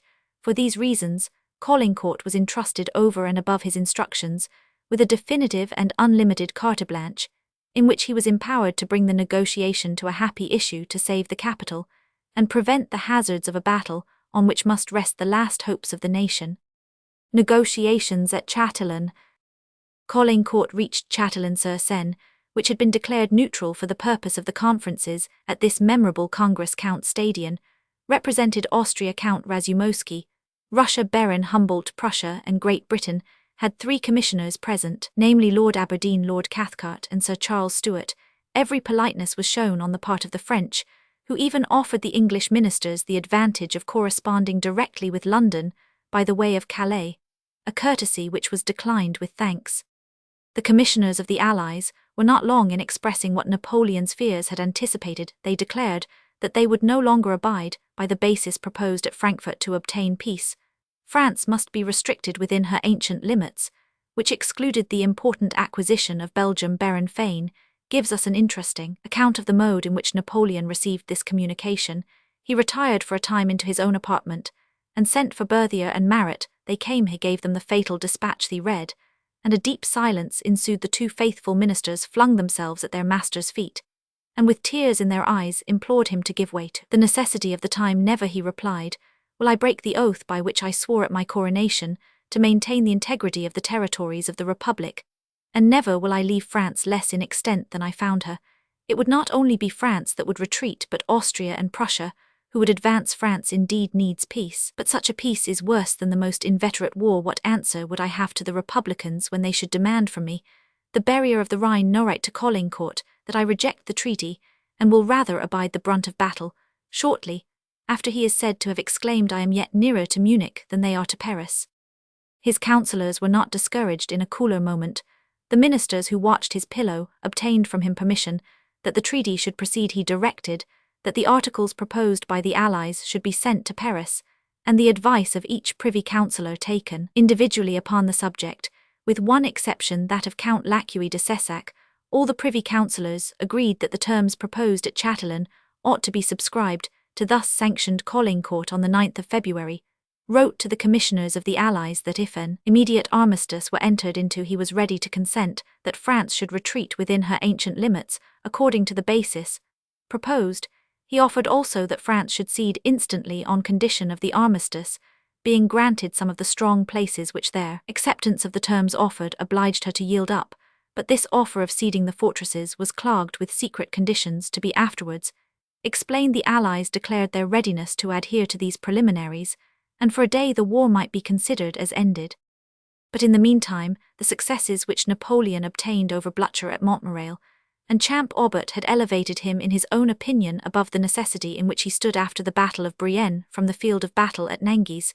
He wrote to Caulaincourt to assume an attitude less humiliating among the members of the Congress, and after the defeat of the Prince of Württemberg at the bridge of Montereau and the retreat of the Grand Army from Crayon, he seems to have entirely resolved to break off the treaty. Congress at Chatelain. When Schwarzenberg, as we have seen, demanded the meaning of Napoleon's offensive movement contrary to what had been agreed upon by the Congress at Chatelain, he answered by the letter to the Emperor of Austria, in which he rejected the conditions to which Caulaincourt had agreed and reprobated them as terms which, if known in Paris, would excite general indignation. It would realize, he said, the dream of Burke, who desired to make France disappear from the map of Europe. It was placing England in possession of Antwerp and the Low Countries, neither of which he would ever surrender. In the same spirit, and at the same time, Napoleon wrote to Caulaincourt that, when he had given him his carte blanche, it was for the purpose of saving Paris, and Paris was now saved. It was for avoiding the risk of a battle. That risk was over, and the battle won. He therefore revoked the extraordinary powers with which his ambassador was invested. We will not stop to inquire into the diplomatic question whether Caulaincourt had not effectually exercised on 9th February those powers which were not recalled until the 17th, 6 days after, and consequently whether his master was not bound by the act of his envoy beyond the power of retracting enough. Remains to surprise us in Napoleon's headstrong resolution to continue the war, when in fact it was already ended upon terms which had been recommended by all his councillors. 1. Accepted his obligation to the Republic of France to maintain the integrity of its territories could scarcely remain binding on one by whom that very republic had been destroyed, and at any rate no such engagement can bind a sovereign from acting in extremity, as the safety of the community requires far less. Could the terms be said to dishonour France or strike her out of the map of Europe, unless her honour and existence, which had flourished for 12 centuries, depended upon an acquisition which she had made within 20 years? But the real case was that Bonaparte always connected the loss of honour with the surrender of whatever he conceived himself to have a chance of being able to retain. Every cession was to be wrung from him. He would part with nothing willingly, and like a child with its toys, that of which there was any attempt to deprive him became immediately the most valuable of his possessions. Antwerp, indeed, had a particular right to be considered as inestimable. The sums he had bestowed on its magnificent basins and almost impregnable fortifications were immense. He had always the idea that he might make Antwerp the principal station of a large navy. He clung to this vision of a fleet, even at Elba and St. Helena, repeating often that he might have saved his crown if he would have resigned Antwerp at Chatelain, and no idea was more riveted in his mind than that his refusal was founded on patriotic principles. Yet the chief value of Antwerp lay in the event of another war with Great Britain, for which Bonaparte was thus preparing, while the question was how the present hostilities were to be closed, and surely the possibility of a navy which had no existence should not have been placed in competition with the safety of a nation deeply emperiled by the war now waging in the very centre of his kingdom. This he saw in a different light from that of calm reason. If I am to receive flagellation, he said, let it be at least under terms of compulsion. Lastly, the temporary success which he had attained in the field of battle was of a character which justly considered ought not to have encouraged the French emperor to continue war, but on the contrary might have furnished a precious opportunity for making peace. Before the very sword's point was at his throat, the conditions which he might have made in this moment of temporary success would have had the appearance of being gracefully ceded rather than positively extorted by necessity. And it may be added that the Allies, startled by their losses, would have probably granted him better terms, and certainly remembering his military talents, would have taken care to observe those which they might fix upon the reverses. Therefore, in the month of February, which obscured the arms of the combined monarchs, resembled the cloud which in Byron's tale is described as passing over the moon to afford an impenitent renegade the last and limited term for repentance. But the heart of Napoleon, like that of Alp, was too proud to profit by the interval of delay thus afforded to him.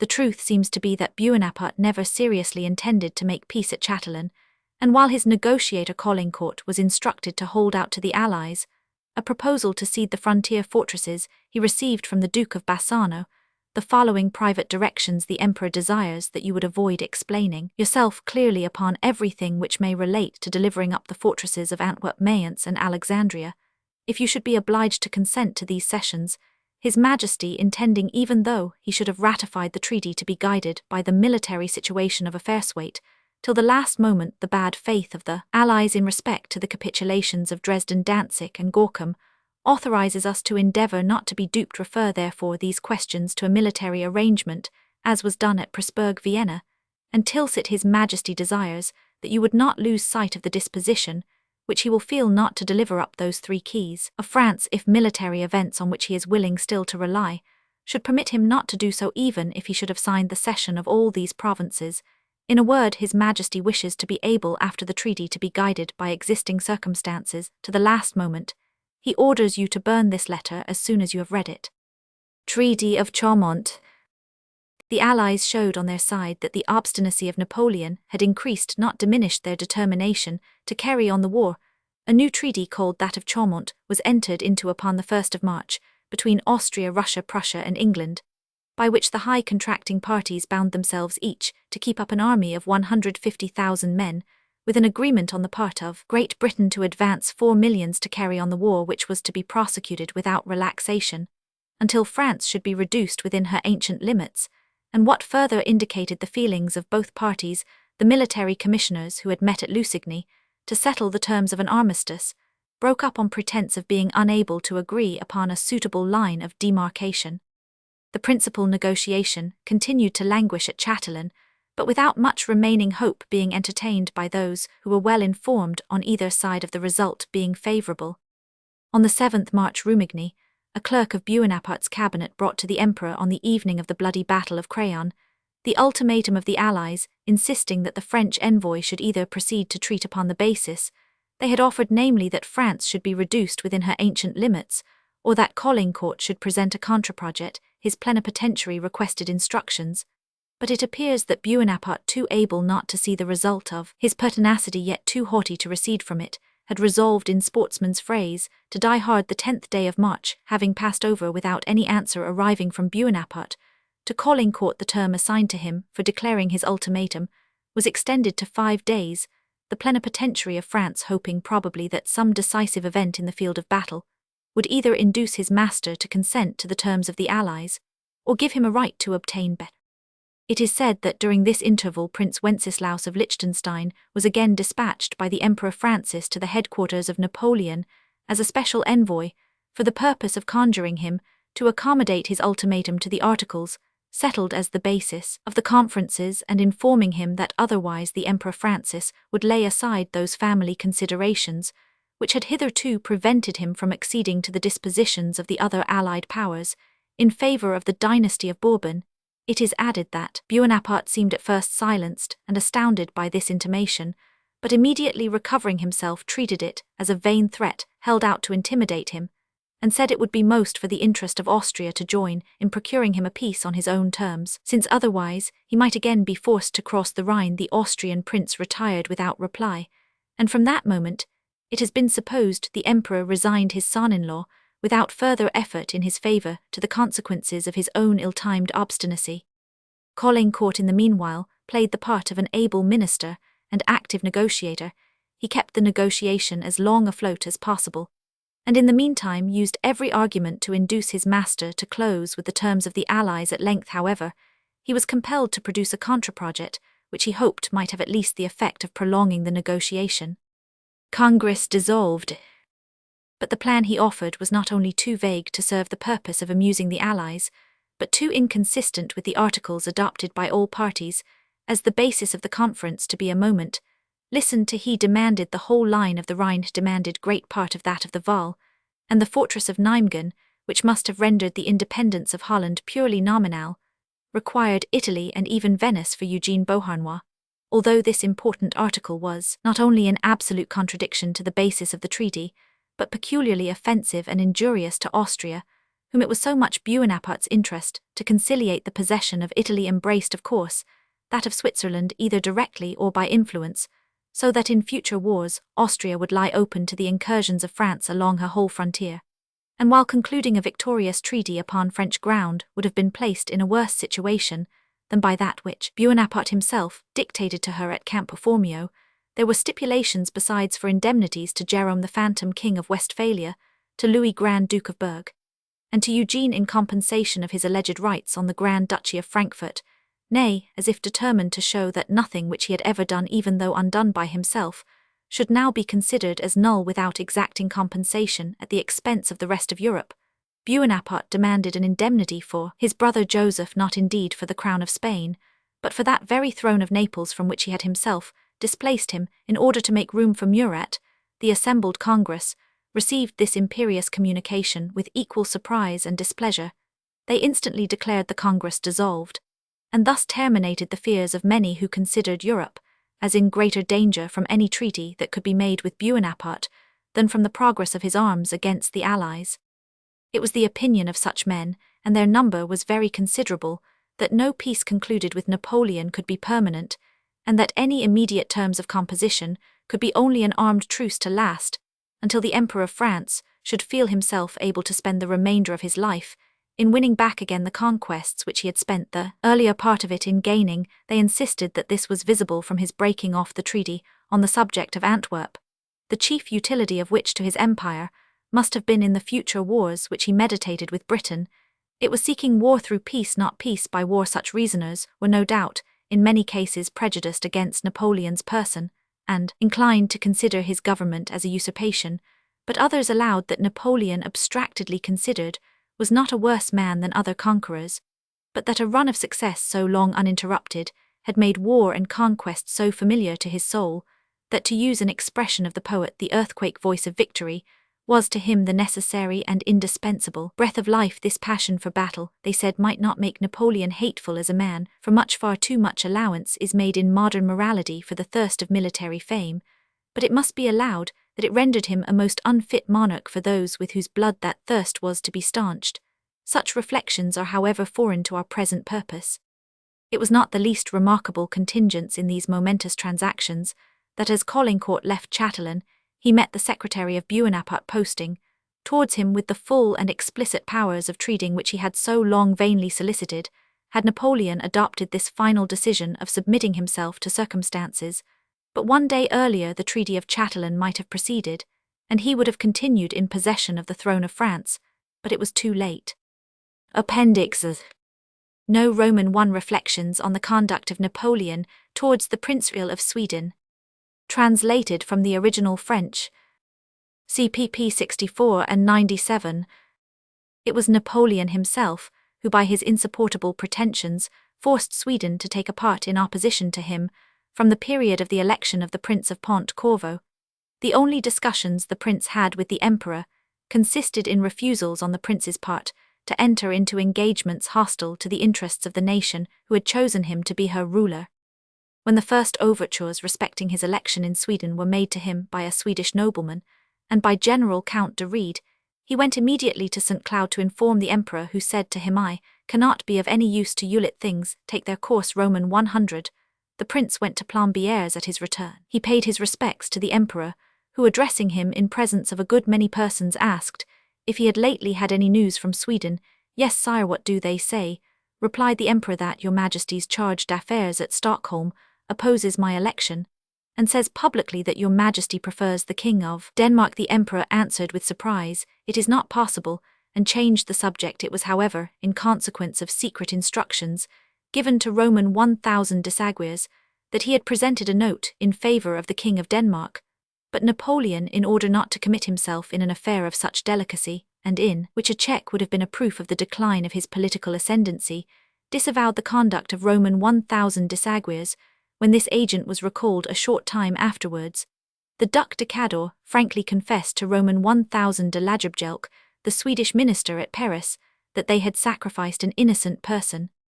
The emperor had expressed himself in the most friendly manner to King Charles Roman 13, as well as to the Prince of Pont Corvo, consenting that the prince should accept the succession to the throne of Sweden. The act of election had been published in the Monitor, and 10 days had elapsed without the emperor's having said anything about the Prince Royal's departure, having finished the preparations for his journey. And seeing that the emperor still remained silent on the subject, the prince determined to apply to him for letters patent emancipating him, the prince, from his allegiance to this formal application. The emperor replied that the expediting of these letters had been retarded only by the proposal made by a member of the Privy Council of a preliminary condition. "What is it?" said the prince. "It is that you are to come under an engagement never to bear arms against me." The Prince Royal, greatly surprised, answered that his election by the Diet of Sweden, and the consent to it already given by the emperor both to himself and to King Charles Roman 13, had already made him a Swedish subject, and that in that quality he could not subscribe this engagement. Here the emperor frowned, and appeared embarrassed. "Your majesty tells me," added he, "that this is the proposal of a member of the council. I am very sure it never could have come from yourself, sire. It must have come from the Arch-Chancellor, or the Grand Judge, who were not aware to what a height this proposal would raise me." "What do you mean if you prevent me from accepting a crown, unless I come under an engagement never to fight against you, sire? Is not this in fact placing me in your line as a general?" The emperor, after a moment's reflection, said to him in a suppressed voice, and with a gesture which betrayed his agitation, "Well, your destinies are about to be accomplished." "I beg your pardon, sire. I did not hear you rightly." "Your destinies are about to be accomplished," repeated the emperor in a more distinct but equally agitated voice. When the report first became current that there was an intention in Sweden to elect the Prince of Pont Corvo Prince Royal Marshal, Davoust, thinking to please his master, said in the emperor's chamber, "The Prince of Pont Corvo suspects nothing." This piece of irony made Napoleon smile. He answered in a low voice, "He is not yet elected." The prince, who till then had been very undecided, intimated that if the king and the states of Sweden fixed their choice on him, he should accept. During this interval Napoleon, constantly wishing to prevent him from becoming heir to the throne of Sweden, said to him one day, "You will probably be called to Sweden. I had formed the design of giving you Aragon, and Catalonia, for Spain is too great a country for my brother's strength of capacity." The prince made no reply for a considerable time back, not wishing to be an object of inquietude to government. He had been considering what means he should use to gain Napoleon's confidence. The greatness of France, the victories gained by her armies, and the eclat which they reflected upon the commander, imposed on the prince the duty of not endeavoring to emulate the power of the emperor. In his conversations with Napoleon, he endeavored to do away the impressions which the emperor entertained against him. For this purpose, he took general views, spoke of the interests of great states, of the fortunes of men who had astonished the world by their successes, of the difficulties and obstacles which these men had had to surmount, and finally of the public tranquility and happiness which had been the result of these circumstances. From the moment that secondary interests had been satisfied, the emperor listened attentively, and seemed almost always to applaud the principles of stability and preservation, which the prince enlarged upon at times, when the latter reminded the emperor of the immensity of the means of recompense which he had at his disposal. Napoleon, struck by what he said, held out his hand to him affectionately when they separated, and seemed by his manner to say to him, "Reckon always upon my friendship and support." The prince used to return from these conversations, thinking himself no longer an object of suspicion to the emperor. He expressed this belief to the members of Napoleon's family in order that they in their turn might assure the emperor that, as the prince went entirely into his system, both from duty and from interest, any mistrust of him should be laid aside. There were individuals of Napoleon's family on those occasions who smiled at the prince's simplicity, and told him what the emperor had said the evening before immediately after the conversation the prince and he had had together, and all that the emperor said bore marks of the greatest insincerity, and of an ill will constantly founded on his ideas of the extravagant ambition of the prince. This ill will seemed to be mitigated when the time came for the prince's departure for Sweden. One of his friends was in high favor with Napoleon on the very day the prince departed. Napoleon, seeing his friend come in, went up to him and said, "Well, does not the prince regret France?" "Yes, undoubtedly, and I for my part should have been very glad if he had not accepted the invitation, but there is no help for it." And then, checking himself, "Besides, he does not love me." On its being answered that Napoleon was mistaken, and that the prince had chosen his party, and had been frankly and cordially attached to him for a long time past, the emperor replied, "We have not understood each other now. It is too late. He has his own interests, his own policy, and I have mine." Napoleon had acquiesced in the reasons given him by the prince for his refusal to engage not to take arms against him. He saw very well that he ought to have expected such a refusal, and that he ought not to have exposed himself to it. He had even endeavored to efface any painful impression which his proposal had made on the prince, by making him the most friendly promises of an indemnity of 2 millions for the cession of his principality of Pont Corvo and his possessions in Poland, and leaving him all the others in property. The prince never received more than 1 million of the 2 which had been promised him. He had besides permitted him to take with him all his aides de camp. The prince knew not what was at the bottom of the emperor's thoughts, but when he left him, he was full of confidence in him, and Napoleon had no just motive for imputing to him any designs hostile to his interest, and still less to the interest of France. This illusion on the part of the prince was of short duration. The reception he met with in all the places he passed through, and particularly when he arrived in Sweden, speeches addressed to him, and the answers he made, all contributed to displease the emperor. It seemed to him as if the prince attracted some share of that general attention which should have been fixed on him alone. The patriotic sentiments expressed by the speakers of the 4 orders were no more to his taste than those of the prince in his answers. He and the Swedes were equally the objects of the emperor's sarcasms, and even of his insults. He treated them as Jacobins, as anarchists, and it was chiefly against the prince that these attacks were levelled. To show the prince his displeasure, he annulled all the promises he had made him, and took from him all the lands with which he had endowed him, and which he reunited to his own domains. He recalled all the Prince Royal's French aides de camp. It was in vain that the prince in his correspondence tried to appease him by writing among others the following letter: "At the moment when I was going to address my thanks to your Majesty for your goodness in extending for a year the leave granted to the French officers who have accompanied me to Sweden, I am informed that your Majesty has retracted that favour. This unexpected disappointment, and indeed everything that reaches me from Paris, makes me sensible that your Majesty is not well disposed towards me. What have I done, sire, to deserve this treatment? I suppose that calumny alone has been the cause of it. In the new situation in which fortune has placed me, I should doubtless be more exposed to it than ever were I not fortunate enough to find a defender in your Majesty's own heart. Whatever may be said to you, sire, I beseech you to believe that I have nothing to reproach myself with, and that I am entirely devoted to your person, not merely through the strength of my old associations, but from a sentiment that is unalterable if things are not conducted in Sweden entirely according to your Majesty's wish. This is solely owing to the Constitution. To infringe the Constitution is not in the power of the king, and still less in mine. There are still here many particular interests to be melted down in the great national crucible for orders of the state to be tied up in one bundle. It is only by means of very prudent and measured conduct that I can hope to sit one day on the throne of Sweden. As Roman 1000 gentle de St. Alphonse, my aide de camp, returns to France in conformity to your Majesty's orders, I make him the bearer of this letter. Your Majesty may question him. He has seen everything. Let him tell your Majesty the truth. You will see in what a situation I am placed, and how many measures I have to keep. He will tell your Majesty whether or not I am anxious to please you, and if I am not here in a state of continual torment between the pain of displeasing you and my new duties. Sire, your Majesty has grieved me by withdrawing from me the officers whom you had granted me for a year since you command it. I send them back to France. Perhaps your Majesty will be inclined to alter your decision, in which case I beg that you yourself will fix the number that you may think proper to send me. I shall receive them from you with gratitude. If on the contrary your Majesty retains them in France, I recommend them to your goodness. They have always served with distinction, and have had no share in the rewards which were distributed after the last campaign. Napoleon's ill humour against the prince changed to positive resentment. He repented that he had agreed to his going, and he made no secret of it, for he went the length of saying before his courtiers that he had a mind to make him finish his course of the Swedish language at Vincennes, while the prince refused to believe the information which he had received from the Tuileries of such a threat, as this Napoleon was actually thinking of putting it in execution and of repeating upon him the capture of the Duc d'Enghien. The prince at last was convinced of the truth of what he had heard by the discovery of a plot formed by Napoleon's agents for seizing him in the neighbourhood of Haga, and carrying him on board a vessel, which they had in readiness. The attempt failed through a mere accident, the conspirators all foreigners, but one thought themselves discovered. They instantly embarked, and sailed in the night.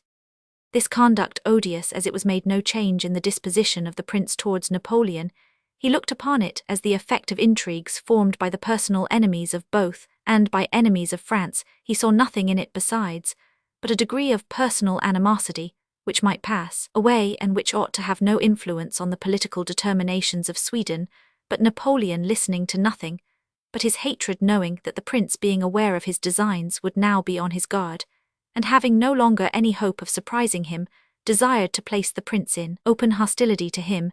He took the surest method to accomplish this object by seizing Pomerania, because he thought that this insulting violation of public faith would force the Prince Royal to revenge the affront put upon Sweden, but at bottom directed against the prince personally. In order to leave no room for doubt on this subject, the Emperor had given orders that the invasion should take place on the 26th of January, the Prince Royal's birthday, but this refinement, so much in character, was thrown away, for the invasion could not be carried into effect till the morning of the 27th. The news of this invasion did not reach Stockholm till the 11th of February. The prince immediately wrote the Emperor the following letter. The accounts which have just arrived inform me that a division of the army under the orders of the Prince of Eckmühl has invaded the territory of Swedish Pomerania in the night between the 26th and 27th of January, that this division has continued its march, entered the capital of the duchy, and taken possession of the island of Rügen. The king expects that your majesty will explain the reasons which have led you to act in a manner so diametrically opposite to the faith of existing treaties. My former connection with your majesty authorizes me to beseech you to explain your motives without delay, in order that I may be enabled to give the king my opinion as to the future policy which ought to be adopted by Sweden. This gratuitous outrage committed against Sweden is deeply felt by the people, and doubly so, sire, by me, who am entrusted with the honour of defending them. If I have contributed to the triumphs of France, if I have uniformly wished to see her respected and happy, it never could enter into my thoughts to sacrifice the interests, the honour, and the national independence of the country, which has adopted me. Your majesty, so good a judge of what is right in the case which has happened, has already penetrated my resolution. Though not jealous of the glory and power by which you are surrounded, sire, I am extremely sensible to the disgrace of being looked upon as a vassal. Your majesty rules the greater part of Europe, but your dominion does not extend to the country to whose government I have been called. My ambition is limited to her defence, which I look upon as the lot assigned me by Providence. The effect produced on the people by the invasion which I now complain of may have incalculable consequences, and though I am not a Coriolanus nor command Volscians, I have a good enough opinion of the Swedes to assure you, sire, that they are capable of daring and undertaking everything to revenge affronts which they have not provoked, and to preserve rights to which they are probably as much attached as to their existence. When the Emperor received this letter, it was observed that he foamed with rage and cried, "Submit to your degradation, or die with arms in your hands." This, indeed, was the only alternative which he wished to leave the prince, knowing very well what part would be taken by a man whom he himself had called a French head with the heart of a Roman. There was no receding. The prince declared to the King of England and the Emperor of Russia that he was at war with Napoleon, and wrote the Emperor Alexander the following letter, dated from Stockholm, the 7th of March 1812. The occupation of Swedish Pomerania by the French troops induces the king to dispatch Count de Lohengelm, his aide-de-camp, to your imperial majesty. This officer, who enjoys the entire confidence of his sovereign, has it in charge to acquaint your majesty with the motives which have served as a pretext for an invasion so diametrically in opposition to the subsisting treaties. The successive annexation of the coasts of the Mediterranean, of Holland, and of the Baltic, and the subjugation of the interior of Germany must have pointed out even to the least clear-sighted princes that the laws of nations being thrown aside, were giving way to a system which, destroying every kind of equilibrium, would unite a number of nations under the government of a single chief. The tributary monarchs, terrified at this constantly increasing dominion, are waiting in consternation for the development of this vast plan. In the midst of this universal depression, men's eyes are turned towards your Majesty. They are already raised to you, sire, with confidence and hope. But suffer me to observe to your Majesty that in all the successes of life, there is nothing like the magical effect of the first instance. Long as its influence lasts, everything depends on him who chooses to act. Minds struck with astonishment are incapable of reflection, and everything yields to the impulse of the charm which they fear, or by which they are attracted. Be pleased, sire, to receive with favour the expression of my gratitude for the sentiments which your Majesty has testified towards me.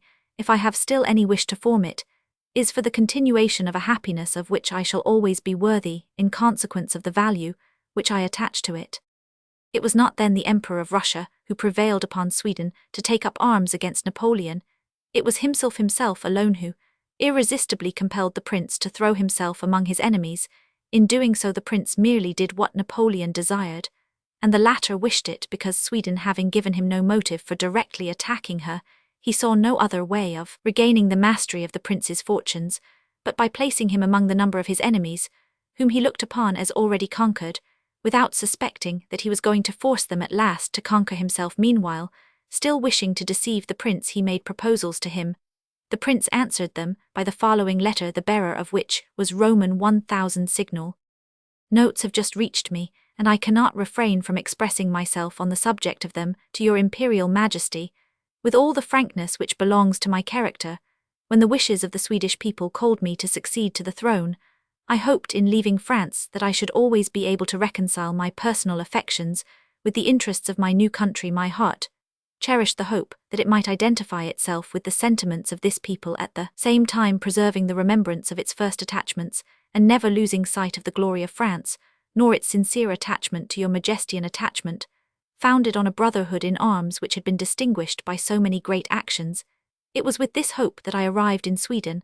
I found a nation generally attached to France, but still more to its own liberty and laws, jealous of your friendship, sire, but not desirous of ever obtaining it at the expense of its honour and its independence. Your Majesty's minister chose to disregard this national feeling, and ruined everything by his arrogance. His communications bore no marks of that respect which crowned heads owe each other, while fulfilling according to the dictates of his own passions the intentions of your Majesty. Baron Ager spoke like a Roman proconsul, without recollecting that he was not addressing himself to slaves. This minister then was the first cause of the distrust which Sweden began to show as to your Majesty's intentions with regard to her subsequent events. The invasion of Sweden were calculated to give it new weight. I had already had the honour, sire, by my letters of the 19th November and 8th December 1810, to make your Majesty acquainted with the situation of Sweden, and the desire which she felt to find in your Majesty a protector. She could attribute your Majesty's silence to nothing but unmerited indifference, and it became incumbent on her to take precautions against the storm that was ready to burst on the continent. Sire, mankind has already suffered, but too much. For 20 years the earth has been deluged with human blood, and to put a period to these sufferings is the only thing wanting to complete your Majesty's glory. If your Majesty desires that the King should intimate to his Majesty, the Emperor Alexander, the possibility of an accommodation, I augur enough from the magnanimity of that monarch to venture to assure you that he will give a willing ear to overtures equitable at the same time for your empire and for the North. If an event so unexpected and so universally wished for could take place, with what blessings would the nations of the continent hail your Majesty! Then gratitude would be increased in proportion to the terror they now feel for the return of a scourge which has already been so heavy upon them, and the ravages of which have left such cruel marks. Sire, one of the happiest moments which I have experienced since leaving France was that in which I became assured that your Majesty had not altogether forgotten me. You have judged rightly as to my feelings. You have been aware how deeply they must have been wounded by the painful prospect of either seeing the interests of Sweden on the eve of being separated from those of France, or of being constrained to sacrifice the interests of a country by which I have been adopted with boundless confidence. Sire, though a Swede by honour, by duty, and by religion, I still identify myself by my wishes with that beautiful France in which I was born, and which I have served faithfully ever since my childhood. Every step I take in Sweden, the homage I receive revives in my mind those bright recollections of glory which were the principal cause of my elevation, nor do I disguise from myself that Sweden in choosing me wished to pay a tribute of esteem to the French people. Napoleon blames all the world for his reverses. When he has no longer anyone to blame, he accuses his destiny. But it is himself only whom he should blame, and the more so because the very desertion on the part of his allies, which hastened his fall, could have had no other cause but the deep wounds he had inflicted by his despotic pride, and his acts of injustice. He was himself the original author of his misfortunes, by outraging those who had contributed to his elevation. It was his own hands that consummated his ruin. He was in all the strictness of the term a political suicide, and so much the more guilty that he did not dispose of himself alone, but of France at the same time. No Roman II, extract from manuscript observations on Napoleon's Russian campaign by an English officer of rank. CP 135. Having examined into the probabilities of Segur's allegation that Bonaparte entertained thoughts of taking up his winter quarters at Wipsk, the military commentator proceeds as follows. The Russian army at Smolensk, seeing the manner in which the French army was dispersed in cantonments between the rivers Dwina and Dniester, moved on the 7th of August towards Rudny in order to beat up their quarters. They succeeded in surprising those of Sebastiani, and did him a good deal of mischief in an attack upon Juchao. In the meantime, Barclay de Tolly was alarmed by a movement made by the viceroy about Sauerraj on the Dwina, and he countermanded the original plan of operations with a view to extend his right flank. And for some days afterwards, the Russian army made various false movements, and was in a considerable degree of confusion whether Napoleon's plan was founded upon the march of the Russian army from Smolensk, as supposed by Segur, or upon their position at Smolensk. In the first days of August, he carried it into execution notwithstanding that march. Accordingly, he broke up his cantonments upon the Dwina on the 10th of August, and marched his army by different columns by corps, crossed the front of the Russian army from these cantonments to Rassesna, upon the Dnieper. The false movements made by the Russian army from the 7th to the 12th of August prevented their obtaining early knowledge of this march, and they were not in a situation to be able to take advantage of it. On the other hand, Napoleon could have had no knowledge of the miscalculated movements made by the Russian army. Being arrived at Rassesna, where he was joined by Davoust with 3 divisions of the 1st Corps, he crossed the Dnieper on the 14th. The corps of Poniatowski and Junot were at the same time moving upon Smolensk direct from Mohilo. Napoleon moved forward upon Smolensk. The garrison of that place, a division of infantry under General Nuarovsk, had come out as far as Krasnoy to observe the movements of the French troops on the left of the Dnieper, supposed to be advancing along the Dnieper from Orcha Murat, attacked this body of troops with all his cavalry, but they made good their retreat to Smolensk. Although repeatedly charged in their retreat, these charges were of little avail, however, and this operation affords another instance of the security with which good infantry can stand the attack of cavalry. This division of about 6,000 infantry had no artificial defence, excepting 2 rows of trees on each side of the road, of which they certainly availed themselves, but the use made even of this defence shows how small an obstacle will impede and check the operations of the cavalry. It would probably have been more advisable if Murat, knowing of the movement of Poniatowski and Junot directed from Mohilo upon Smolensk, had not pushed this body of troops too hard. They must have been induced to delay on their retreat in order effectually to reconnoitre their enemy. The fort would undoubtedly in that case have fallen into the hands of Poniatowski. On the 17th of August, Napoleon assembled the whole of the operating army before Smolensk on the left of the Dnieper. It consisted as follows. The cavalry under Murat 40,000, Guards 47,000, 1st Corps Davoust 72,000, 3rd Corps Ney 39,000, 4th Corps the Viceroy 45,000, 5th Corps Poniatowski 36,000, 8th Corps Junot 18,000. These corps had about 6 weeks before entered the country. With the numbers above stated, they had had no military affair to occasion loss, yet Segur says they were now reckoned at 185,000. The returns of the 3d August are stated to have given the last numbers only. The town had been attacked on the 16th first by a battalion, secondly by a division of the 3rd Corps, which troops were repulsed. In the meantime, Bagration moved upon Katani upon the Dnieper, having heard of Napoleon's movement from the Dwina, and Barclay de Tolly having authorized the resumption of the plan of operations, in pursuance of which the Russian army had broken up from Smolensk on the 17th. He moved thence on the 16th along the right of the Dnieper back upon Smolensk, and immediately reinforced the garrison. He was followed that night by Barclay de Tolly, who relieved the troops under the command of Bagration which were in the town, and the whole Russian army was collected at Smolensk on the right of the Dnieper. Bagration moved during the same night, with his army on the road to Moscow. Barclay remained in support of the troops in Smolensk. Napoleon, after waiting till 2 o'clock in expectation that Barclay would cross the Dnieper and move out of Smolensk to fight a general battle, attacked the town on the 17th with his whole army and was repulsed with loss. And in the evening the Russian troops recovered possession of all the outposts. Barclay, however, withdrew the garrison in the night of the 17th and destroyed the bridges of communication between the French and the town. The enemy crossed the Dnieper by fords, and obtained for a moment possession of the faubourg called Petersburg on the right of that river, but were driven back. The Russian army, after remaining all day on the right of the river opposite Smolensk, retired on the night of the 18th, and the French that night repaired the bridges on the Dnieper. Before I proceed farther with the narrative, it is necessary to consider a little this movement of Napoleon, which is greatly admired by all the writers on the subject. When this movement was undertaken, the communication of the army was necessarily removed altogether from the Dwina. Instead of proceeding from Wilna upon Wypsk, it proceeded from Wilna upon Minsk, where a great magazine was formed, and thence across the Beresina upon Orchar on the Dnieper, and thence upon Smolensk. The consequences of this alteration will appear presently when we come to consider of the retreat.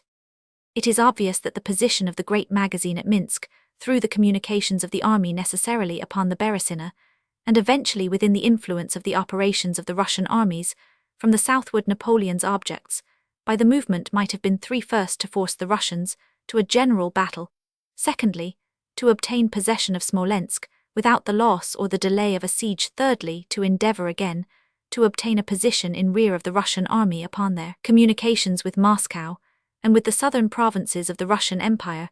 This movement is much admired and extolled by the Russian as well as the French writers upon this war, yet, if it is tried by the only tests of any military movement, its objects compared with its risks and difficulties, and its success compared with the same risks and difficulties, and with the probable hazards and the probably successful result of other movements to attain the same objects, it will be found to have failed completely.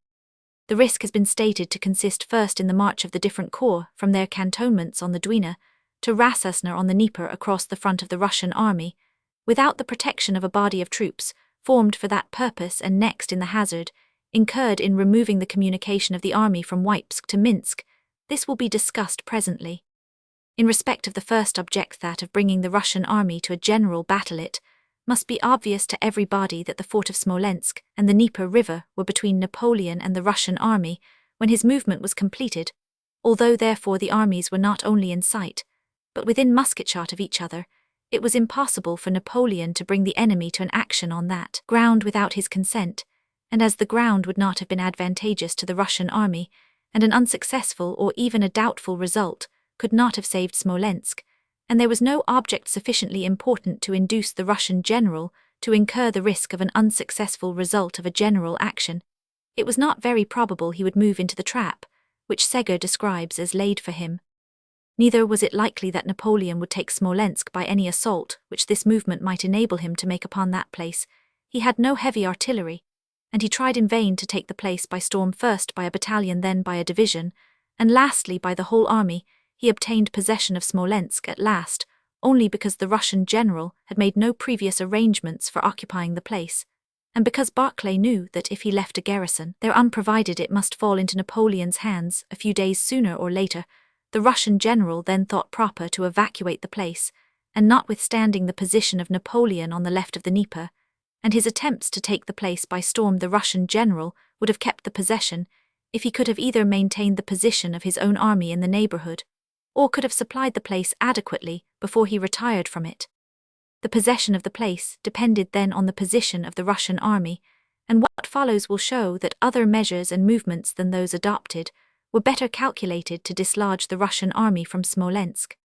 There can be no doubt that upon Napoleon's arrival at Smolensk, he had gained 6 marches upon his enemy. If Napoleon, when he crossed the Dnieper at Rassasna, had masked Smolensk and marched direct upon any point of the Dnieper above that place, He could have posted himself with his whole army upon the communications of his enemy with Moscow, and his enemy could scarcely have attempted to pass across his front to seek the road by Kalouga-Barclay, must have gone to the northward, evacuating or leaving Smolensk to its fate, and Napoleon might have continued his march upon Moscow, keeping his position constantly between his enemy and his communications with that city. And with the southern provinces, the fate of Smolensk could not have been doubtful. Here then a different mode, even upon the same plan of manoeuvring, would have produced two of the three objects which Napoleon is supposed to have had in view by these movements. But these were not the only movements in his power at that time. The viceroy is stated to have been at Sauraj and Velij. If instead of moving by his right Napoleon had moved by his left and brought the 1st, 5th and 8th Corps from the Dnieper to form the reserve, and had marched from Sauraj upon any point of the upper Dnieper, he would equally have put himself in the rear of his enemy, and in a position to act upon his communications.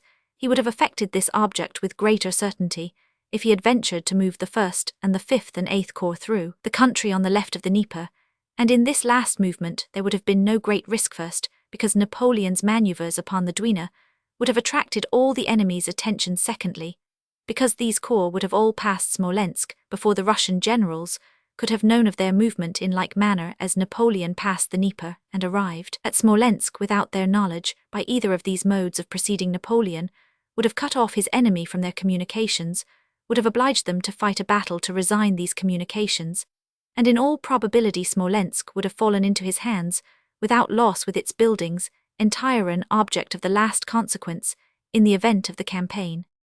Either of these last modes of effecting, the object would have been shorter by 2 marches than the movement of the whole army upon Rassasna. End of Volume 4.